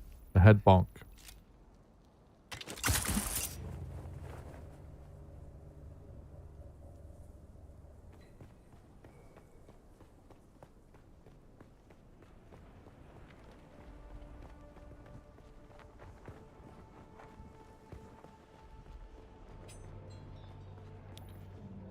Can I fly you somewhere today? Music to my... The basin is a pretty...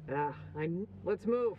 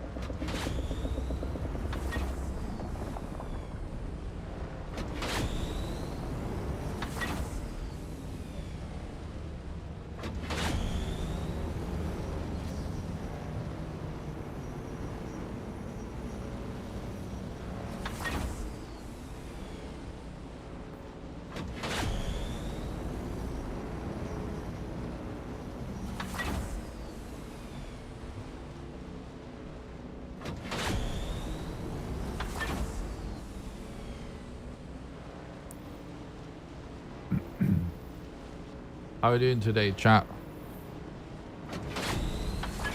I'll definitely say I've been... I don't know. I feel like I've just not been with it today. I feel like I've just been tired from having a really late night last night. Definitely not going to be streaming as long today. And I was going to do a game dev stream afterwards, and I'm also not sure about that right now. I'm feeling pretty wiped. Like a 10-ish hour stream yesterday or something, and then till around midnight.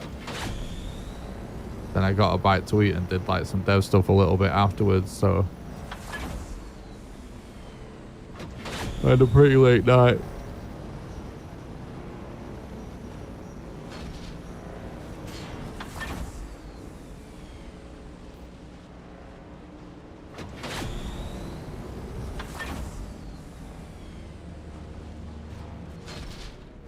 Still hoping to be able to make the Ornithopter though.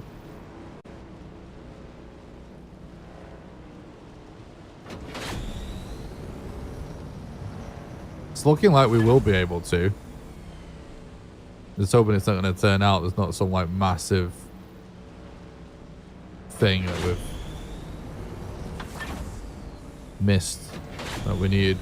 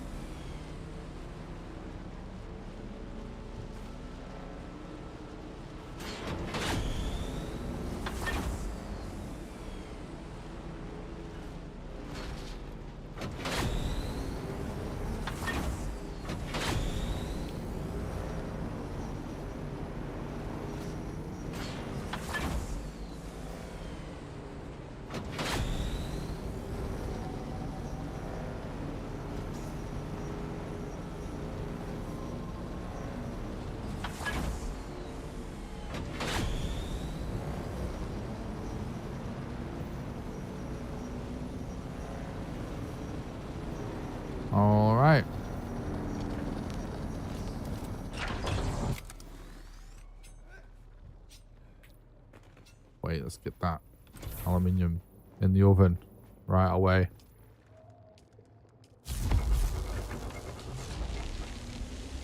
Cool. So, right, let's go through this again. We've got thrusters and wings. Easy to remember.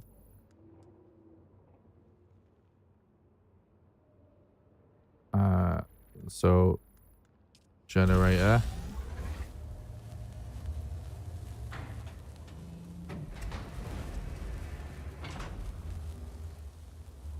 We're at least getting the, you know, the better. We don't have to have like modules installed and stuff, do we, to have accomplished the goal.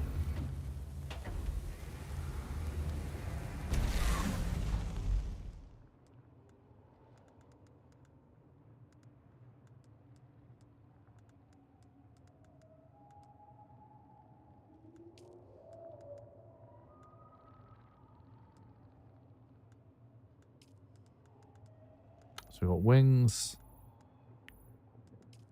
generator, thruster. So it should just be, yeah, engine, cockpit, chassis. Oh.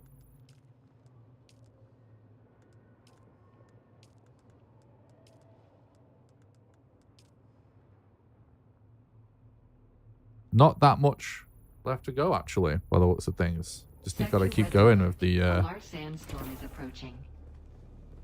The aluminium.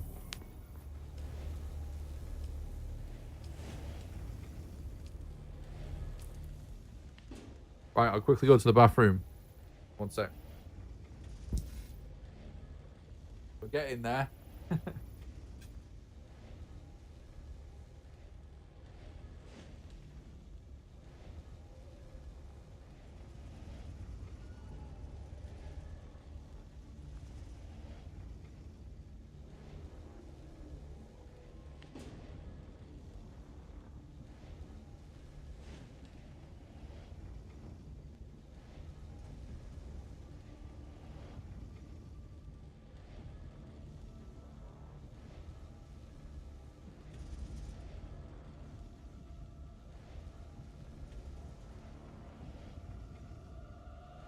Sector weather alert. A large sandstorm is approaching.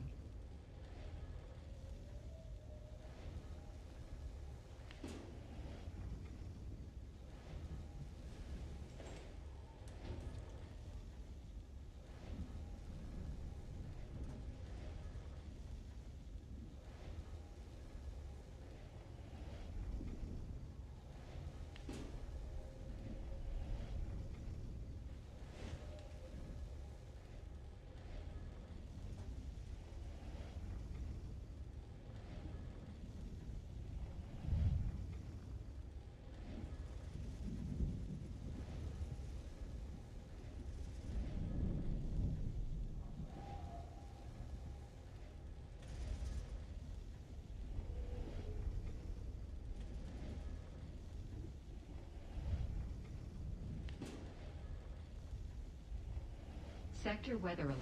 A large sandstorm is approaching.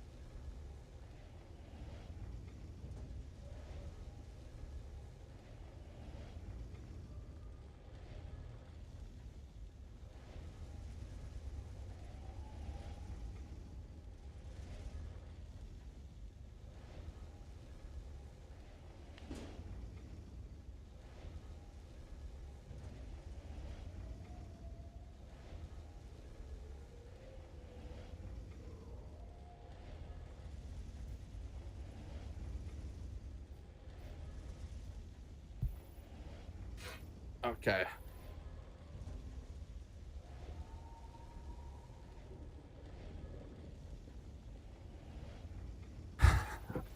Yeah, we're going to be calling it once we made the Ornithopter.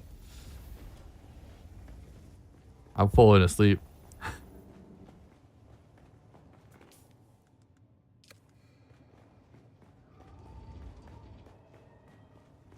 Can't grind like you guys.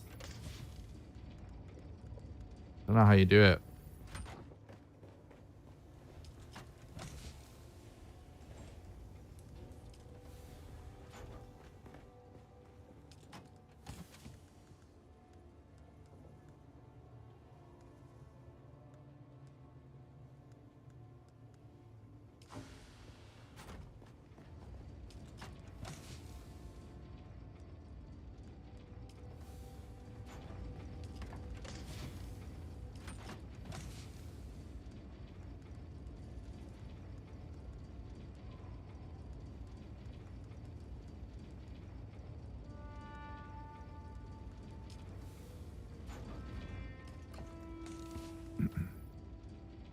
I do also really like the music in this game as well. It's something we've not talked about.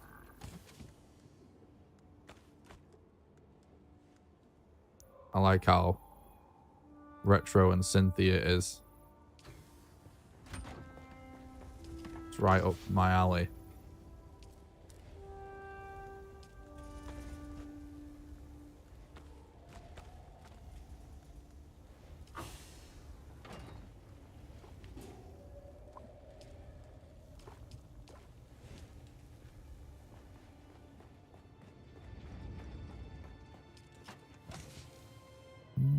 We don't need to worry about spies for a while, I guess. In fact... Oh, yeah.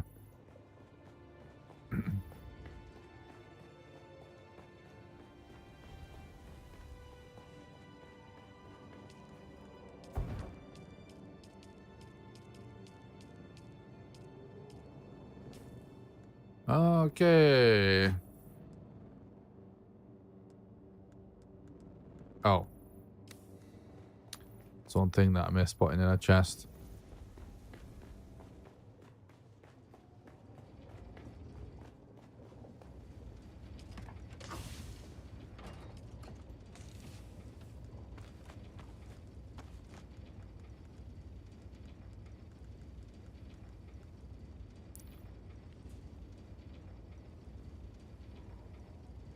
Just thought something. If the fucking window's open in the other room, I'm all like itchy and shit.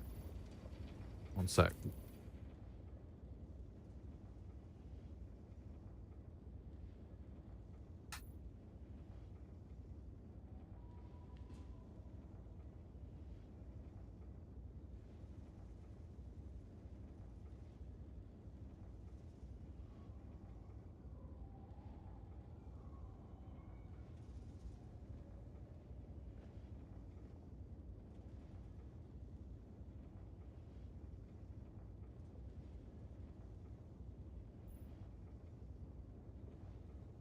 Yep.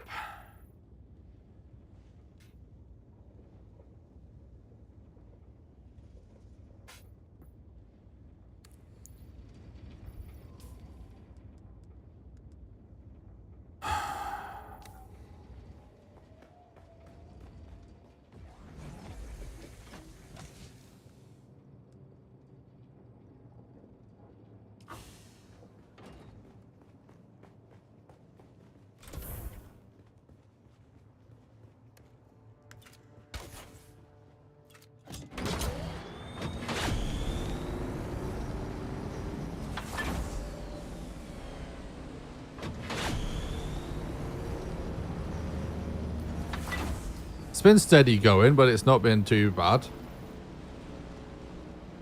The grind to get aluminium all the way out here.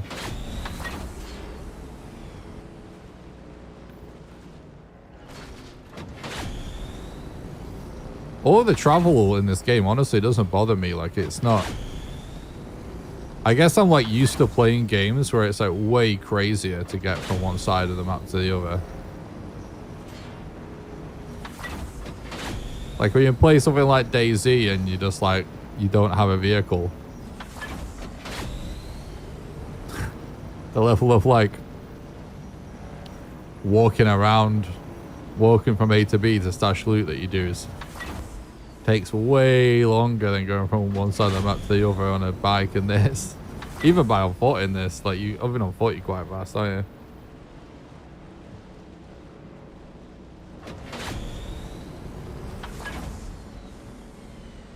And then someone could have even just take it.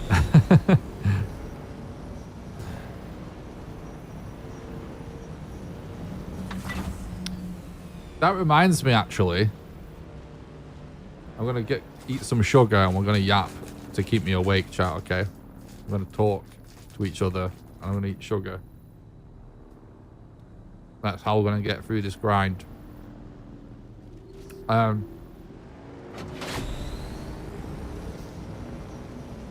reminds me,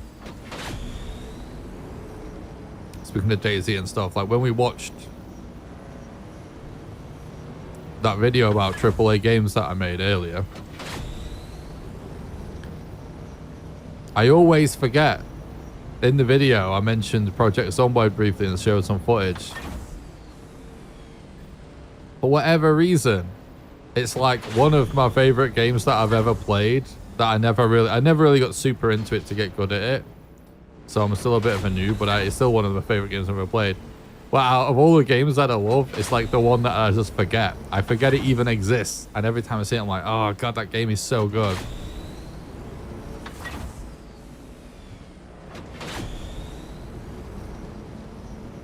Project Zomboid, I feel like, has pretty good potential as a stream game.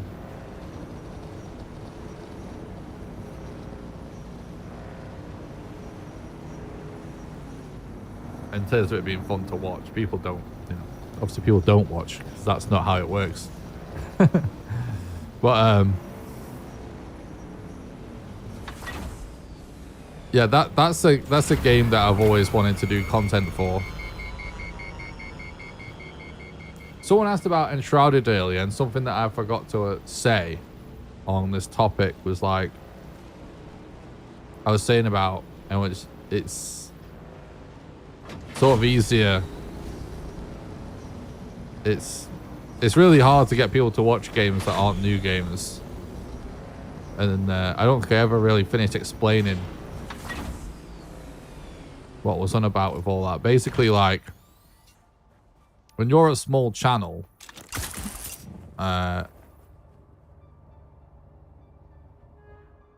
you know, anything really from like 0 to 1 million subs, it kind of all works pretty similar.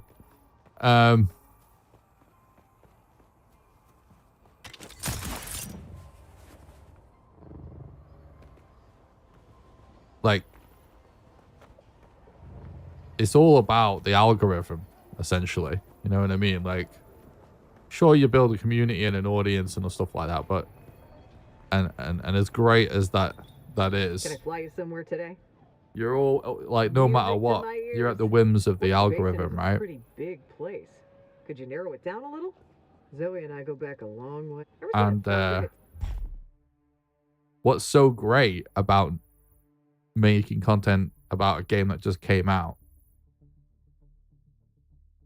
So when you post a YouTube video, all of the algorithms sort of work together to sort of help you out. What I mean by that is, obviously, the YouTube, YouTube is obviously Google, right? And Google has its own like set of algorithms, and to a certain extent, like what trends on Google does affect what happens in the YouTube algorithm, right? And regardless of this, like, no matter what, basically, for like 99.9% of games, the absolute most amount of searches on either the YouTube search engine or the Google search engine a game will get is around release. Because that's where all of the marketing efforts of the developers are behind it, right? And it's also when people are the most curious, right? And so when a game comes out, you have tons of people just Googling Dune Awakening, and they're typing the exact same thing into YouTube search. That affects the sort of likelihood that any video with that search term is going to be in people's feeds. And it also means that, like, the more people type that in, the more people that, like, YouTube essentially has flagged as being interested in that topic, and therefore the more likely people are to get recommended that, right? But when a game is old, once we're out of its launch cycle, so you can basically just look at, like, sales, like you can look at graphs of game sales, right, and to see they're always kind of just like this. It's like almost like vertical drop off. Once you're out of that initial peak of, like, when all the sales were, because way few people are searching for it, it's just way less likely that your video ever gets picked up by the algorithm at all. You know what I mean? At that point, you are reliant on the existing audience of the game being active enough.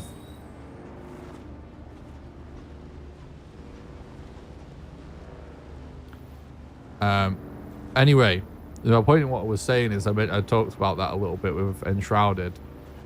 What I didn't mention that I should have is that, like, there is a handful of games that I absolutely love, that I think are absolute gold mines for quality content, in terms of, like, I think they could make some of the most interesting and entertaining videos. That doesn't necessarily mean that they're going to do well, because one doesn't really equal the other. That I kind of decided that I will just start making content for at some point, because it would just, I think we can just do awesome videos, and I want more videos on my channel that I'm, like, mega proud of, that I just think are, like, really entertaining, you know what I mean?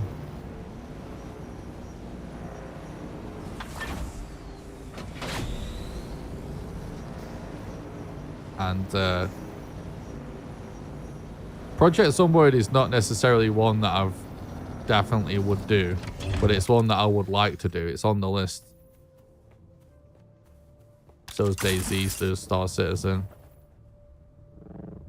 There's the few others sort of that are like maybes, kind of like Hunt Showdown and Project Zomboid and stuff like that. Can I fly you somewhere today? Music. Just games that I absolutely love. Pretty big place. Could you narrow that I think I can make really, that I have really cool content ideas for. Yeah, I did say DayZ.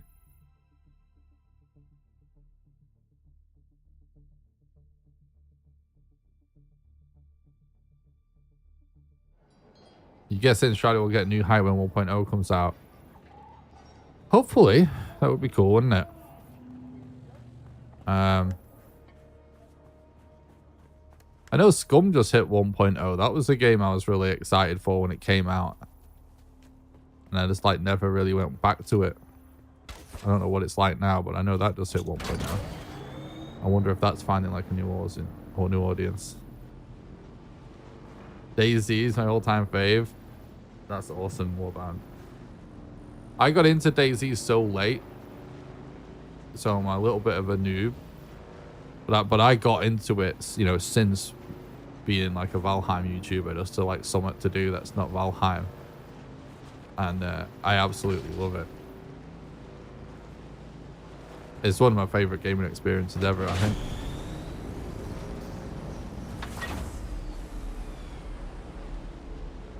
I put 160 hours into Alpha Scum and it was so bad.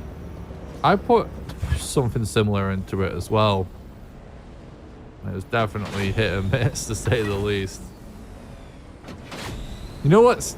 This is actually... I think this is an interesting conversation, speaking of, like, DayZ and how good it is and stuff.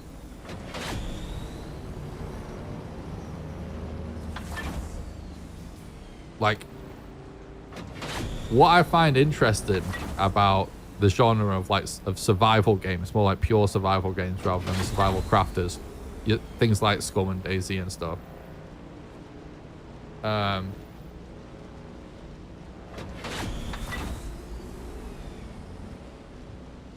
What's interesting to me is so many games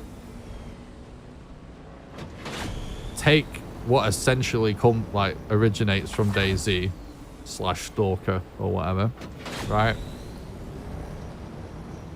And they make some survival game, and what they do is they add to it. They go crazy with it. Like, Scum's the perfect example, right? There's fucking like team death matches that you can join. There's fucking a whole metabolism system, all these like elaborate simulations, and they end up being less of a game. Whereas DayZ is basically the best survival game I've ever played, and it does less. It's way, way simpler, but still, compared to a lot of games, really complicated and hardcore. But that's why it's good, because it feels concise and focused on what it's trying to be,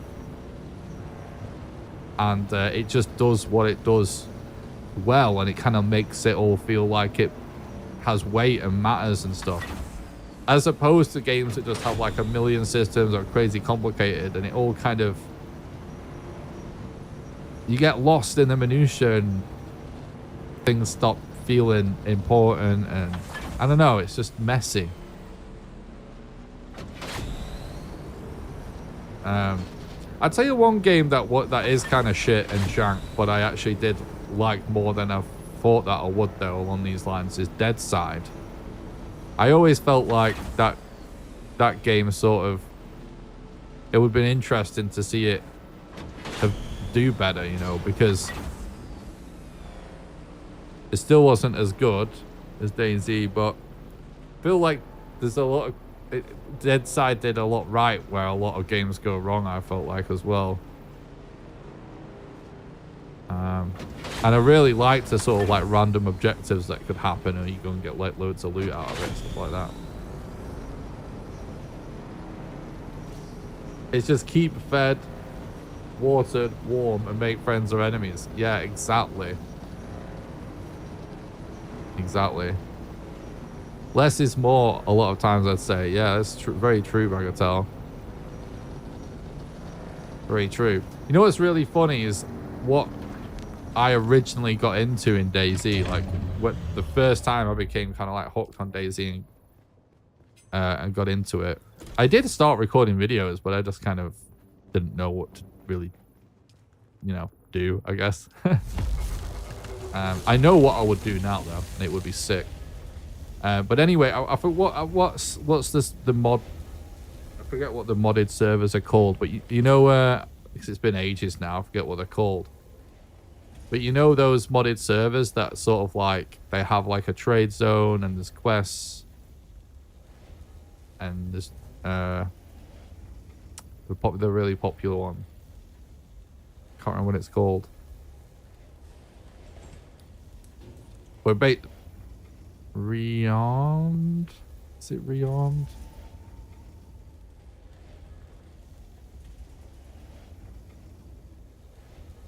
Can't remember. It doesn't sound like it. I streamed it. I've streamed it several times. No, I don't think it is that. What the fuck is it called? Oh, no, it's not this one. It's like one of the most popular ones amongst like the sort of core DayZ audience. Let me Google it.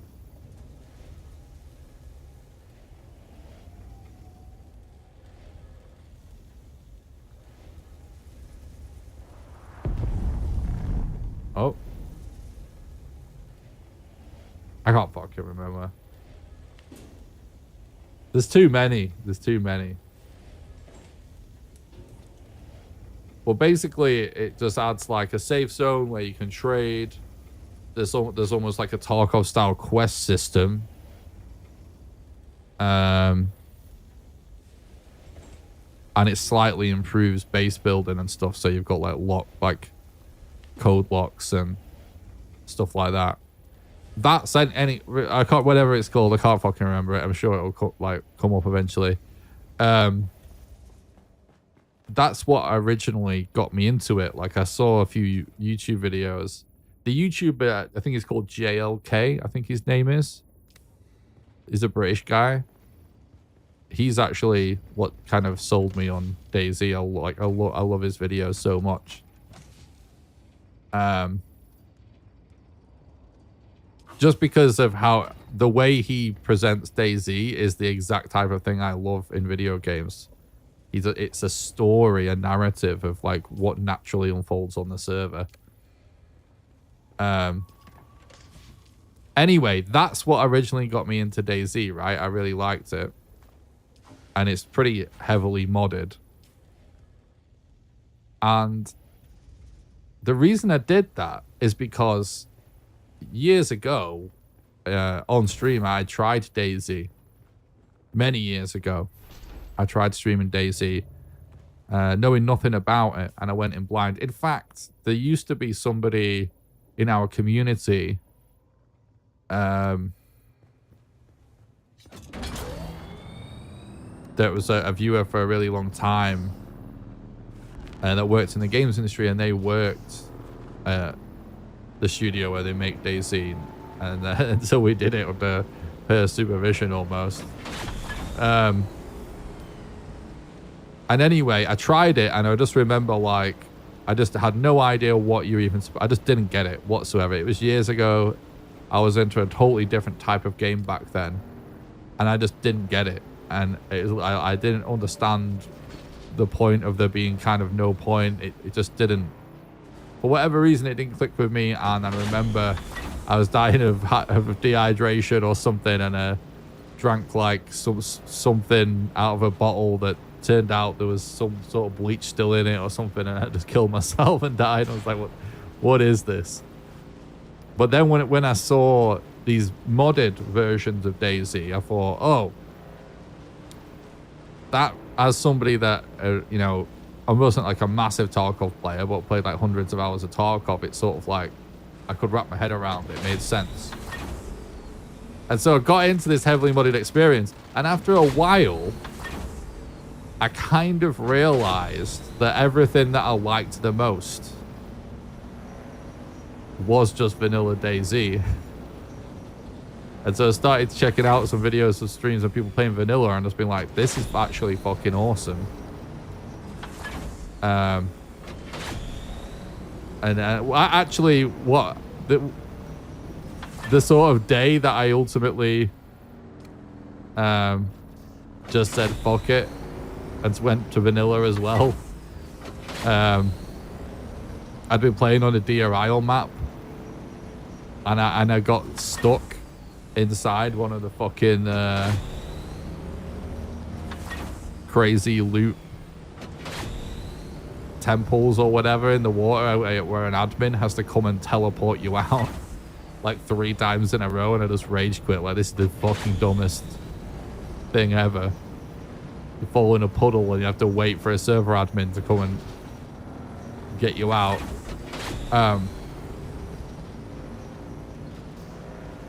And so, yeah, I ended up going and trying vanilla DayZ and realizing, like, oh, like, I get it now. Like, everything that I loved about the modded experience was actually in vanilla. You know what I mean? And a lot of the stuff that I was starting to not like when I was playing on these modded DayZ servers, you know, people camping safe zones and, you know, just sort of gaming the systems of just buying good stuff instead of, so everyone's so geared instead of it just being what people have looted and all of that. I realized, oh, vanilla DayZ is actually where it's at.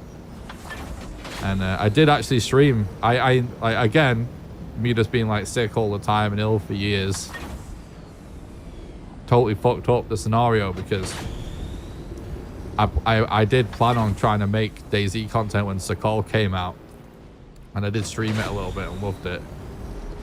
And then yeah, I just felt like shit, so didn't do it. If you ever need a duo to run with, I have thousands of hours in DayZ. I'd love to run with you. That could be cool. I appreciate that. What? Something's gone a bit wrong there, mate. You need to fix your buggy. He's clearly currently building, isn't he?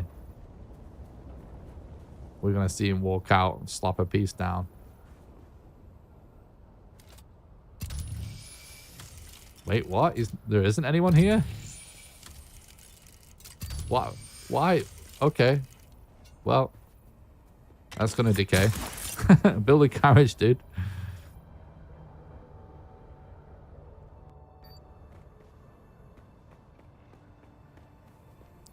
Yeah, that could be cool, Warband. At some point, I'll definitely... Well, I've always wanted people to play DayZ with. I did...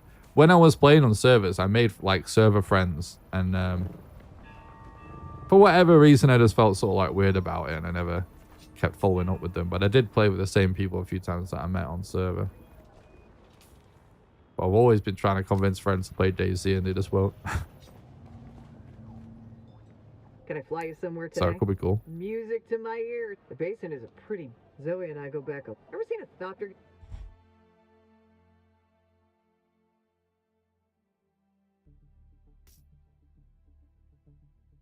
I think one of the things that I realized with DayZ as well is that I was like heavily addicted to PUBG for a few years. And I really, really loved PUBG for a long time. And to be honest, I don't actually hate the game. I think it's like amazing. I just hate the community.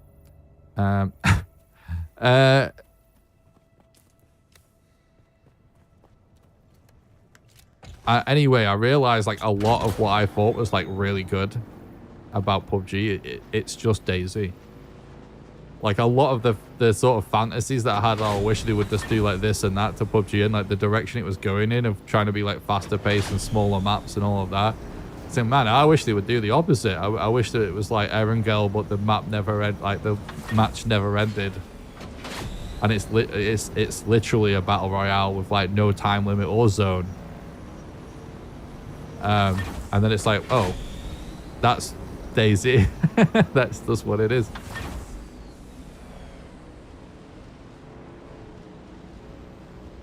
Walking through the forest, getting shot at, always gets the heart rate going. No other game does it for me. Yeah, man. It is. There actually is a couple of games that, to be honest, Star Citizen comes close when if you get really into that game. It's something I feel like people don't believe me sometimes when I talk about Star Citizen. Like, it's basically DayZ in space, seriously. But yeah, not in well, yeah, in a similar way, in a very similar way. But no, yeah, DayZ is like so intense. I keep forgetting to farm resources on the way in here, by the way, when we're chatting. Yeah, there is nothing quite like DayZ.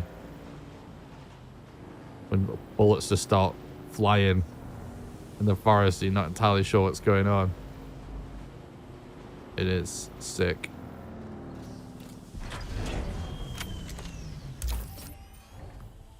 It's actually the reason why I ultimately bought Star Citizen when I did is actually when I realized it was basically DayZ in space.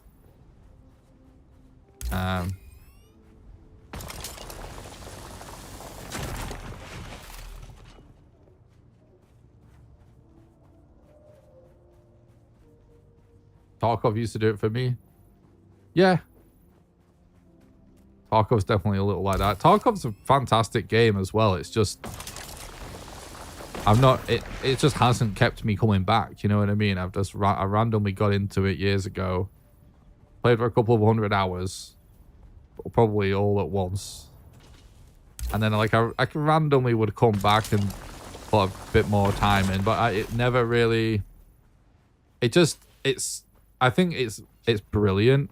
There are a lot of things about the way Tarkov is designed. I think he's actually straight up just genius. But hence lots of games copying it. I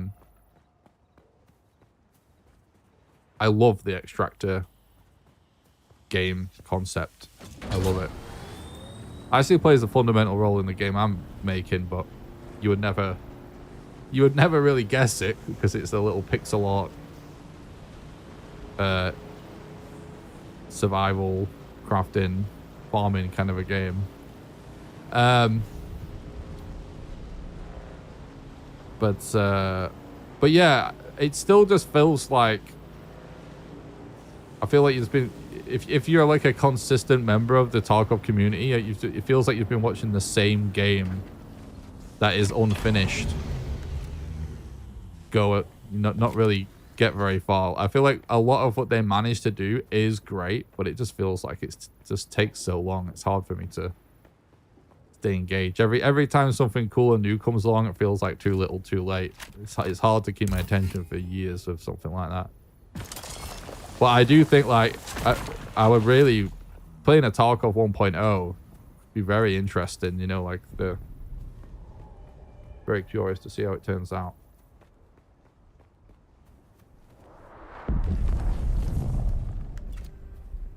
Just joined your Discord. Cool.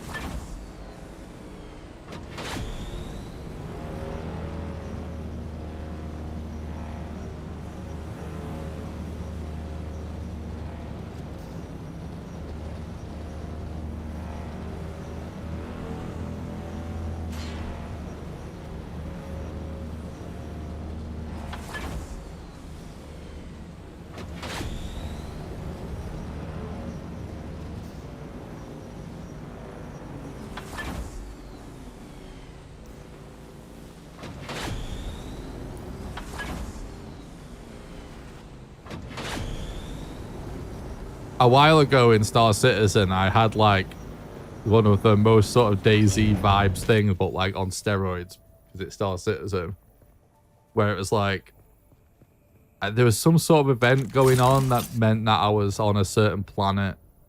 It's one of the recent events where it's just like drugs on cheap at a certain outpost around the verse, and I was playing solo. And I forget exactly how it all started. But basically, Can I fly you somewhere today? I see a guy. Music to my ears. Where do you want to go? And I finished like doing whatever it was I was doing. So I see a guy, kill him, take his shit. And then backup comes for this guy. And it's like a fucking 6-man fleet or something. And there's a whole multi-ship crew with like guys working turrets, right? And this gigantic ship that has like a med bin it where they're all going back on there and healing. There's like multiple fighters hovering around. And there's people on the ground, like a ground team. It's like a whole coordinated effort just to find me. They killed this guy. And I'm like hiding in random buildings around this outpost, like what the fuck is going on? And they're like hovering ships around, and I was staying in this building, and they send in like a group of 3 guys to come and get me. And they just start dropping them just like one at a time. And the whole thing went on for at least an hour, if not multiple hours. And eventually, I killed like every single one of these guys multiple times, and they all just eventually gave up. And I was just like, this is fucking crazy. Like this, it's like Yeah, it really did feel like a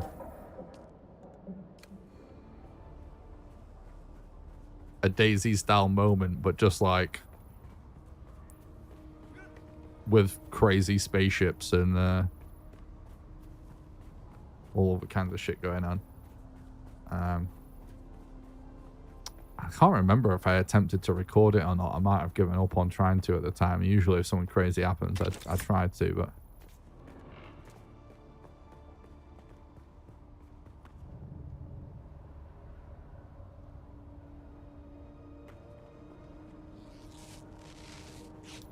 I do enjoy playing solo in a lot of these kind of survival-y games that, like, if it's possible, you know, to sort of 1v whatever a team of guys in a game, I'm a big fan of it.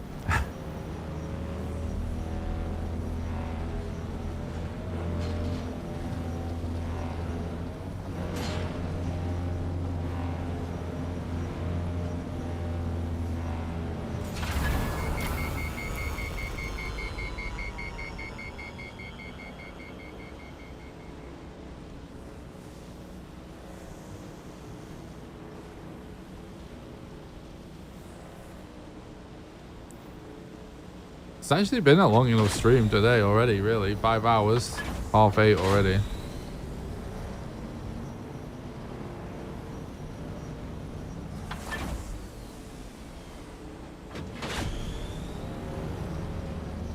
I must have started so much earlier yesterday. I guess I was like really... Well, then again, maybe not just a couple of hours or something, I guess. I was streaming pretty late, wasn't I?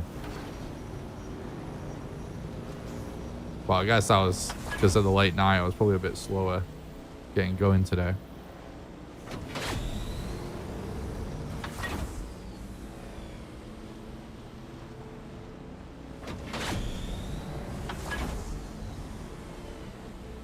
I remember the last time we actually streamed DayZ was so funny because I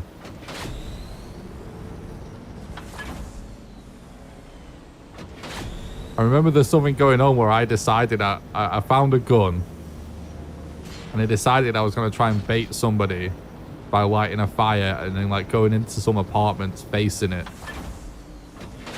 and I was going to wait and to try and bait them. And we realized that it worked, but we didn't notice the guy come, and that the guy was actually sneaking up on us, but we saw him and he thought we couldn't see him. And he ended up managed to sneak all the way to the entrance of our building, and then we just heard him die. And he got eaten by zombies.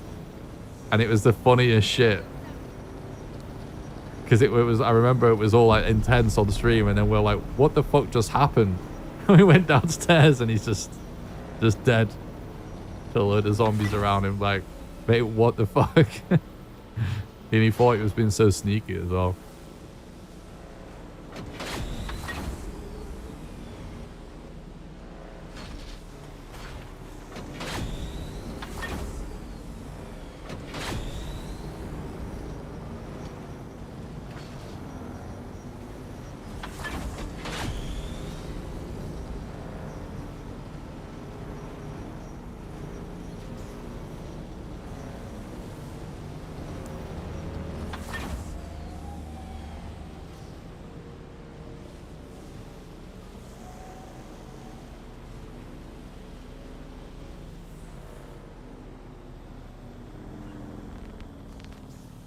Vehicle's looking fresh as always.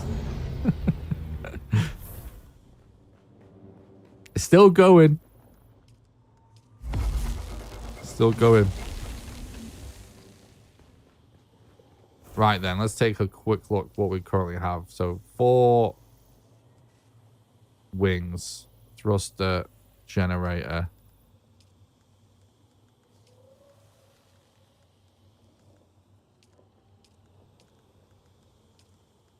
So we need an engine.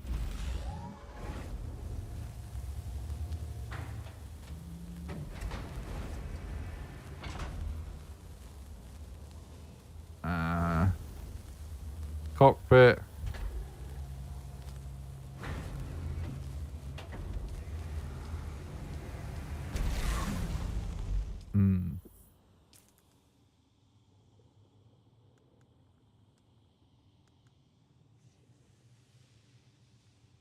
We can definitely stash a couple of things as well, actually.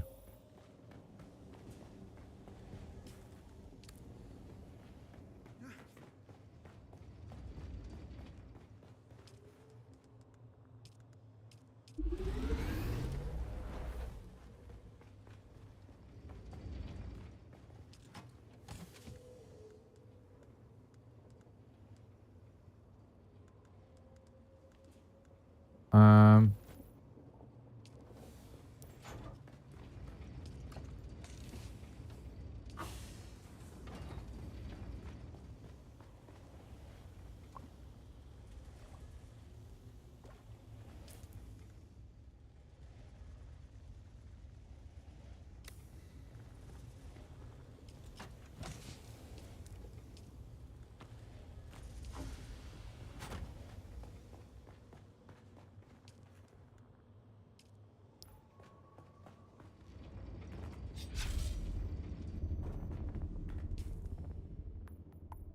oh yeah, I was just thinking I might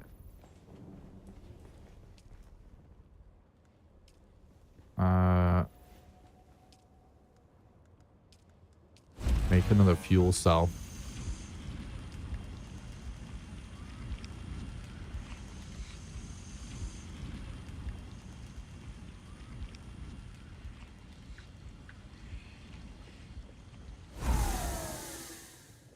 Let me change the settings on the camera.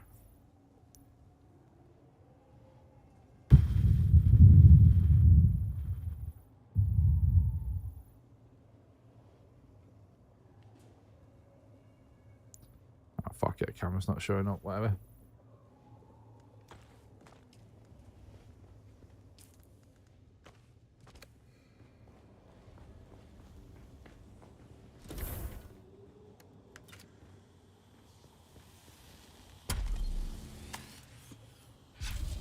I recently actually did convince a friend to try DayZ with me, and then they were shocked at how much it costs, and then didn't end up getting it. Which I actually didn't remember how much it cost now, because I think I think it was a lot cheaper, wasn't it?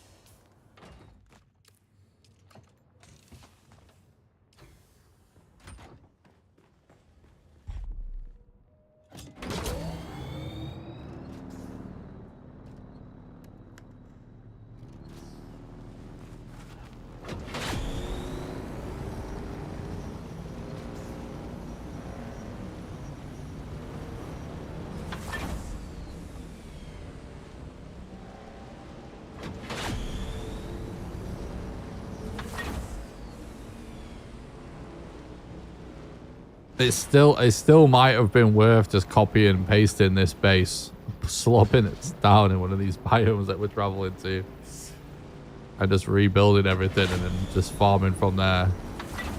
It might have been faster, actually.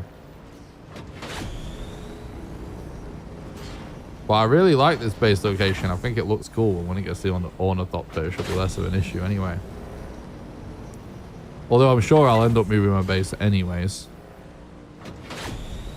I just feel like I've not been here that long. And when I started the stream, I was like, I want to jump into action and just get working on it right away.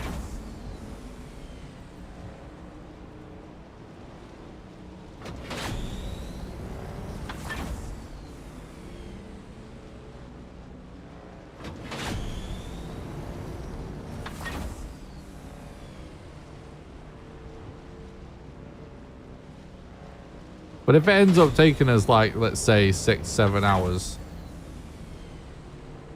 to have farmed all of the aluminum on foot,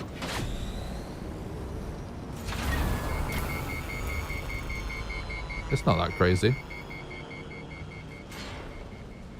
It's definitely a little much for doing it in one sitting like this.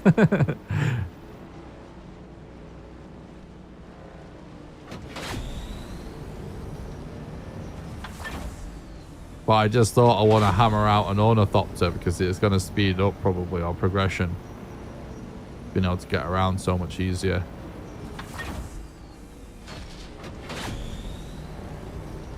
Plus, we built the new base with the Ornithopter pad. Assuming it would be where we are when we make it. And I'm really happy with the base. I always feel like it'll be, before we move it and potentially fuck it up, I want to see it in there.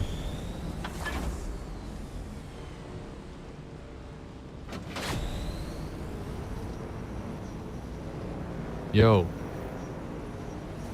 We actually I should have actually spoken. Hello, test 1 2. I needed to start randomly yapping to randos more, because I think I have set up my mic. My whole setup is like so complicated. I sometimes I always like forget. Because like this mic is connected to one of 3 computers in this room that is not the stream PC or the game PC.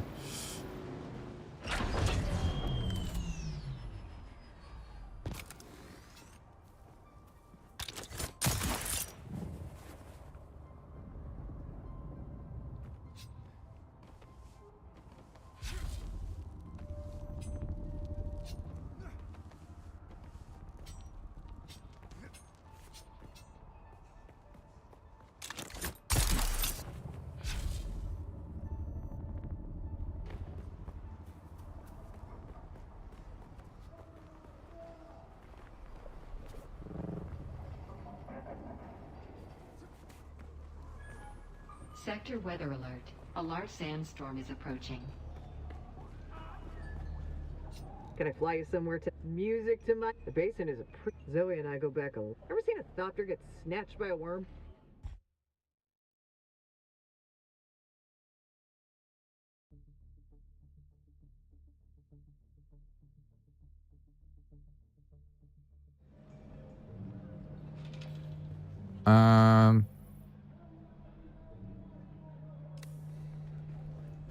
Yeah, I was gonna say, storm's gonna be here soon, so we'll just chill. Sandstorm is approaching.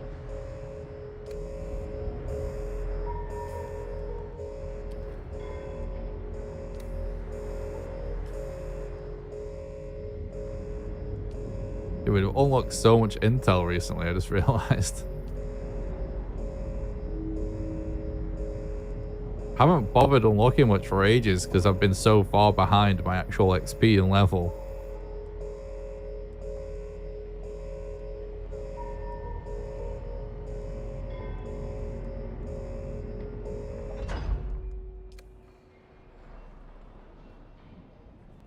Oh, forget you're actually locked in sort of side when you're at trade post.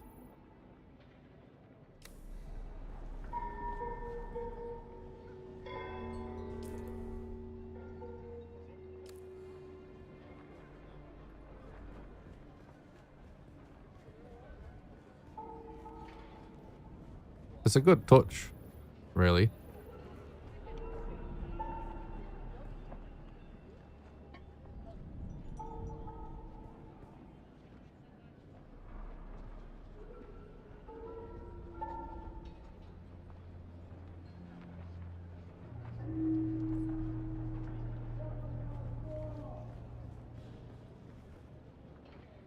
Alright, I'll also wait for this to open up. I want to test something.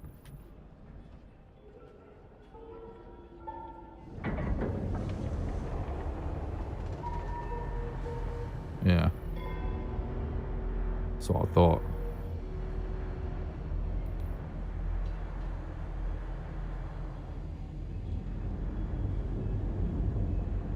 I think that's what happened to me before. I need to... I installed Raycast on the computer last night.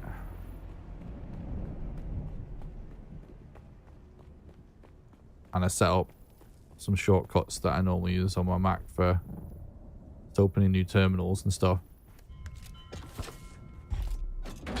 And I'm going to have to turn off Raycasts when I play a game. Because I'm definitely accidentally launching a terminal. sometimes. When it went black during that fight and he almost died. That's definitely what happened.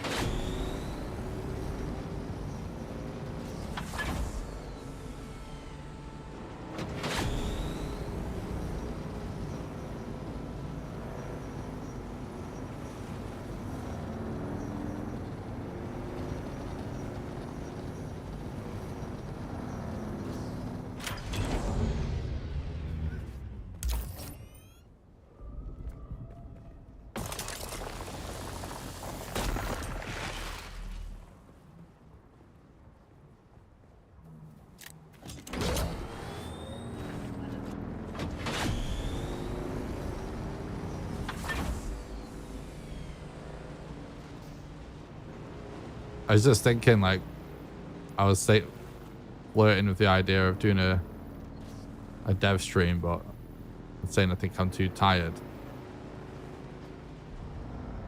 I was thinking, like, there is some dev stuff that I need to do that there's no way I'm streaming it. It's going to be too technical. I need to actually be able to think. But I was thinking we could actually maybe do a members only dev stream on this channel. So we can at least still chat with the members. Members don't drive me insane when I'm trying to program. They know better. What the fuck is... Whoa, whoa, whoa. What's this glitch, bro? What's happening? What the fuck is that?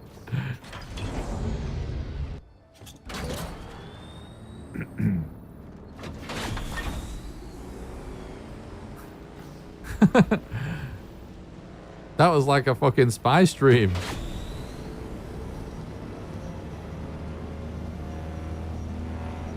We've not even been drinking spiced coffee. We're all out of melange.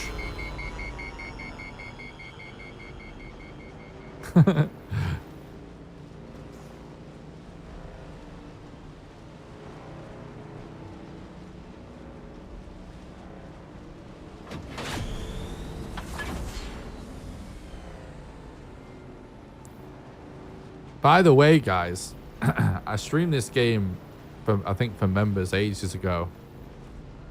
But if people are like loving Dune because of this game and they're liking the Dune vibes all of a sudden, they're like getting interested in the franchise again.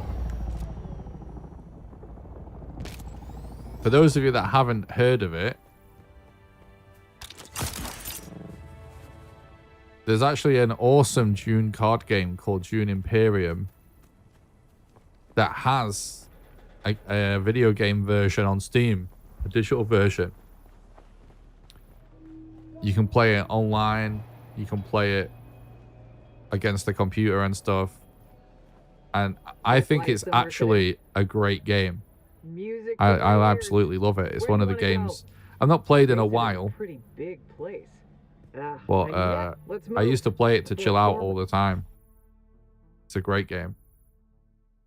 It's pretty difficult. But it's a really good game called Dune Imperium. If you're into the, like, you know, it's basically like Dune Hearthstone, but it's just a lot more to it than Hearthstone. It's a bit more of a strategy game, but great game. It'd be great if the community just becomes obsessed with Dune. As a franchise, it'd be great if we could actually like have people excited about even streaming that. You getting close to the copter now? Yeah, getting close. Should just be a few more trips max.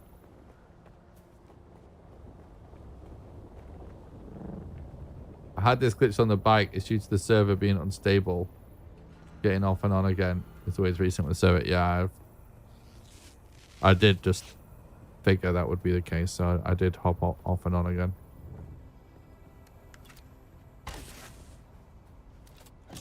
I will say, like, bruh, what's up, Cyborg? How's it going, man?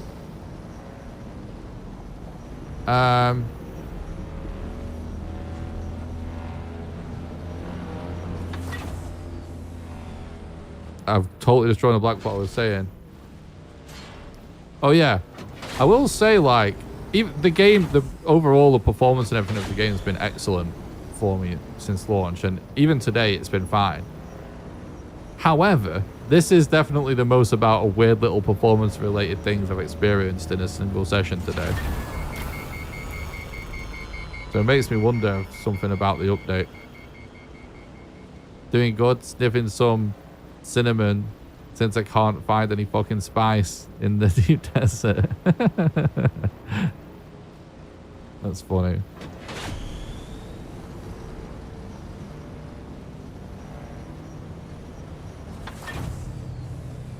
Man, all you guys seem to have you seem to have really beelined it for progression to be already doing deep desert stuff.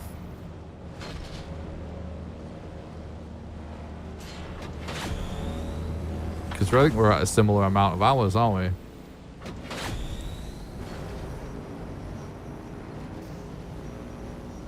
I think we were anyway, last time I saw her on Steam.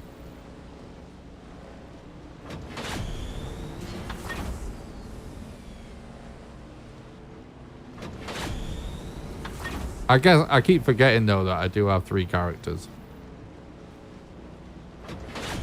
The one on your guys' server is the one that I need to like catch up with the most. On Gringo's server, I at least I got a base slapped down on Anvil and got started on that stuff.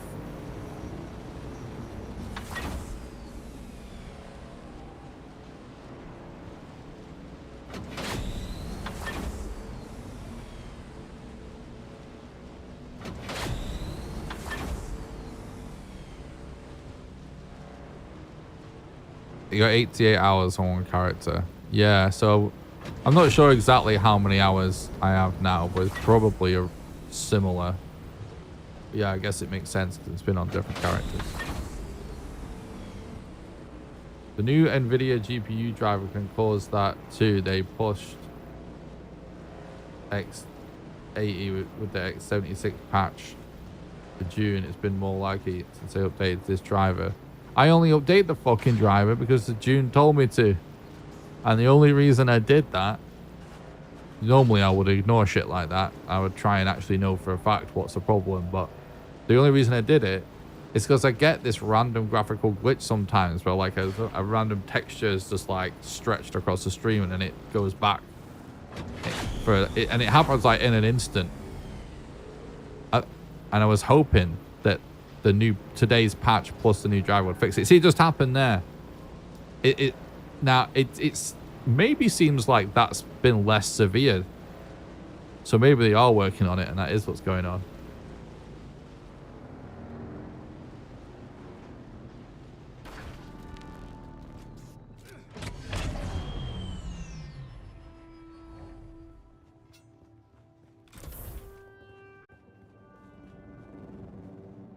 When you're done with the back blind run, it'll be easier to join in and speed you up.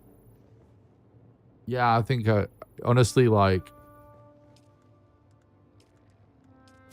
I'm not really trying to go fast, you know what I mean? I'm trying to just enjoy it. I definitely, even just like creating my other characters and messing around, it's like very clear how fast you actually can get. Progression wise. Definitely is possible to go really fast in it once you know what the deal is. 1, 2, right, so we've got wings, thruster, generator, engine.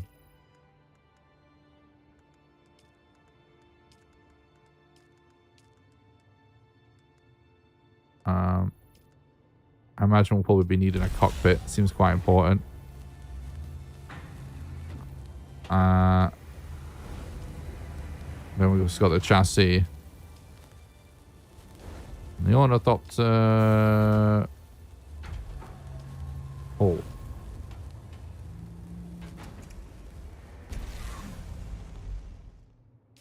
But yeah, we could, obviously, yeah, we'd be able to team up, won't we? I definitely will do that, by the way, guys. I'm not going to abandon my characters on servers with friends. I just feel... I just want to actually...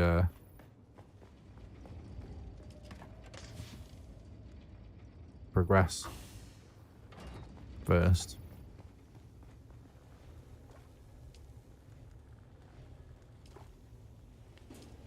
To be fair, it's only the Norwegians that are absolutely blitzing it. I think all of my other friends are moving at a really gradual pace because they've got a lot of shit going on.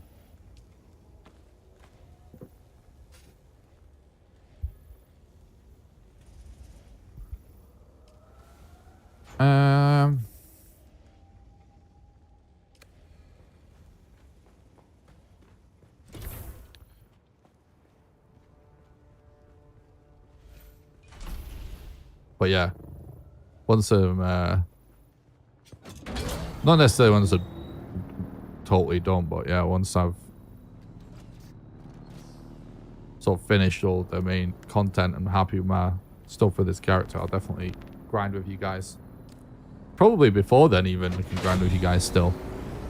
We can chip away at it, can't we? We don't have to do it all in one insane stretch.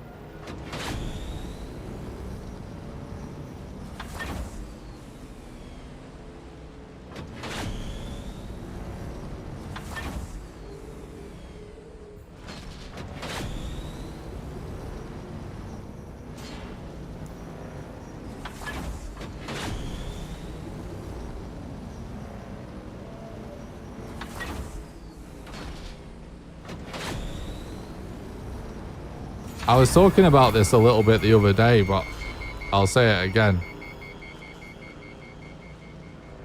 I think I might actually turn this light up for once.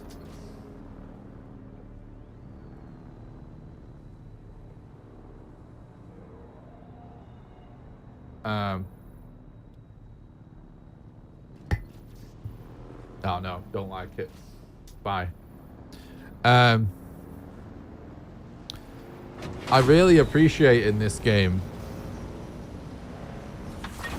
that it's cheap to base build.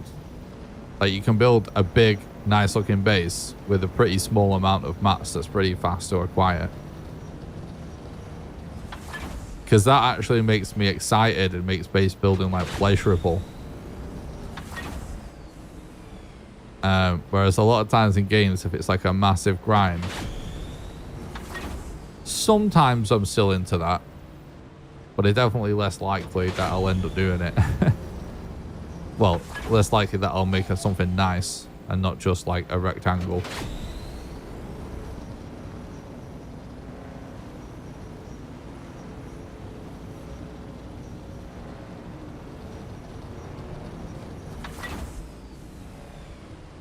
Something's gonna blow on this run probably. Maybe we should have done a bit of welding before we headed out.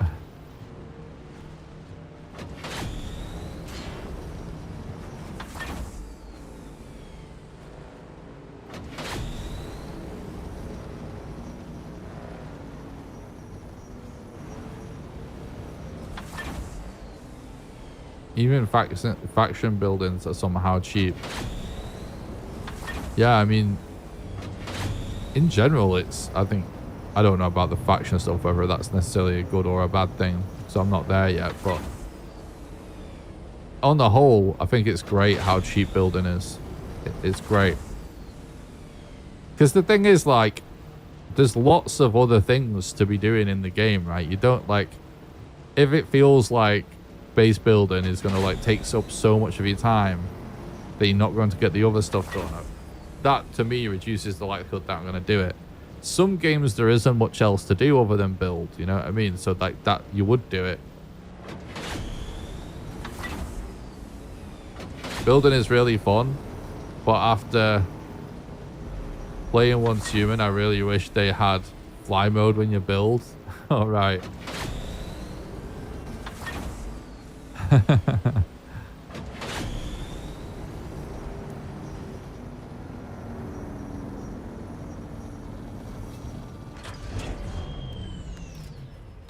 Homie with his abandoned buggy again.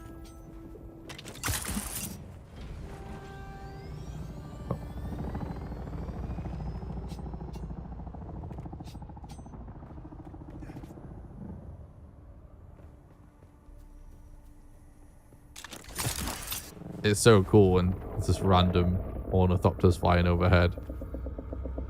Oh, we just had a peak Dune moment.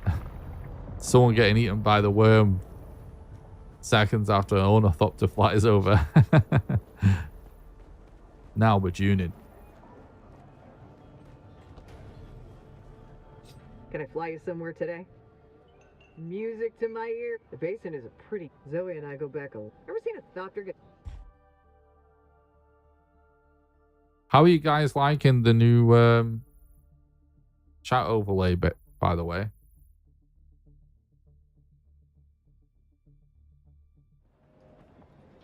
I finally upgraded it after years of using the same one and basically never liking it.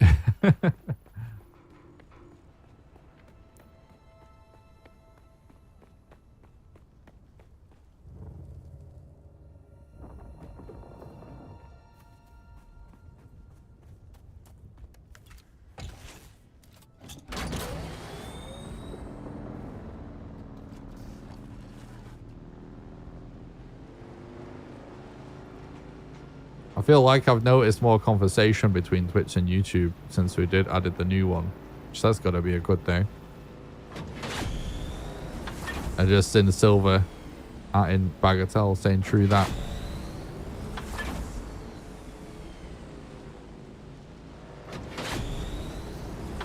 Yeah, like the last one that I used, it did show both chats, but I just feel like it was not clear and yeah, just not as good.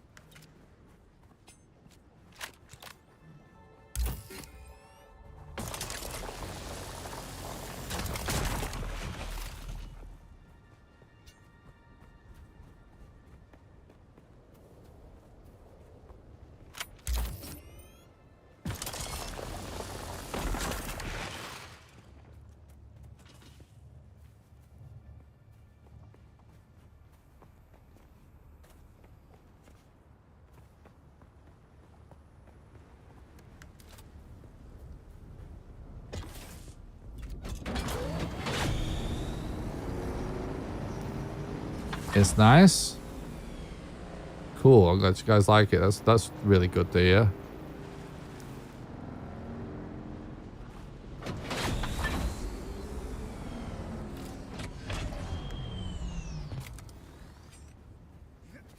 You know, I almost thought about making my own, but then I remember I've got my own programming to do.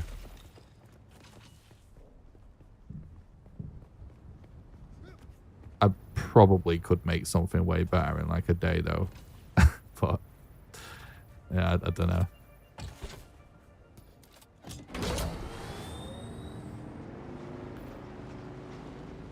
There's a 5-second delay for me from YouTube to the overlay on your screen, but it's pretty manageable. Yeah, that's normal. Because that is within the ballpark of what the stream latency is on YouTube anyway. And then there'll be like a tiny little bit of an additional latency between it showing up in the overlay, but mostly will just be like that's the delay between the real time and the stream. Anyway, there's always something, right?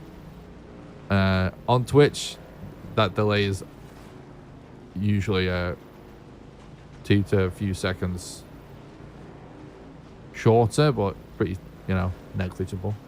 So that's unavoidable, unfortunately. Well, in order to do a lower latency stream, you have to do a lower quality stream. But even then, there'd still be some level of latency. I sort of, on the way on YouTube by default, it has like 3 settings when you stream. That I forget what they're all called, but basically that it's like low latency, worse quality. The basin is a pretty big place. Let's move. The middle, which is the middle ground of both, and then like high quality, high latency. I stream on the middle one because I just, you know, I feel like that's right, you know. And I'm happy with the stream quality, but I certainly wouldn't want it to be any lower because I do feel like it's... On Valheim, it looks pretty good, but like in a game that with realistic graphics like this at 1080p still starts to look a little bit scuffed, so you wouldn't want to drop it any lower. And I think like doing higher quality, higher latency is totally worth it when you've got a big channel where chat's like bananas anyway. You know what I mean? Where it's sort of like people are, you know, if it's harder to stay up with chat anyways, whatever. But when you're a smaller channel, I think it's important to be able to be more responsive. To the point where I've even considered doing it on the low latency one that's lower quality. But I think 5 seconds is so, considering like I might not notice you guys' message anyway, I think it's good level.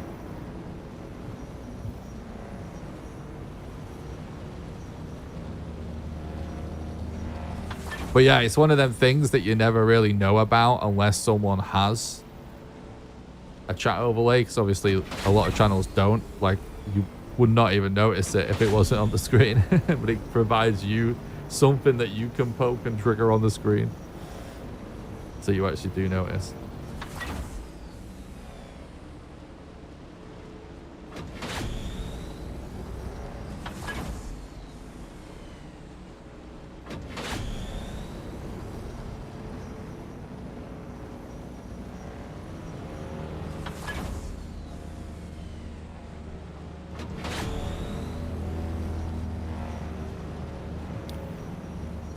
I was just thinking if I made my own, I wonder if I could fix that, but probably not.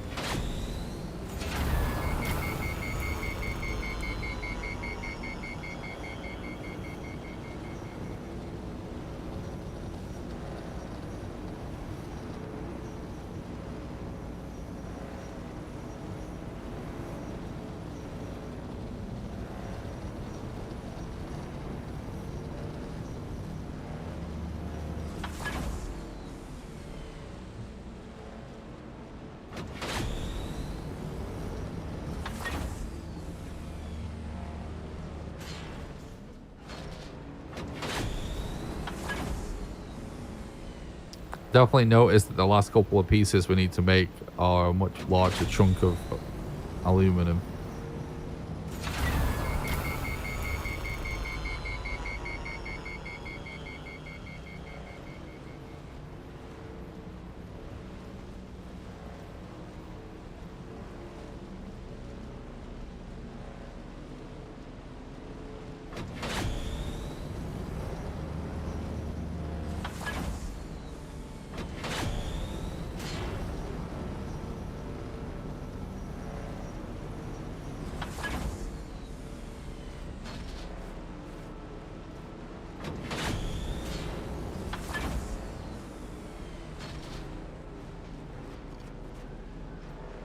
Yeah, we got that stuff. Pretty sure we've got enough. We might have even made them bits, actually. But yeah, we're good with that, I think.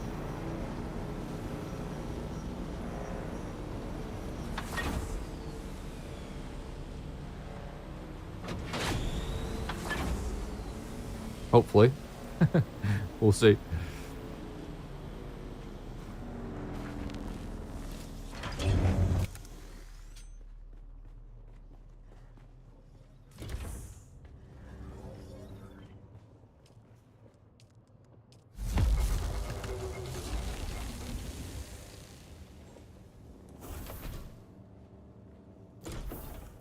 Oh, all good.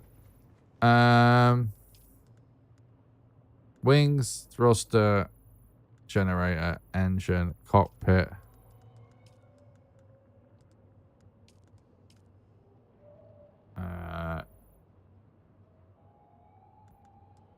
Yeah, we've got enough. Yeah. Chassis. If we wait, we'll have enough, but we might as well just go get another load because we're not going to have enough to finish it anyway, are we? We're on 34, 45, and then we need another 45. There's no way we're making that much because we're not hauling a lot, are we? No, yeah, so let's do that.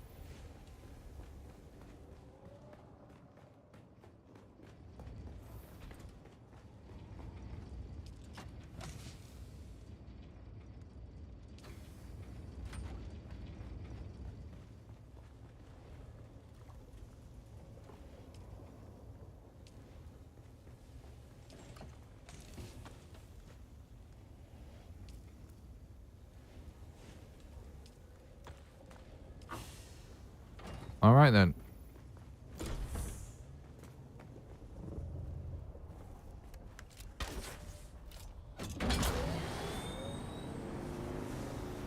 Ooh, I was going to say, how much fuel do I have?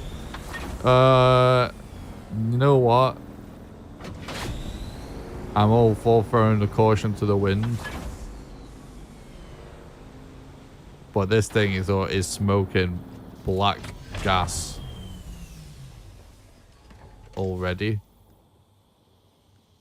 So let's just real quick top her up. Give her a little bit of tender love and care. Well, reliable. We can't ever get rid of this bike now. It has to be like a relic we put on display or something.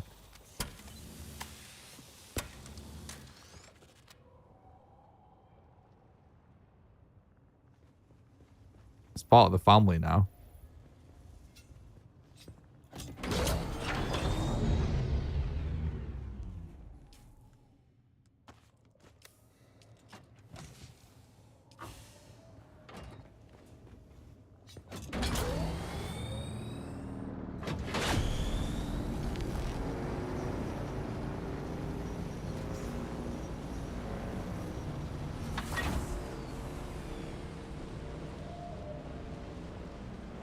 Do any of the other like Dune players in the chat, do you guys ever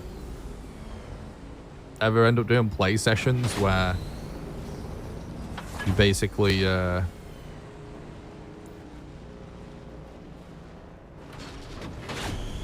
just like farming mats and hauling cargo backwards and forwards for the entire play session? Or do you intend to mix it up?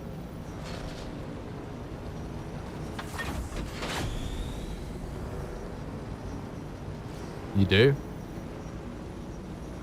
Sometimes it's really fun. Sometimes it's like the vibe to do that. I generally like to mix it up, but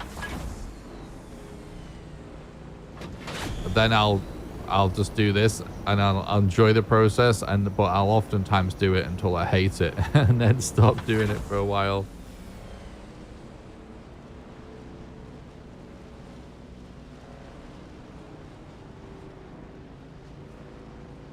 Well, it's the only reason, Silver, why I'm actually doing this like this right now is because I just know that. Well, it's why I decided to do this today as well anyway, where it's like, I knew that once we have a Thopter, it's going to speed up progression for everything else, so we might as well prioritize that. I knew we're close. But it's also why it's like, I've not just got to move my base somewhere close and shit like that, because I know this problem should, you know, be largely over anyway once we get it. So I might as well just stick it out. Keep a cool base in a cool spot.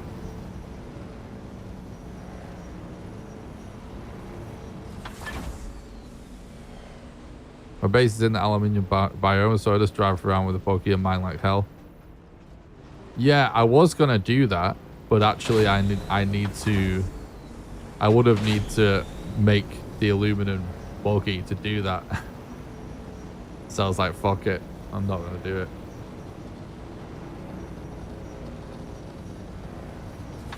I will do it eventually, but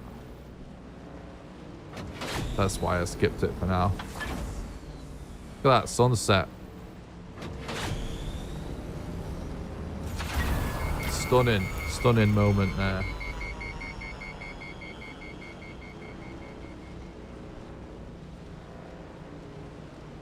Still on the Hammer Island at the very center of the map.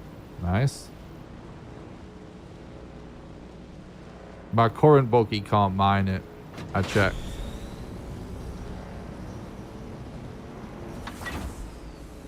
I think you have to make the aluminum one. But I don't, it might be not be the aluminum one, but I think it is.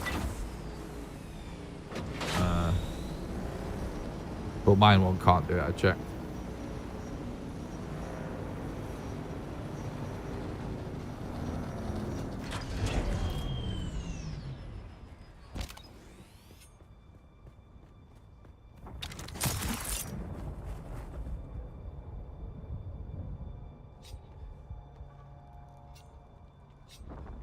Might have still been faster to do that anyway, but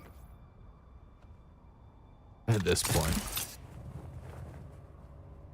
we're so close. I'm just gonna stick to the plan. I feel like basically going from having no aluminum, Fly you somewhere today? but basically like no Music to Thopter my maps ears. The basin is Zoe and I go. to Ever seen a Thopter. Thopter get snatched by a worm? Also having, you know, the base the opposite side of the map. Doing this within like 7 hours in one session, I feel like it's not so bad. It sounds probably crazy to people that don't play these kind of games. Because like for a lot of video games, to be like, what? I could have beaten Uncharted in that time. Twice. But I feel like it's not that crazy. It's fine.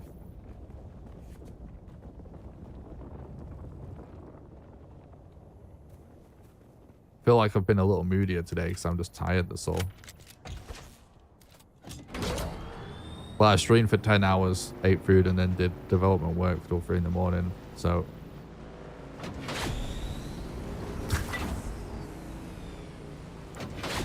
It'll happen. But that's what it takes to try and build a YouTube empire and make a top-notch indie game with no funding.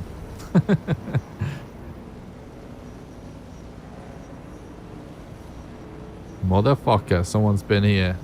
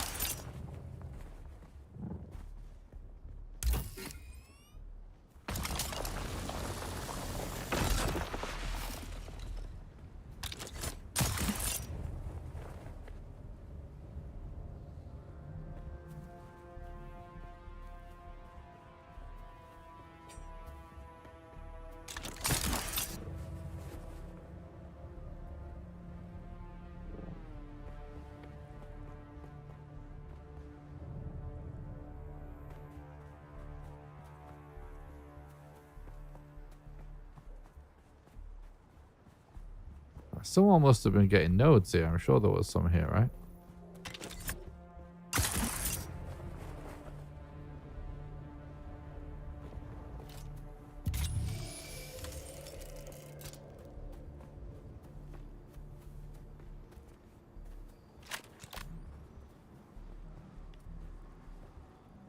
That's granite.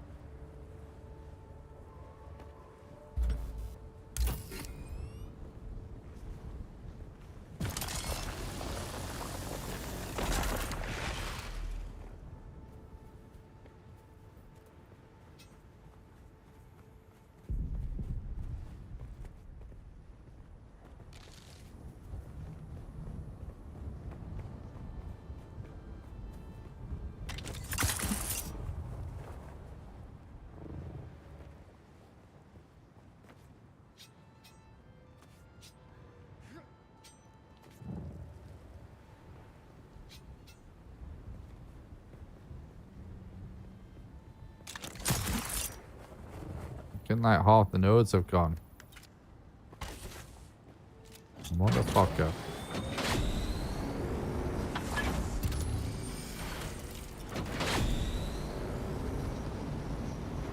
It's probably this guy.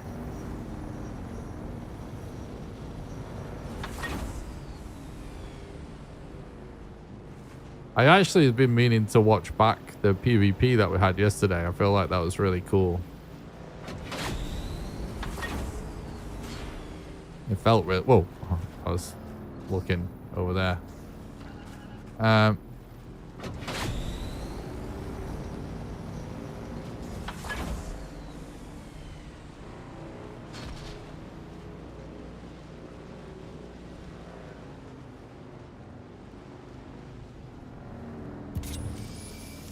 It is a little dark.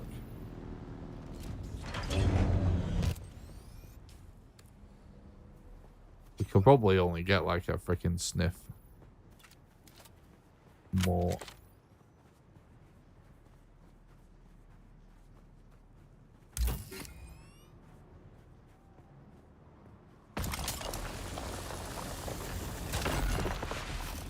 Yeah.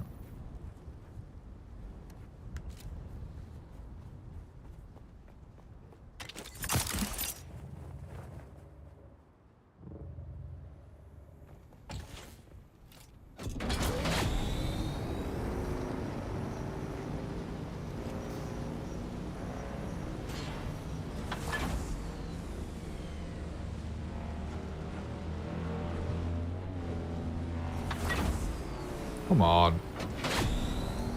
Thought we might ricochet off it a little bit.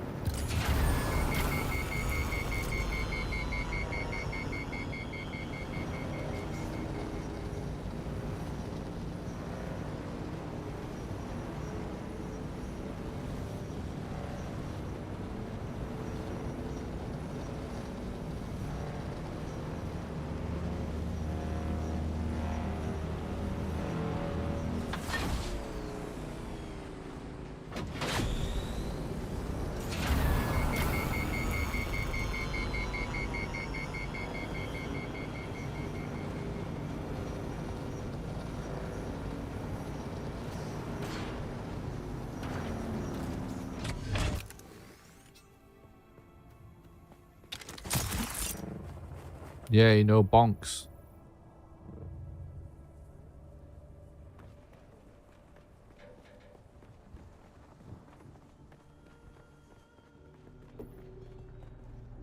Can I fly you somewhere today? Music to my... The basin is a... Let's move.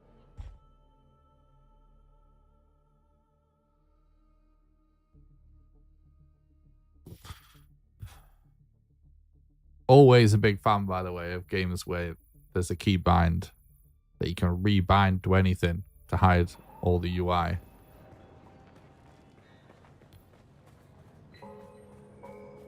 Because it's something that I tend to use a lot especially when playing off stream.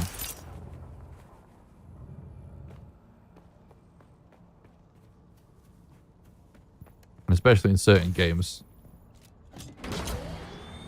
DayZ being one of them, in fact. It's like, sometimes I feel like there's a certain kind of game where it's so much more important for you to be able to see in front of you, to look out for, you know, threats. But it's almost like an essential feature to be able to turn off the HUD.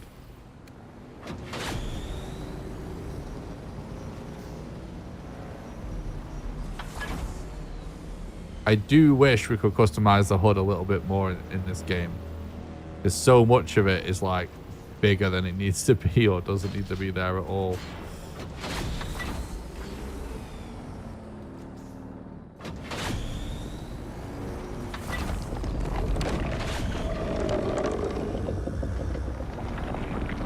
You're showing up on my account. There's someone else getting eaten.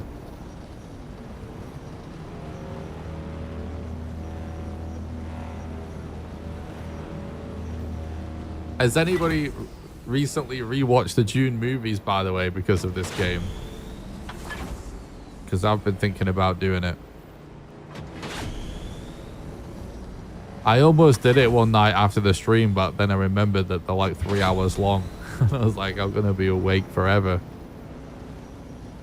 if I do it after the stream.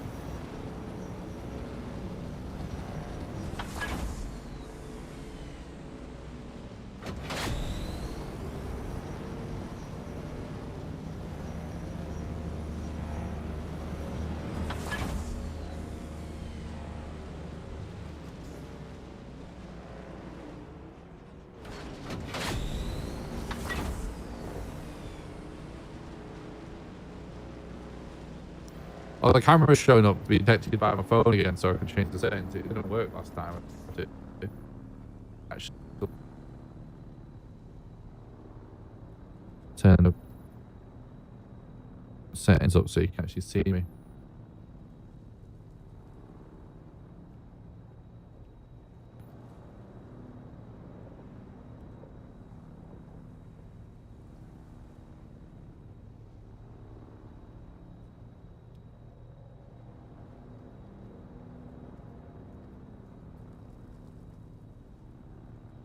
Hello.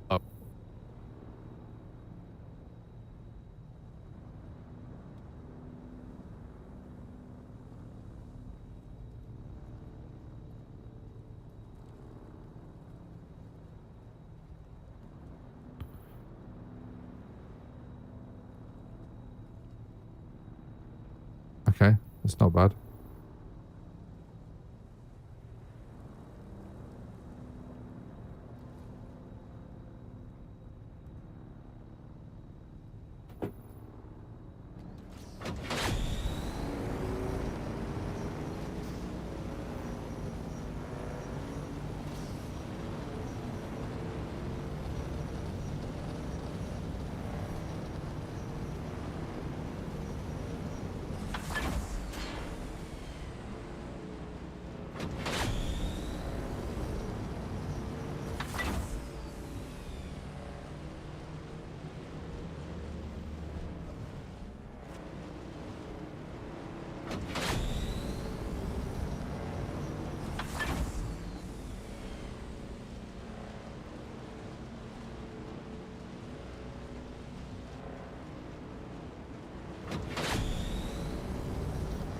What do you reckon? One more trip.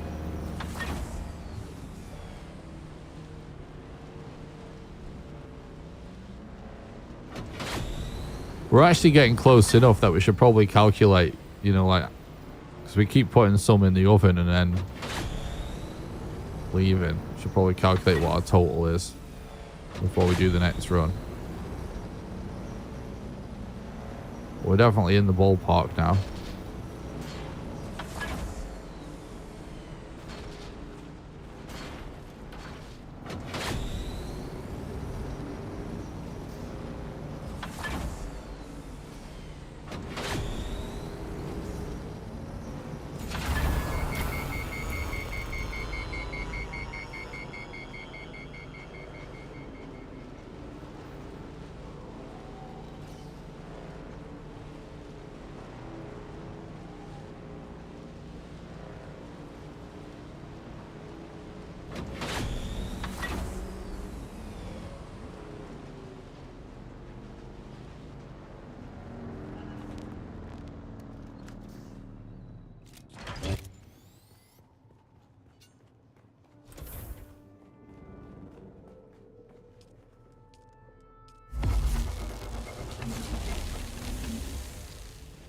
Okay.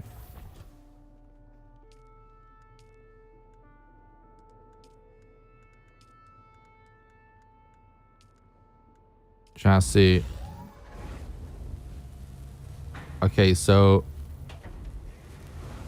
hull is 45. We've got 17 there.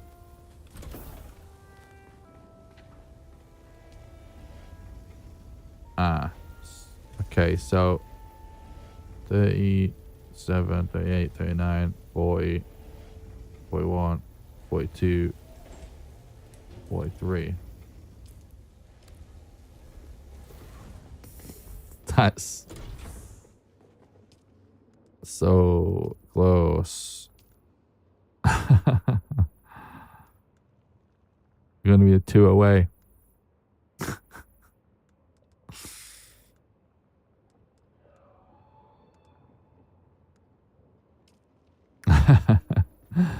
Well,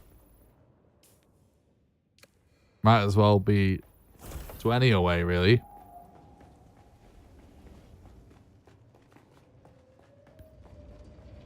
One more run, guys. One more run. You got it in you.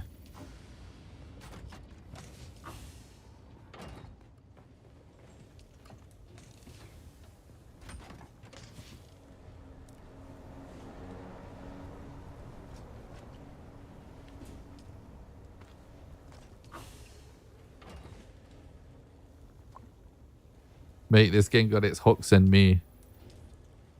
Watched all the movies again. Started on the show, listening to the audiobooks during the day. Bought like a fancy collector edition of the first book yesterday. Oh, that's awesome. I would love to get that into all things Dune because it is such a brilliant universe.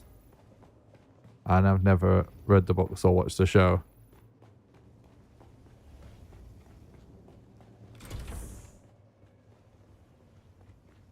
A long time ago, I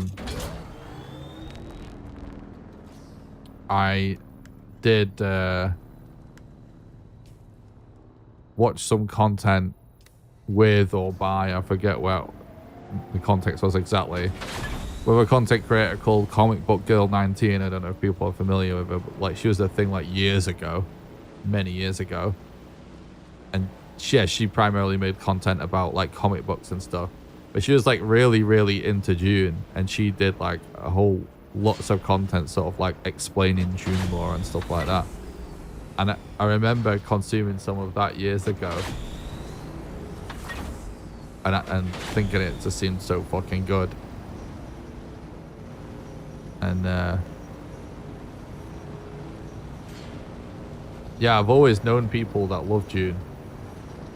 In my life, it's always been on the list of things for me to read and get into, and I just like never have. And that's why I was like so happy when the new movies happened and that they were actually good.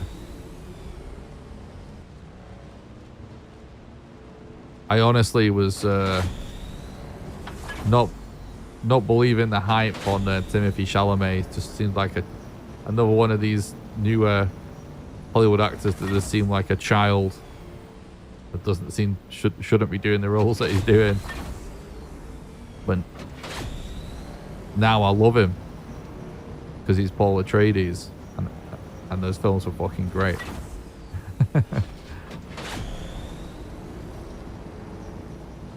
And I thought he did a good job.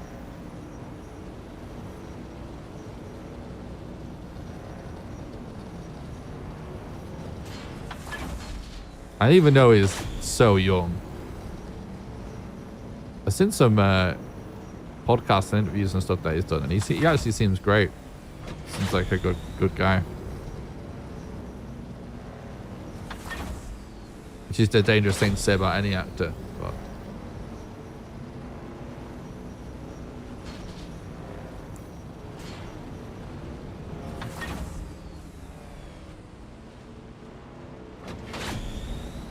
I do wonder. I was having this conversation with somebody the other day because, like, you know, it's so fucking cool and crazy that of all things, Dune is making a big comeback. It's like, you know, it's really obscure science fiction in terms of the subject matter and stuff, the setting. It's not obscure in terms of it was mega popular anyway at the time in popular culture, but I just mean it's fucking weird. And not to necessarily get political, but considering the political climate of the world, it's literally a planet made of acid secretly run by feminists. You know what I mean? It's not the type of thing I would think would get popular nowadays. But it's fucking awesome to see. It's very cool. And anyway, I was saying, I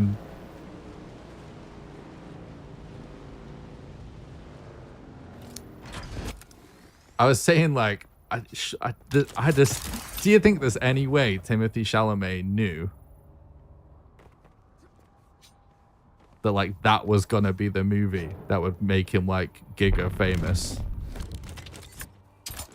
You know what I mean? Because, like, I wonder if he had any kind of idea how big Dune was gonna become of all things. Just one of the fucking coolest things in popular culture to happen in a long time is for this franchise to become cool again. Can I fly you somewhere today? I would really love for some of the weirdo brain rot red pill dipshits to really. Where do you want to go? I know a load of them now love Dune and The probably basin think is it's a pretty totally big apolitical. place. I'd Could you narrow it down a little? make me very happy Zoe if and they I go would back a- sit and I think analyze it's some of it a Dr. little bit. You might rethink a couple of things. Just saying. It's like the most hippie franchise ever.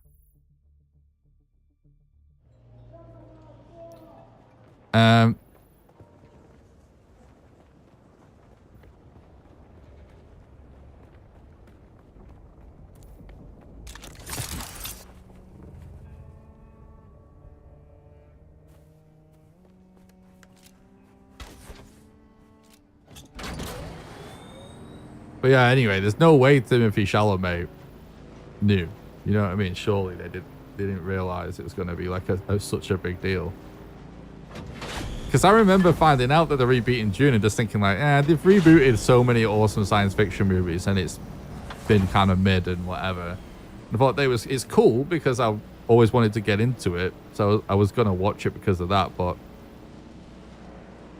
you know, so often it's just like goes nowhere, doesn't it, when they reboot these whole franchises? Sector weather alert. A large sandstorm is approaching. That's not good timing.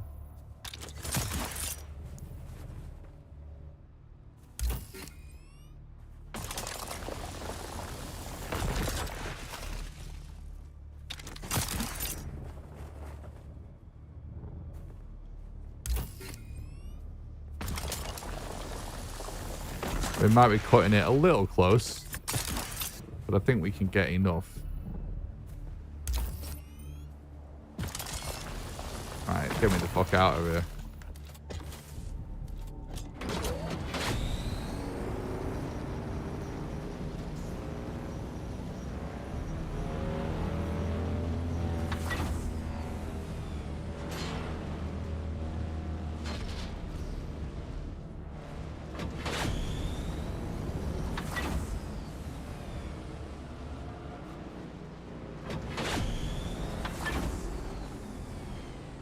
Sector weather alert. A large sandstorm is approaching.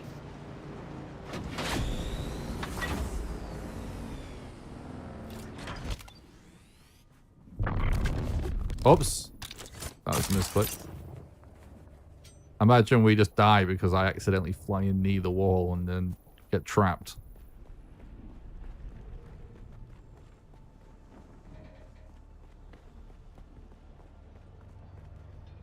Can I fly you somewhere to music to my... The basin Stranger is things have pretty happened big. in this game. Let's move.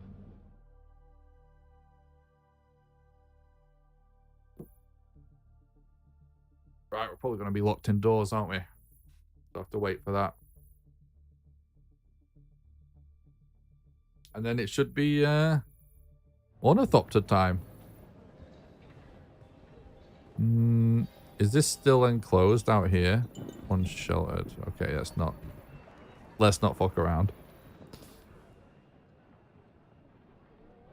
Oh, we just miss it. Oh, would you look at that? That is lucky as fuck.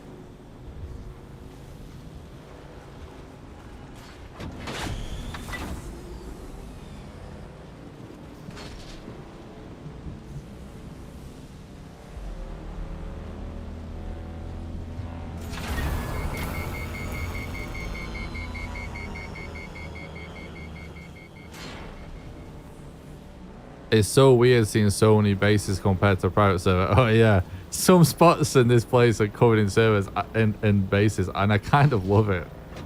It's a vibe. But yeah, it is weird. Honestly, it's even weird for this server. Like when I first moved to Anvil, it was kind of a ghost town. I thought I was behind because there was like a few decent bases there. And then now you go back there and it's like, it's insane. There's a few spots on this server though where it's like a full-on skyline. It's pretty funny. And I have sparked up random conversation with randos a few times. That is cool. Not really anything that's led to anything, but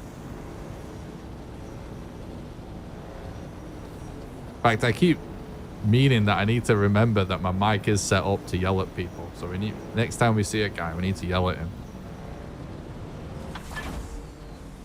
We need to have a conversation.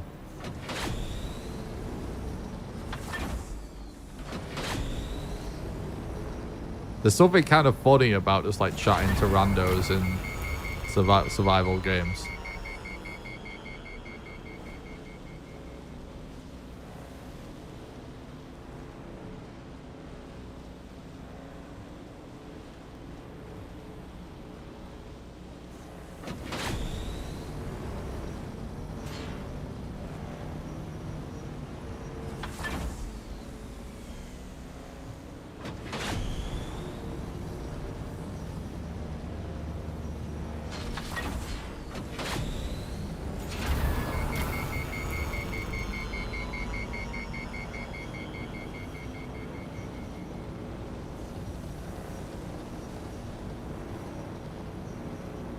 I think it's getting close to repair time on wings. They're down to 12%.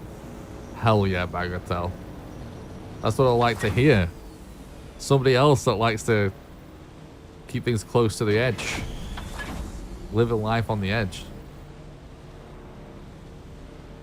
This bike has been like on red for about a week or something. And we keep repairing it, and the bit we can repair is getting teeny tiny on some of these components.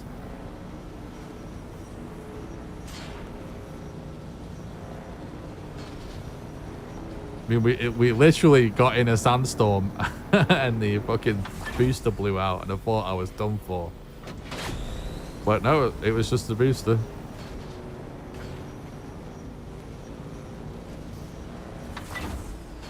I tell you what is cool. Have you like when you actually find? Oh, actually, it probably won't happen to you guys. But yeah, playing on a public server, I have found it. I have found people's vehicles abandoned and completely eroded in like bizarre spots. That's super cool. Yeah, that.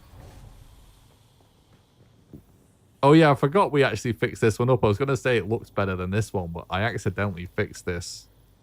This is still a lot more fucked. This is one of the ones that we looted.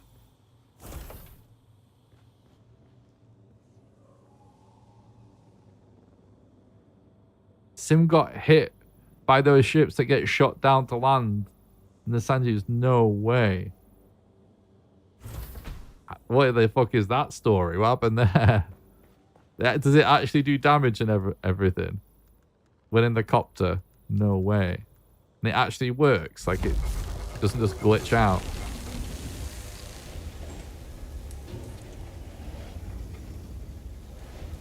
Fucked up his wind's pretty good. That is fucking awesome. That is awesome.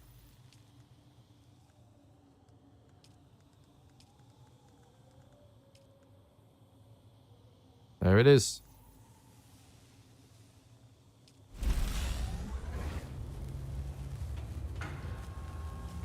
Well then.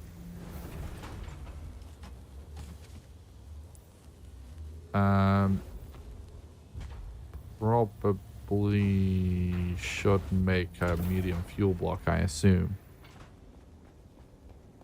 If that's not immersion, then I don't know what is. That is fucking awesome immersion. That is so sick.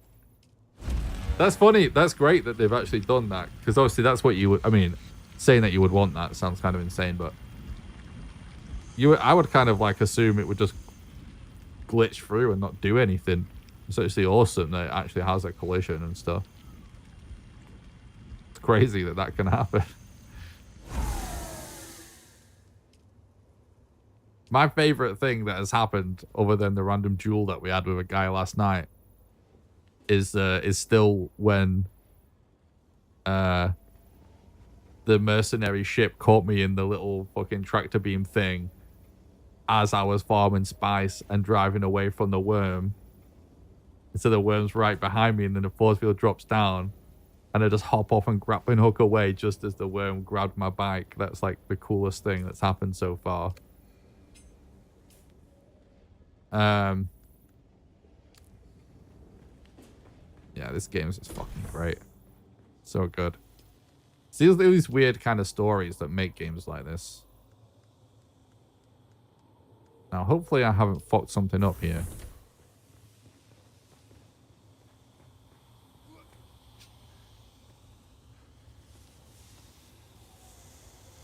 Last night was great, though, when I started shooting at the guy, and even though I think he was in a safe zone, and his response was just to come and duel me. Straight up, like a Giga Chad. We fucking wrecked him twice, but bro was flying in, and he wanted a duel. We had a real sword fight. That's sick. We like that guy. I was trying to talk to him. I can't make out whether he liked us. Can't guarantee that. Okay. Let's try and get it in a... What the... Oh, I just launched a fucking terminal. Look. Oh my god, bro. I need to... Like I said, I set up like keybinds for like dev stuff last night for Raycast.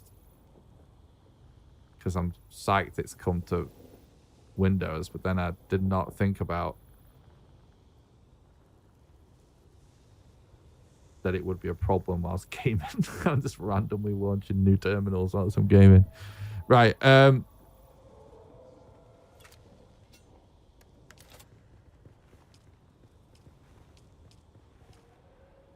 Right.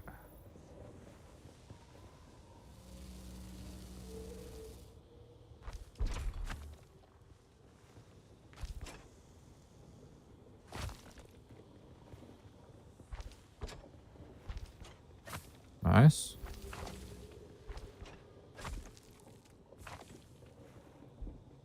Why does it sound like my base is falling down?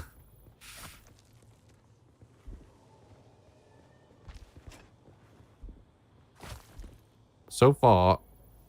Oh. Weird. Fuck yeah, dude. We did it right. Travel to new areas of Arrakis by flying an Ornithopter to the edge of the environment and entering the overworld map. Traveling will require fuel and water. Yeah!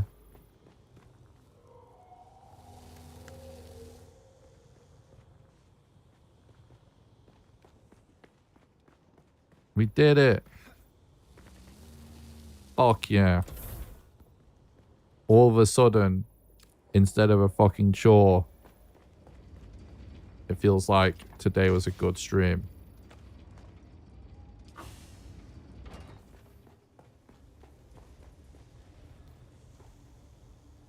Let's fucking go, bro. Well, we can't just end the stream here. We've got to take it for a spin, right?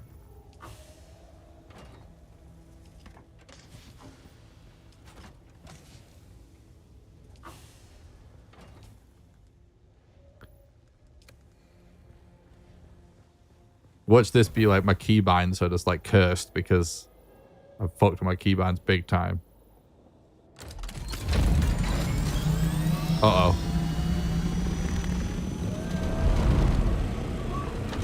Do we need to widen our helipad a little? Fuck yeah, look at it. It's so sick. How do I go down? Is it gonna... I think I did change my keybinds. Yeah, so we're good. I think I actually did remap vehicle keybinds.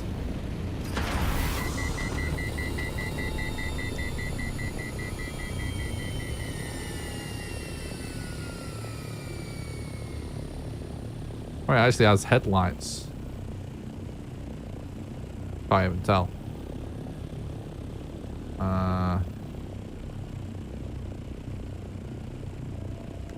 Okay. And is this to go into the glide mode? Is there any potential disasters that can happen of me like crashing or something? Oh, there's a free look. That's nice. Why don't we get that more?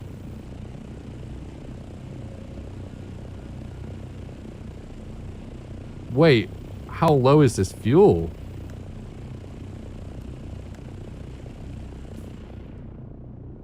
Okay, she's a bit of a hungry girl.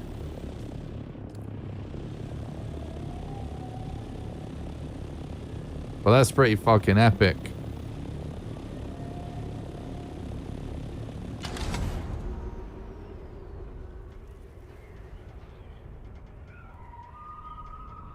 Oh, it used a small one first. Yeah, that's what happened, isn't it? I forgot that I even had that, actually.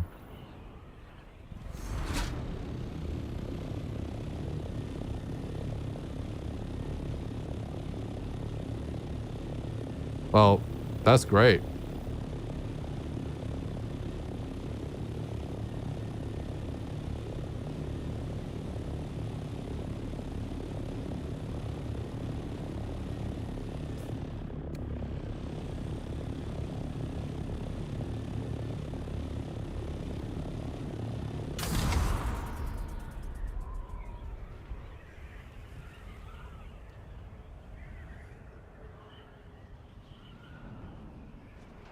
So it looks like you kind of use mouse look to steer a bit more when you're gliding and stuff.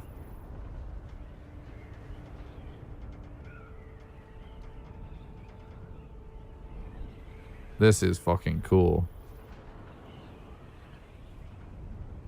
Do you think my base is wide enough? Or do you think I should widen it? Is it not a problem? It didn't seem to be an issue that the wings sort of hit it a bit.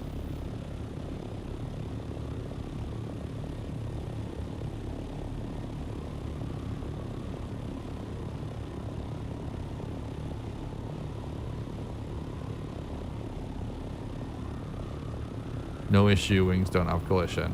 Okay.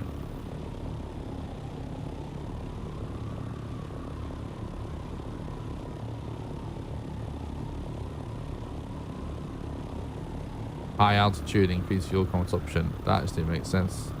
That's real.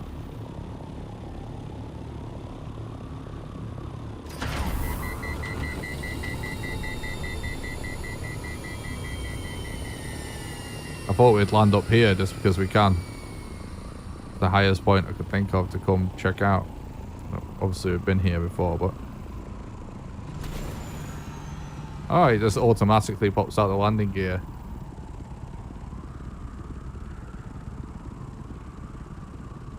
For aesthetic purposes, yeah. Yeah. It looked like it only really take like one more tile probably. I'll have to look into it. But that's nice. What a luxury. It's like a whole different game all of a sudden.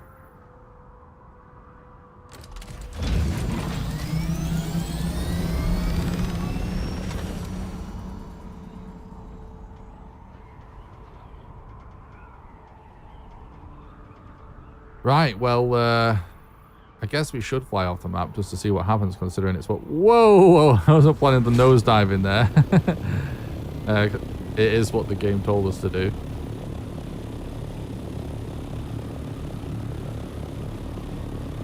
Even though I suspect we're not ready for it. But so what?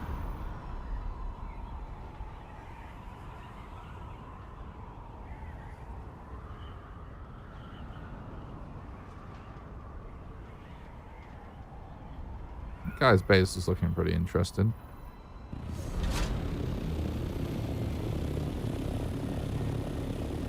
Does use quite a lot of fuel, doesn't it?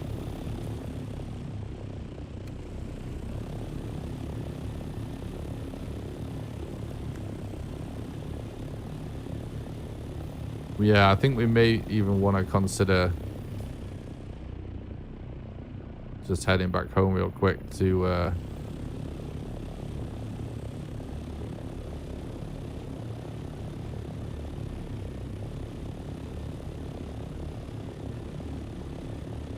grab a bit more fuel before we head off the edge of the map, see what happens.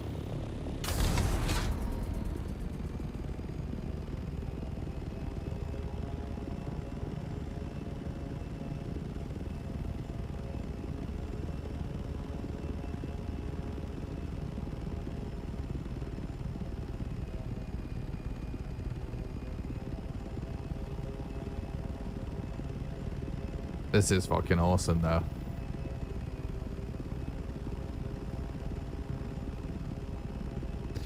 And mission accomplished. Oh, there's my base. I legit didn't recognize it.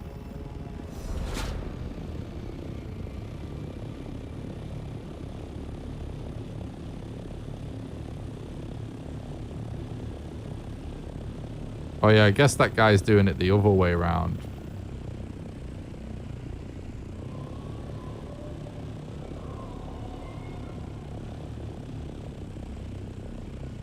Yeah, which...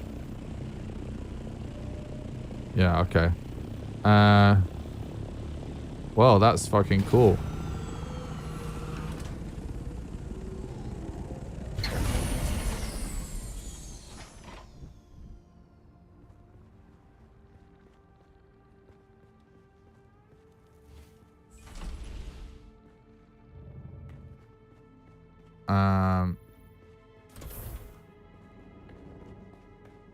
So let's make some fuel blocks.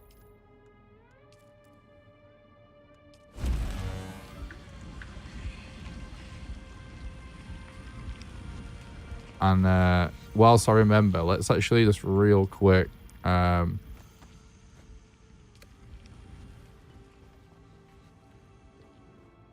stashed my construction tool in there.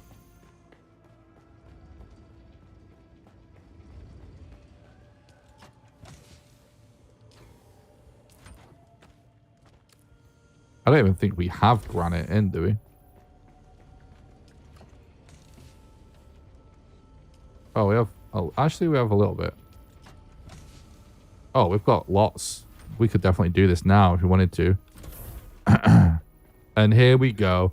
I said I was ending the stream when we make the Ornithopter, and then look, we've just chosen a million things to do. Oh, we actually... Okay, that's a little bit more room than I thought we were going to have, to be honest. Oh my god, my eyes are watering like crazy right now.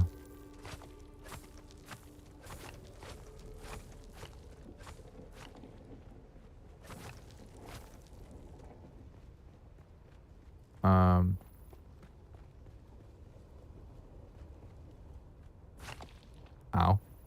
That was dumb, wasn't it?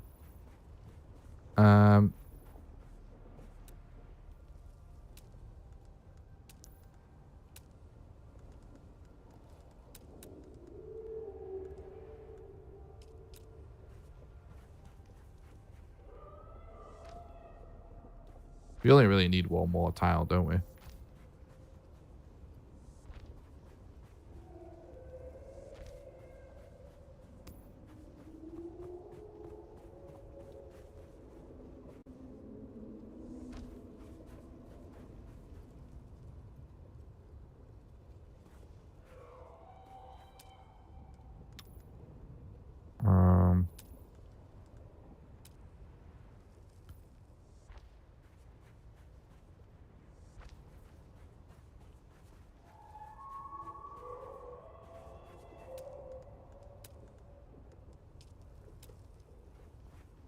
Yeah, what's up, Mono? Progress is awesome, actually. Thanks for asking. We just actually made our Ornithopter now. I'm just widening the size of our Orny pad, do we call it? Why does that sound like some kind of insect women's hygiene product? Yeah. It technically fits, but it looks wrong because the wind's clipped through a little bit. So we're just doing this. And then we're going to fly to something new. We're going to leave the world. See what happens. Leave the map.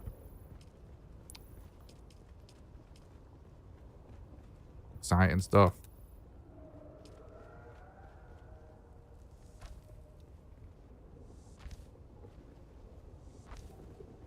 How you doing there, Mono?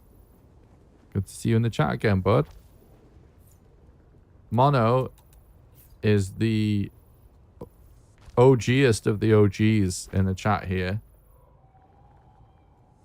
I think probably, definitely our longest returning viewer.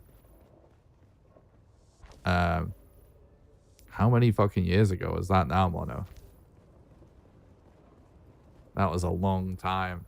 I know there'll be OGs in the chat like I've been here forever. Been here longer.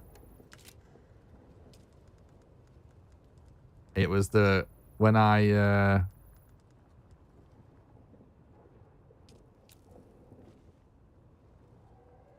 was streaming Silent Hill, right, Mono?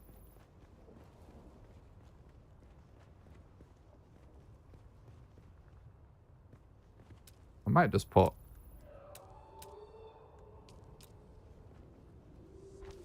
Don't even remember. Yeah, it was very years ago. I think it was when I got raided when I was playing Silent Hill that you joined me.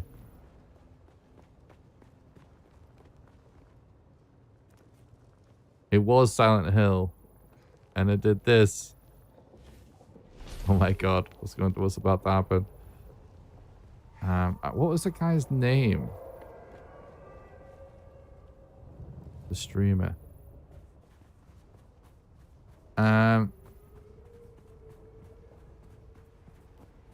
Okay, we can work with that. Still looks cool.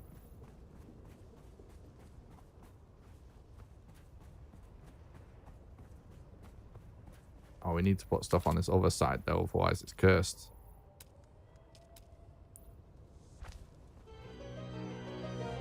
Boggy! Energy. No, is that? Oh yeah, that was it. Ooh, subscribe to Twitch Prime for 3 months. Thank you so much for the Twitch Prime. I appreciate that.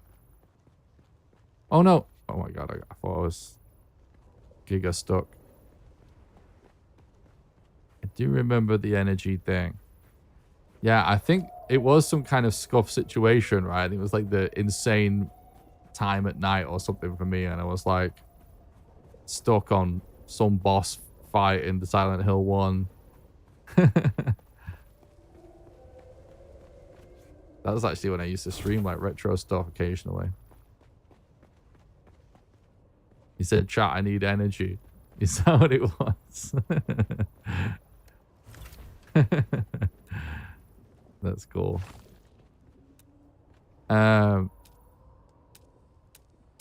Yeah.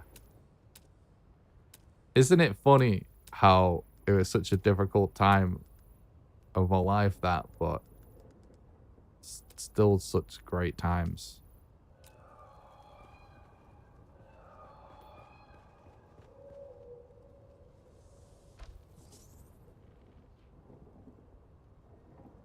Hey Nick, love your videos. Would it be okay to ask what video editing software you use? Oh, of course. I use DaVinci Resolve. I highly recommend everybody use DaVinci Resolve.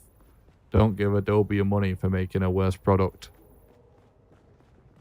When you can use DaVinci Resolve for free. I do now own the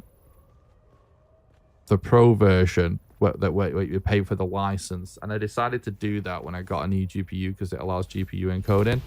But the free version of DaVinci Resolve is absolutely amazing. Pretty much everything I do is still possible in the free version. I love a big proponent of DaVinci Resolve. And especially if you want free, it's amazing.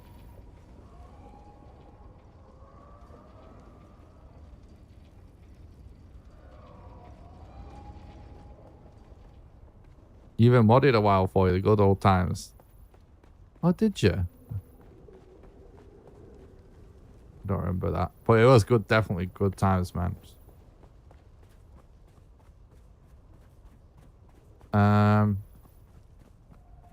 Yeah, I think that's Gucci, isn't it? We're totally getting distracted with base building now.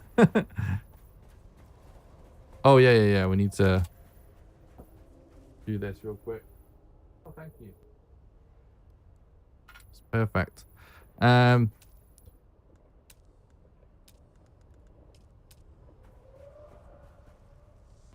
want to just brought me some toast, which is great. Spot on. Yeah, that definitely needed a pillar, didn't it? Yeah, it still looks good. We've not fucked it up.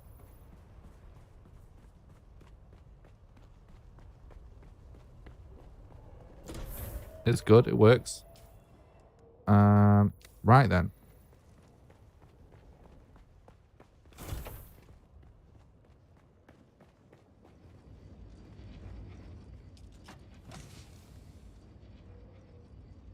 Good seeing good spirits. I appreciate that, mate. Thank you.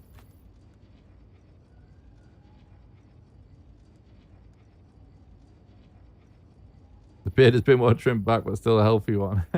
still, yeah. That's funny. Yeah, I was totally neglecting myself back then. My beard was always crazy.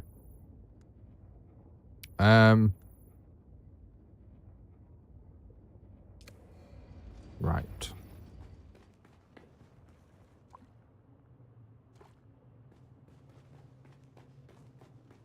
Yeah, I mean, I'm in good spirits because I do love this game, first of all. And second of all, I'm starting to feel like the best I've felt in years recently. To finally figuring out what the hell is going on with me health-wise for years. It's taken this long. Well, finally seem to be getting there. Which is all, like, whatever. Obviously, emotionally, it's good, but genuinely, I just feel better. You know what I mean? Emotions aside. Oh, I didn't re-add the, oh god, special ladder. Which, to be honest, is mostly aesthetic, but I do kind of like the RP of using ladders.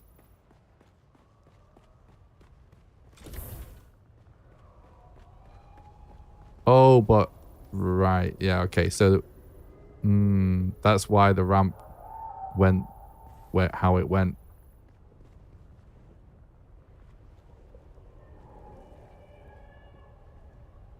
Will it work on this wall?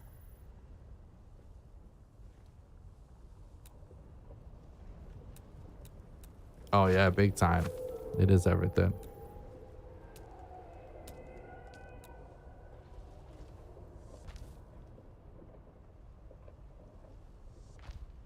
Might be a bit of an eyesore to put it here, but we can always tweak this at another time.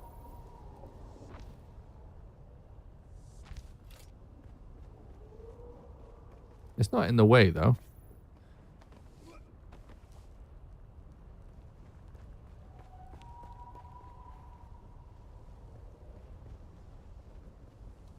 Right then.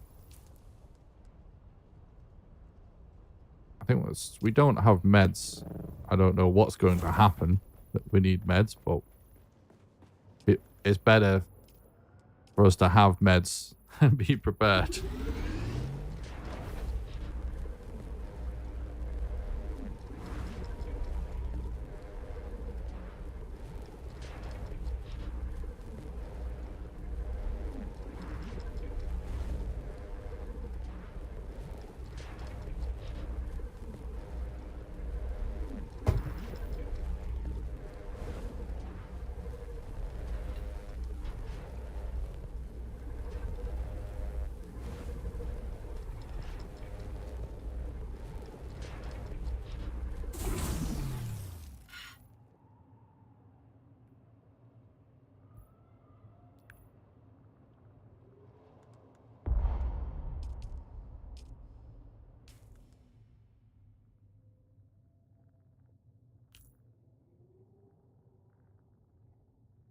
Okay.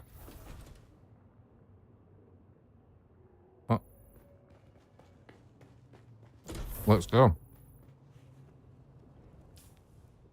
I'm not forgetting anything, am I?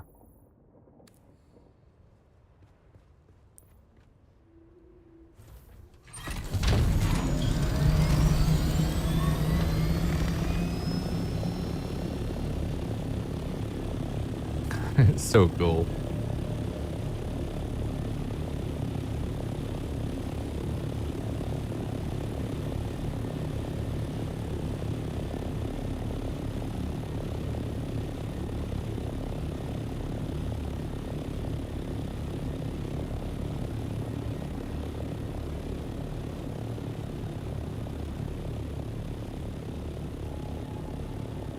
Here we go.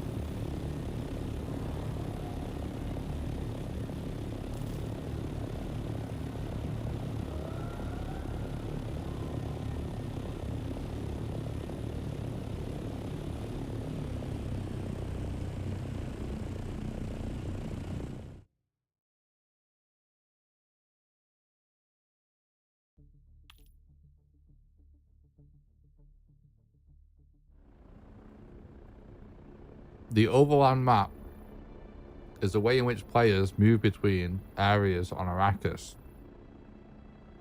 Visually, it's a representation of the entire northern hemisphere of Arrakis.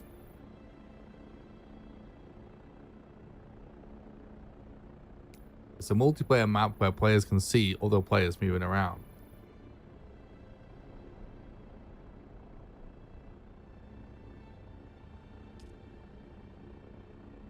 Movement on the overland map costs fuel, time on the overland map costs water.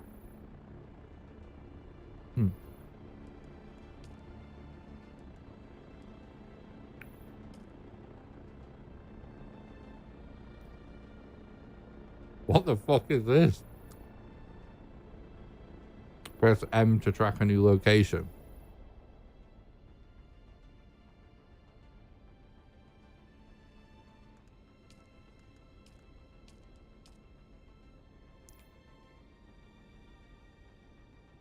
We should get our money and take it to the bank in Arrakeen. Now we don't have to pay to fly we'll pay someone else to fly us there.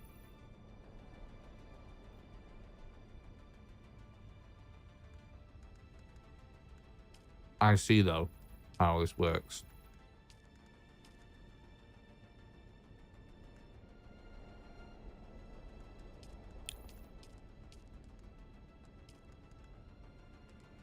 Fuck it. Let's go there. Now tracking deep desert.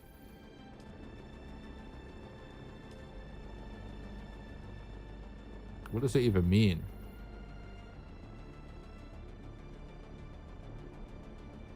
Oh.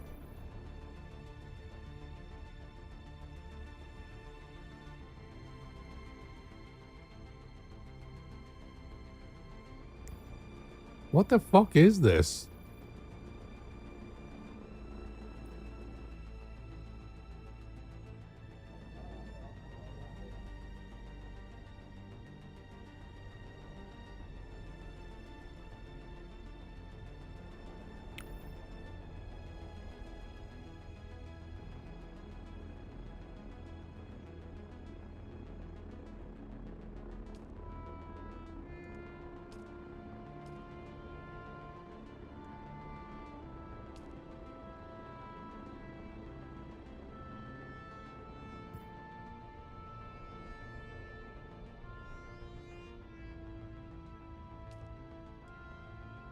Are you sure you want to? What is? I don't even know what I'm doing here. It's so also fucking weird.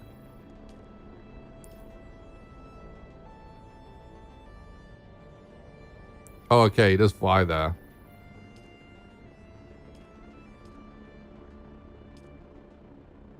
Oh, we're filling up with water. I see. I see now. I see. I see.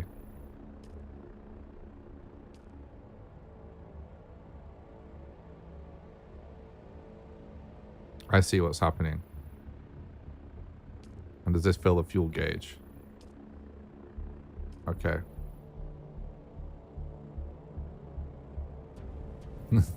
Didn't expect this. This caught me off guard a little bit.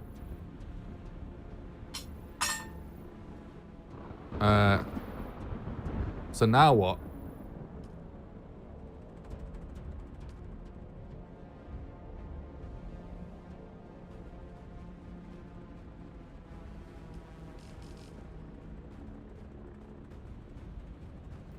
Well, I see what all the rage is about in the deep desert, guys. Crazy gameplay.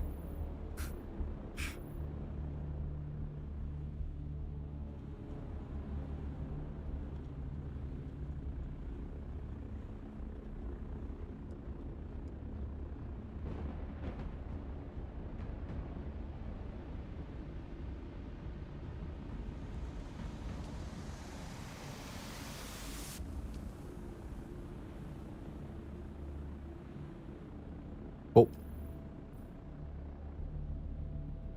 What the fuck is going on? This is shit. I'm sorry, this is shit.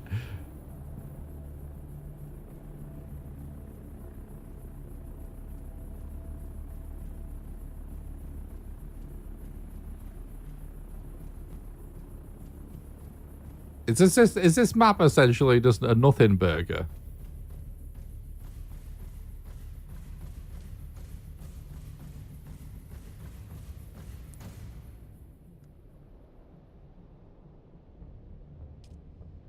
Hang on.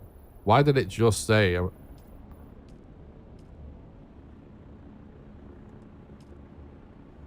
What? Why did that only just come up now? That is confusing as fuck. Now, that's what I thought was going to happen. Coriolis storms will destroy everything in the deep desert and reshape it. Make sure you get all the valuables out of the deep desert for the Coriolis storms. You can only exit the deep desert from the shield wall to the south.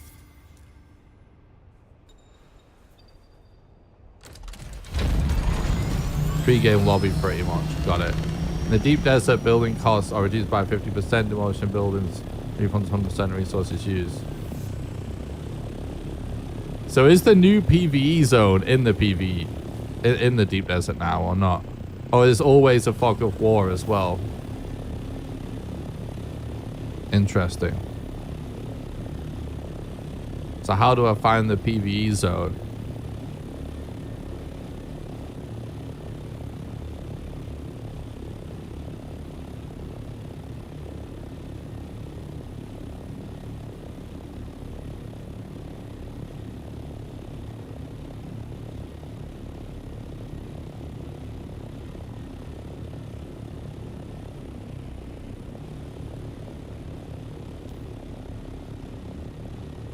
Sector A So half of E is PvE. Is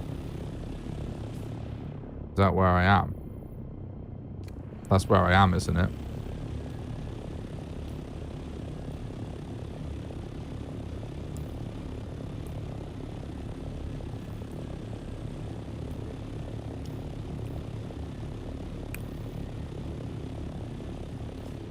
It says I'm in A5.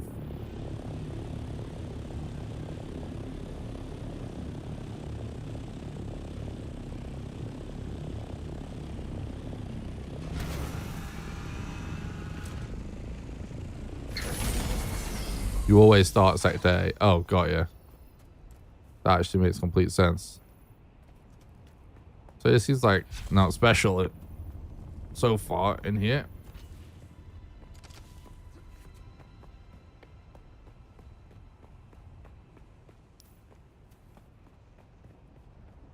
So if I die in PvE, if I die in PvP in the deep desert, what happens? Like, what do I lose and stuff?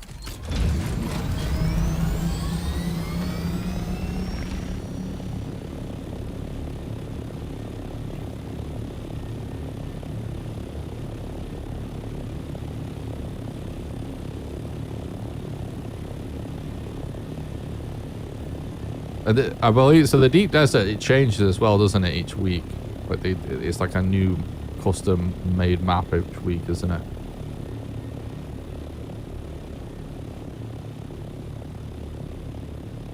Because the idea is that the storm reshapes it.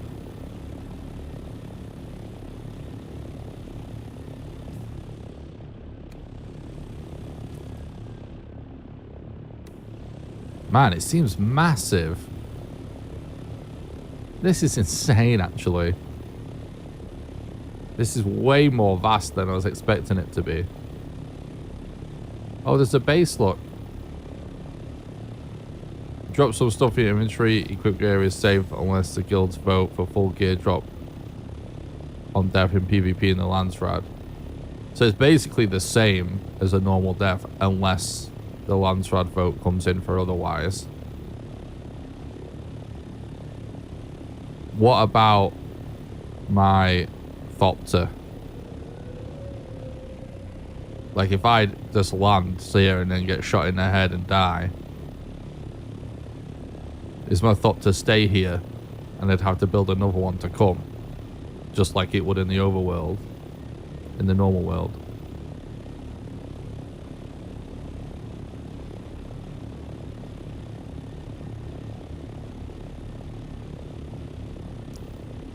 If it's out when you die, they can fuck it up. That makes sense. But it hypothetically stays there. If they didn't blow it up, you'd be able to come and try and get it back. If they didn't blow it up, obviously.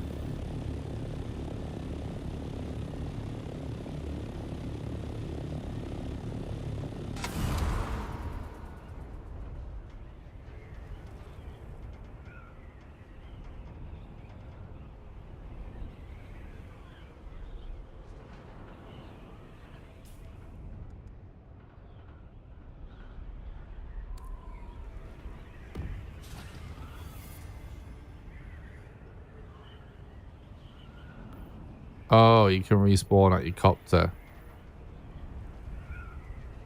Right. So they'll probably will try and blow it up. That's cool, actually. That actually makes complete sense.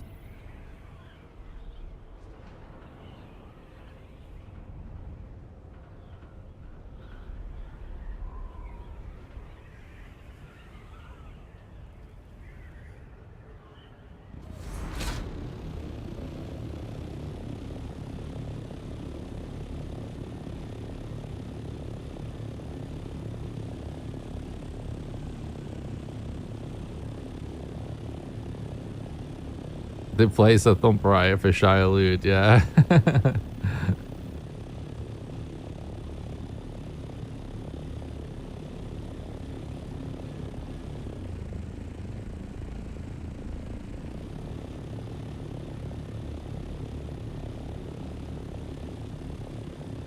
I mean, I'm looking around for like what different mats there are here and stuff, but I assume the yield and everything is like the same. I'm just seeing like aluminum basalt and stuff now. That is a lot of open desert though. I assume that potentially means a lot of spice too.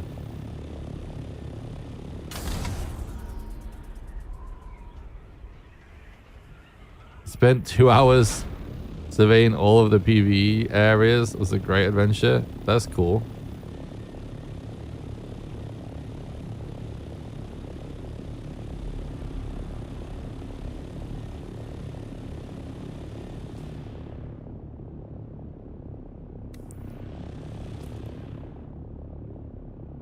So I'm guessing this is 6, right? Oh, say it goes to 7, 8. Man, it's really big, isn't it?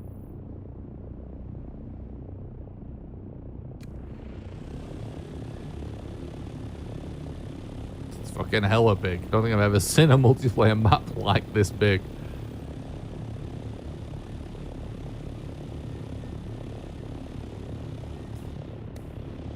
Oh.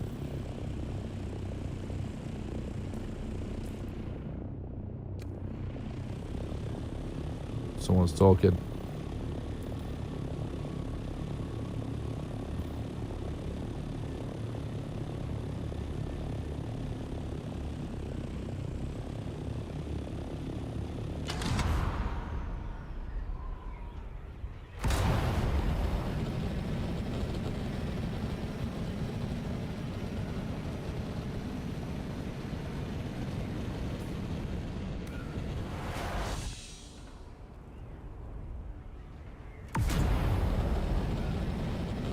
Just noticed that we've got a booster here.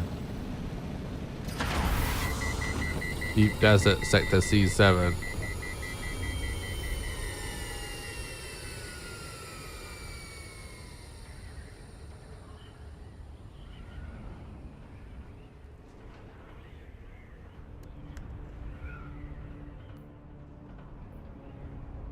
It's one of the coolest creative decisions in all of science fiction history to make helicopters into dragonflies.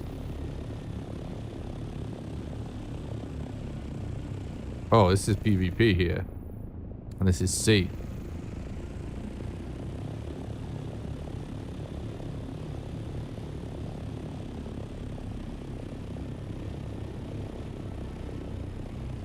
Don't know what that is there, but...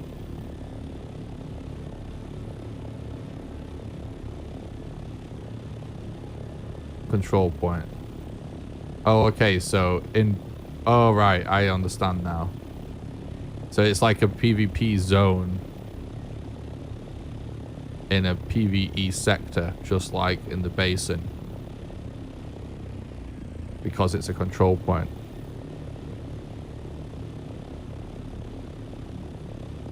Got yeah, that makes sense. That makes sense.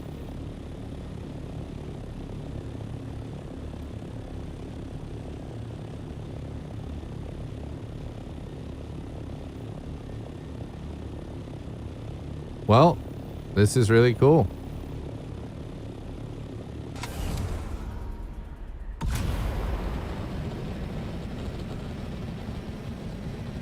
You can actually get going so fast if you use this as well.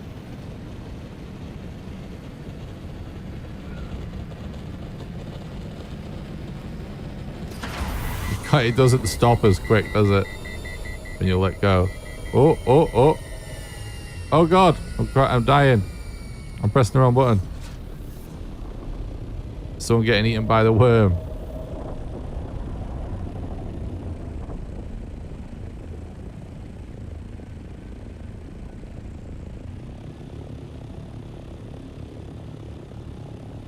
What's up, Smash Talk?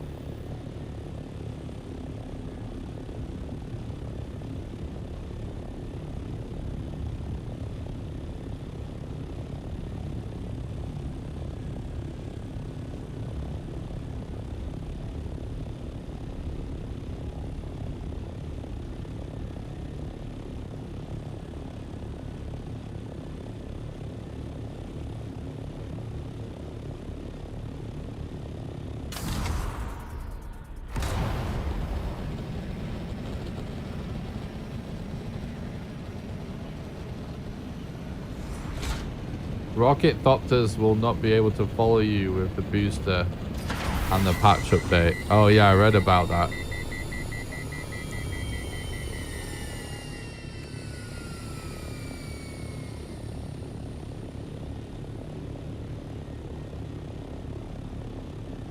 So what's... You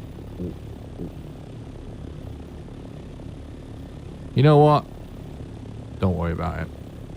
Let's stick to me figuring it out. Because it's fun. Oh,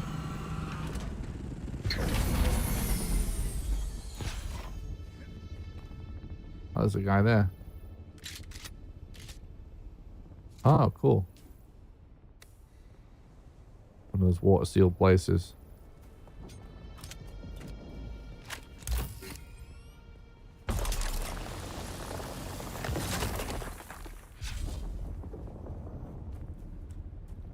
I might go check that out.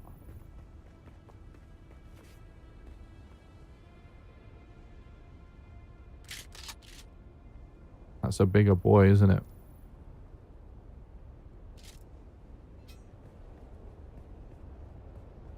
That's the daddy dragonfly.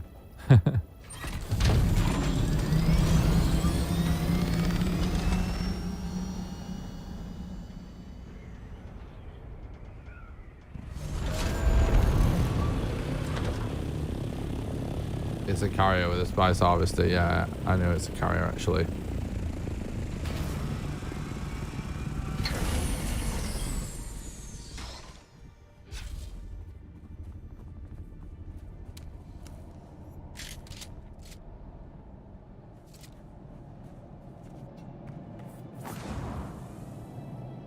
Oh, interesting.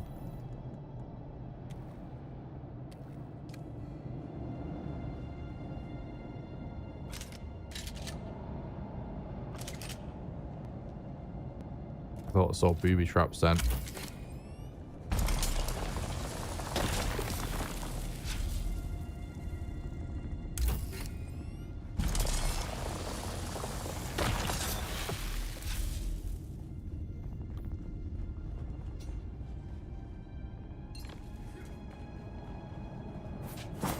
Tasty, tasty sandwich material.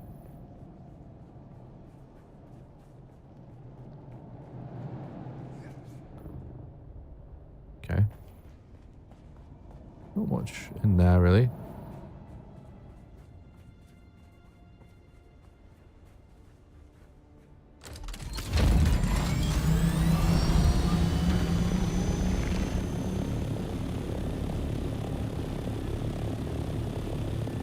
It's interesting that people are definitely more talkative out here, which is, I guess, understandable.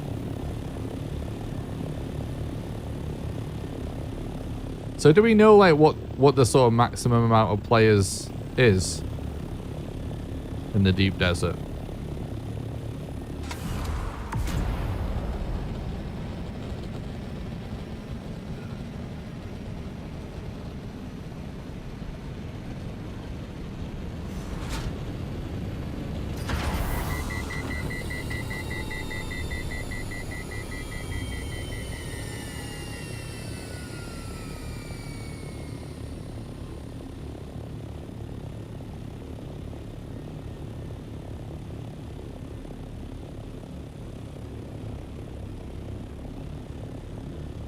Maximum capacity of 300 players. That's cool.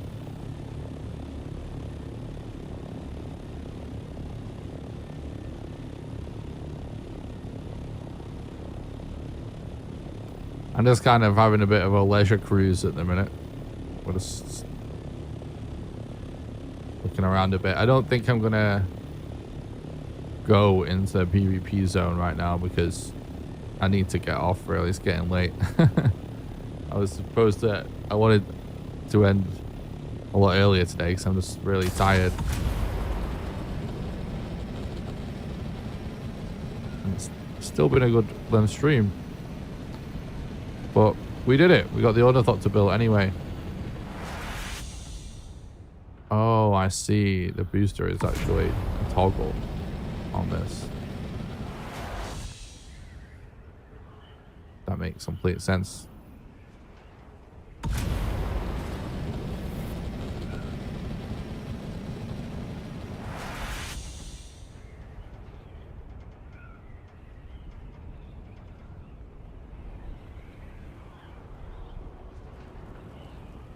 Neon, come fight me, you little noob. I see you got rockets, so do I.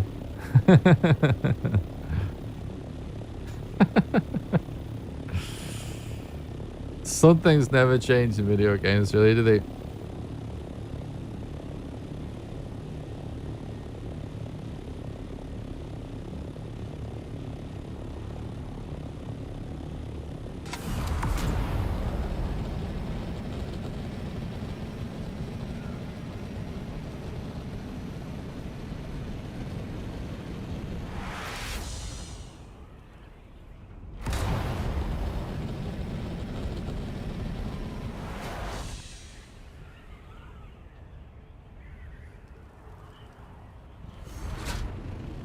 Think I'm a lurk while streaming Valheim. Your videos are where I find your channel. Thanks, bud. Appreciate that.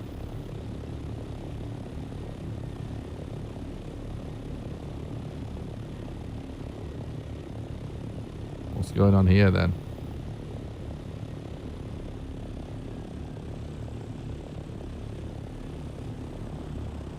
Oh look, we can see dudes down there working away. Looks like they've got a spice business going there.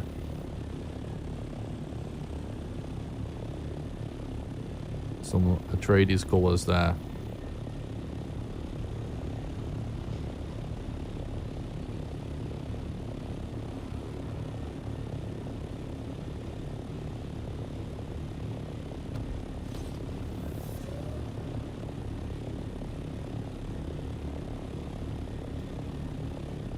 Well, it's not quite what I expected, but it's cool though.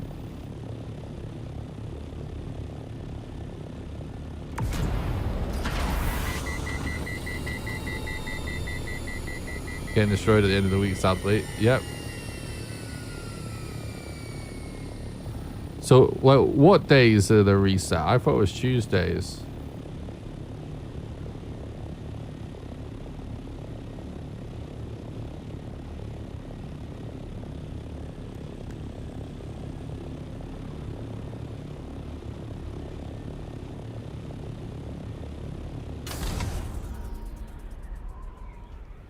I got it.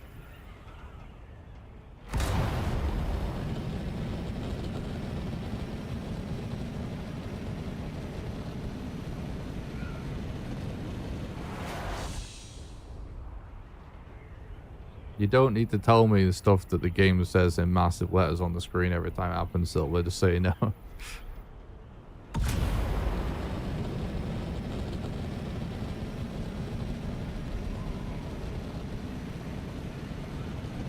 Let's go.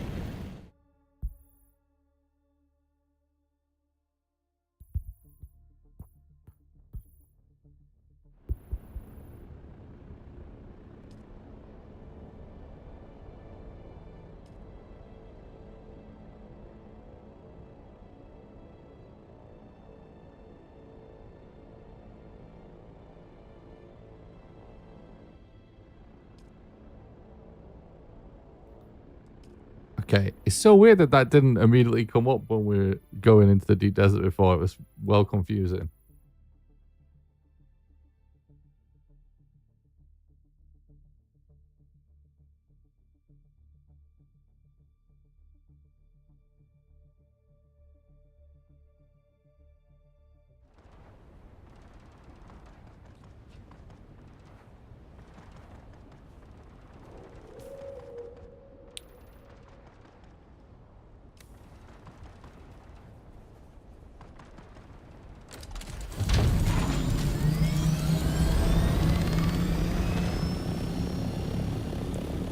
I gotta say, it would be nice if it was a little more seamless than that, wouldn't it?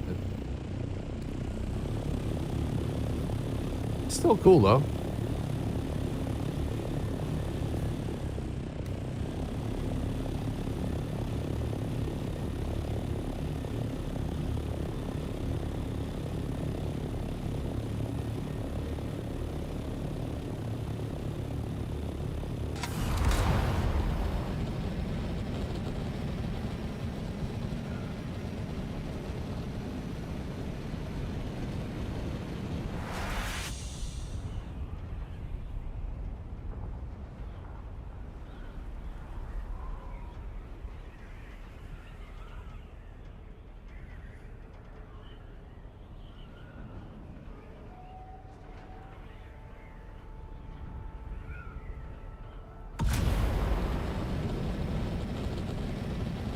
Quite peaceful, isn't it, from up here?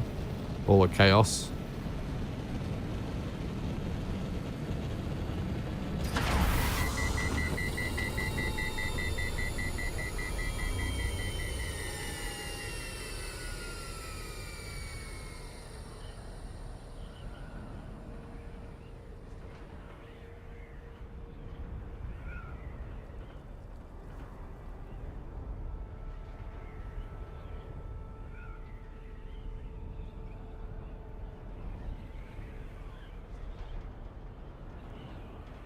No worms, it's paradise on Arrakis. I know, right?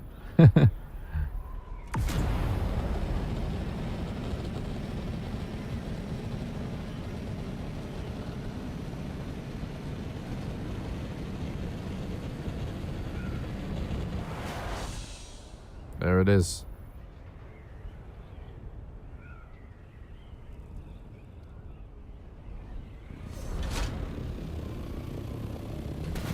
Oops. Oh, up a bit.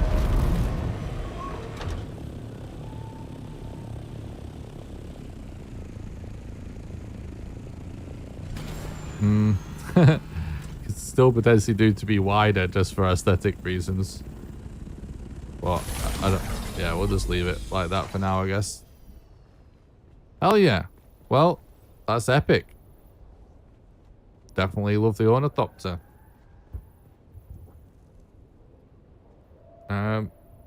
Thanks a lot for watching. I'm going to call it there. Mission accomplished. That was the point of today's stream. If you enjoyed it and you watched on YouTube, don't forget to leave a like and subscribe for future content. It's the best way you can help me out for free. Even if you're watching on Twitch, do exclamation YouTube. Head over to YouTube stream, press like, press subscribe. My main source of income is making YouTube videos and stuff, so anything you can do to help with the algorithm there, get stuff showing up in the recommended feed, really helps me out. Obviously, there's links in the description for donations and Patreon and all of that if you would like to support financially. And don't forget to join the Discord. It's the number one best way to make sure you don't miss any live streams or videos. Exclamation Discord, links in the description for that. Thanks a lot for watching, guys. Thanks, Bevo, Bagatella, Zenthorn, Silver, everybody, Cyflander, Smash. Yeah, I'm tired. But we still got a lot done today. So, night, guys. Night, Mike. Thanks for watching. Bye.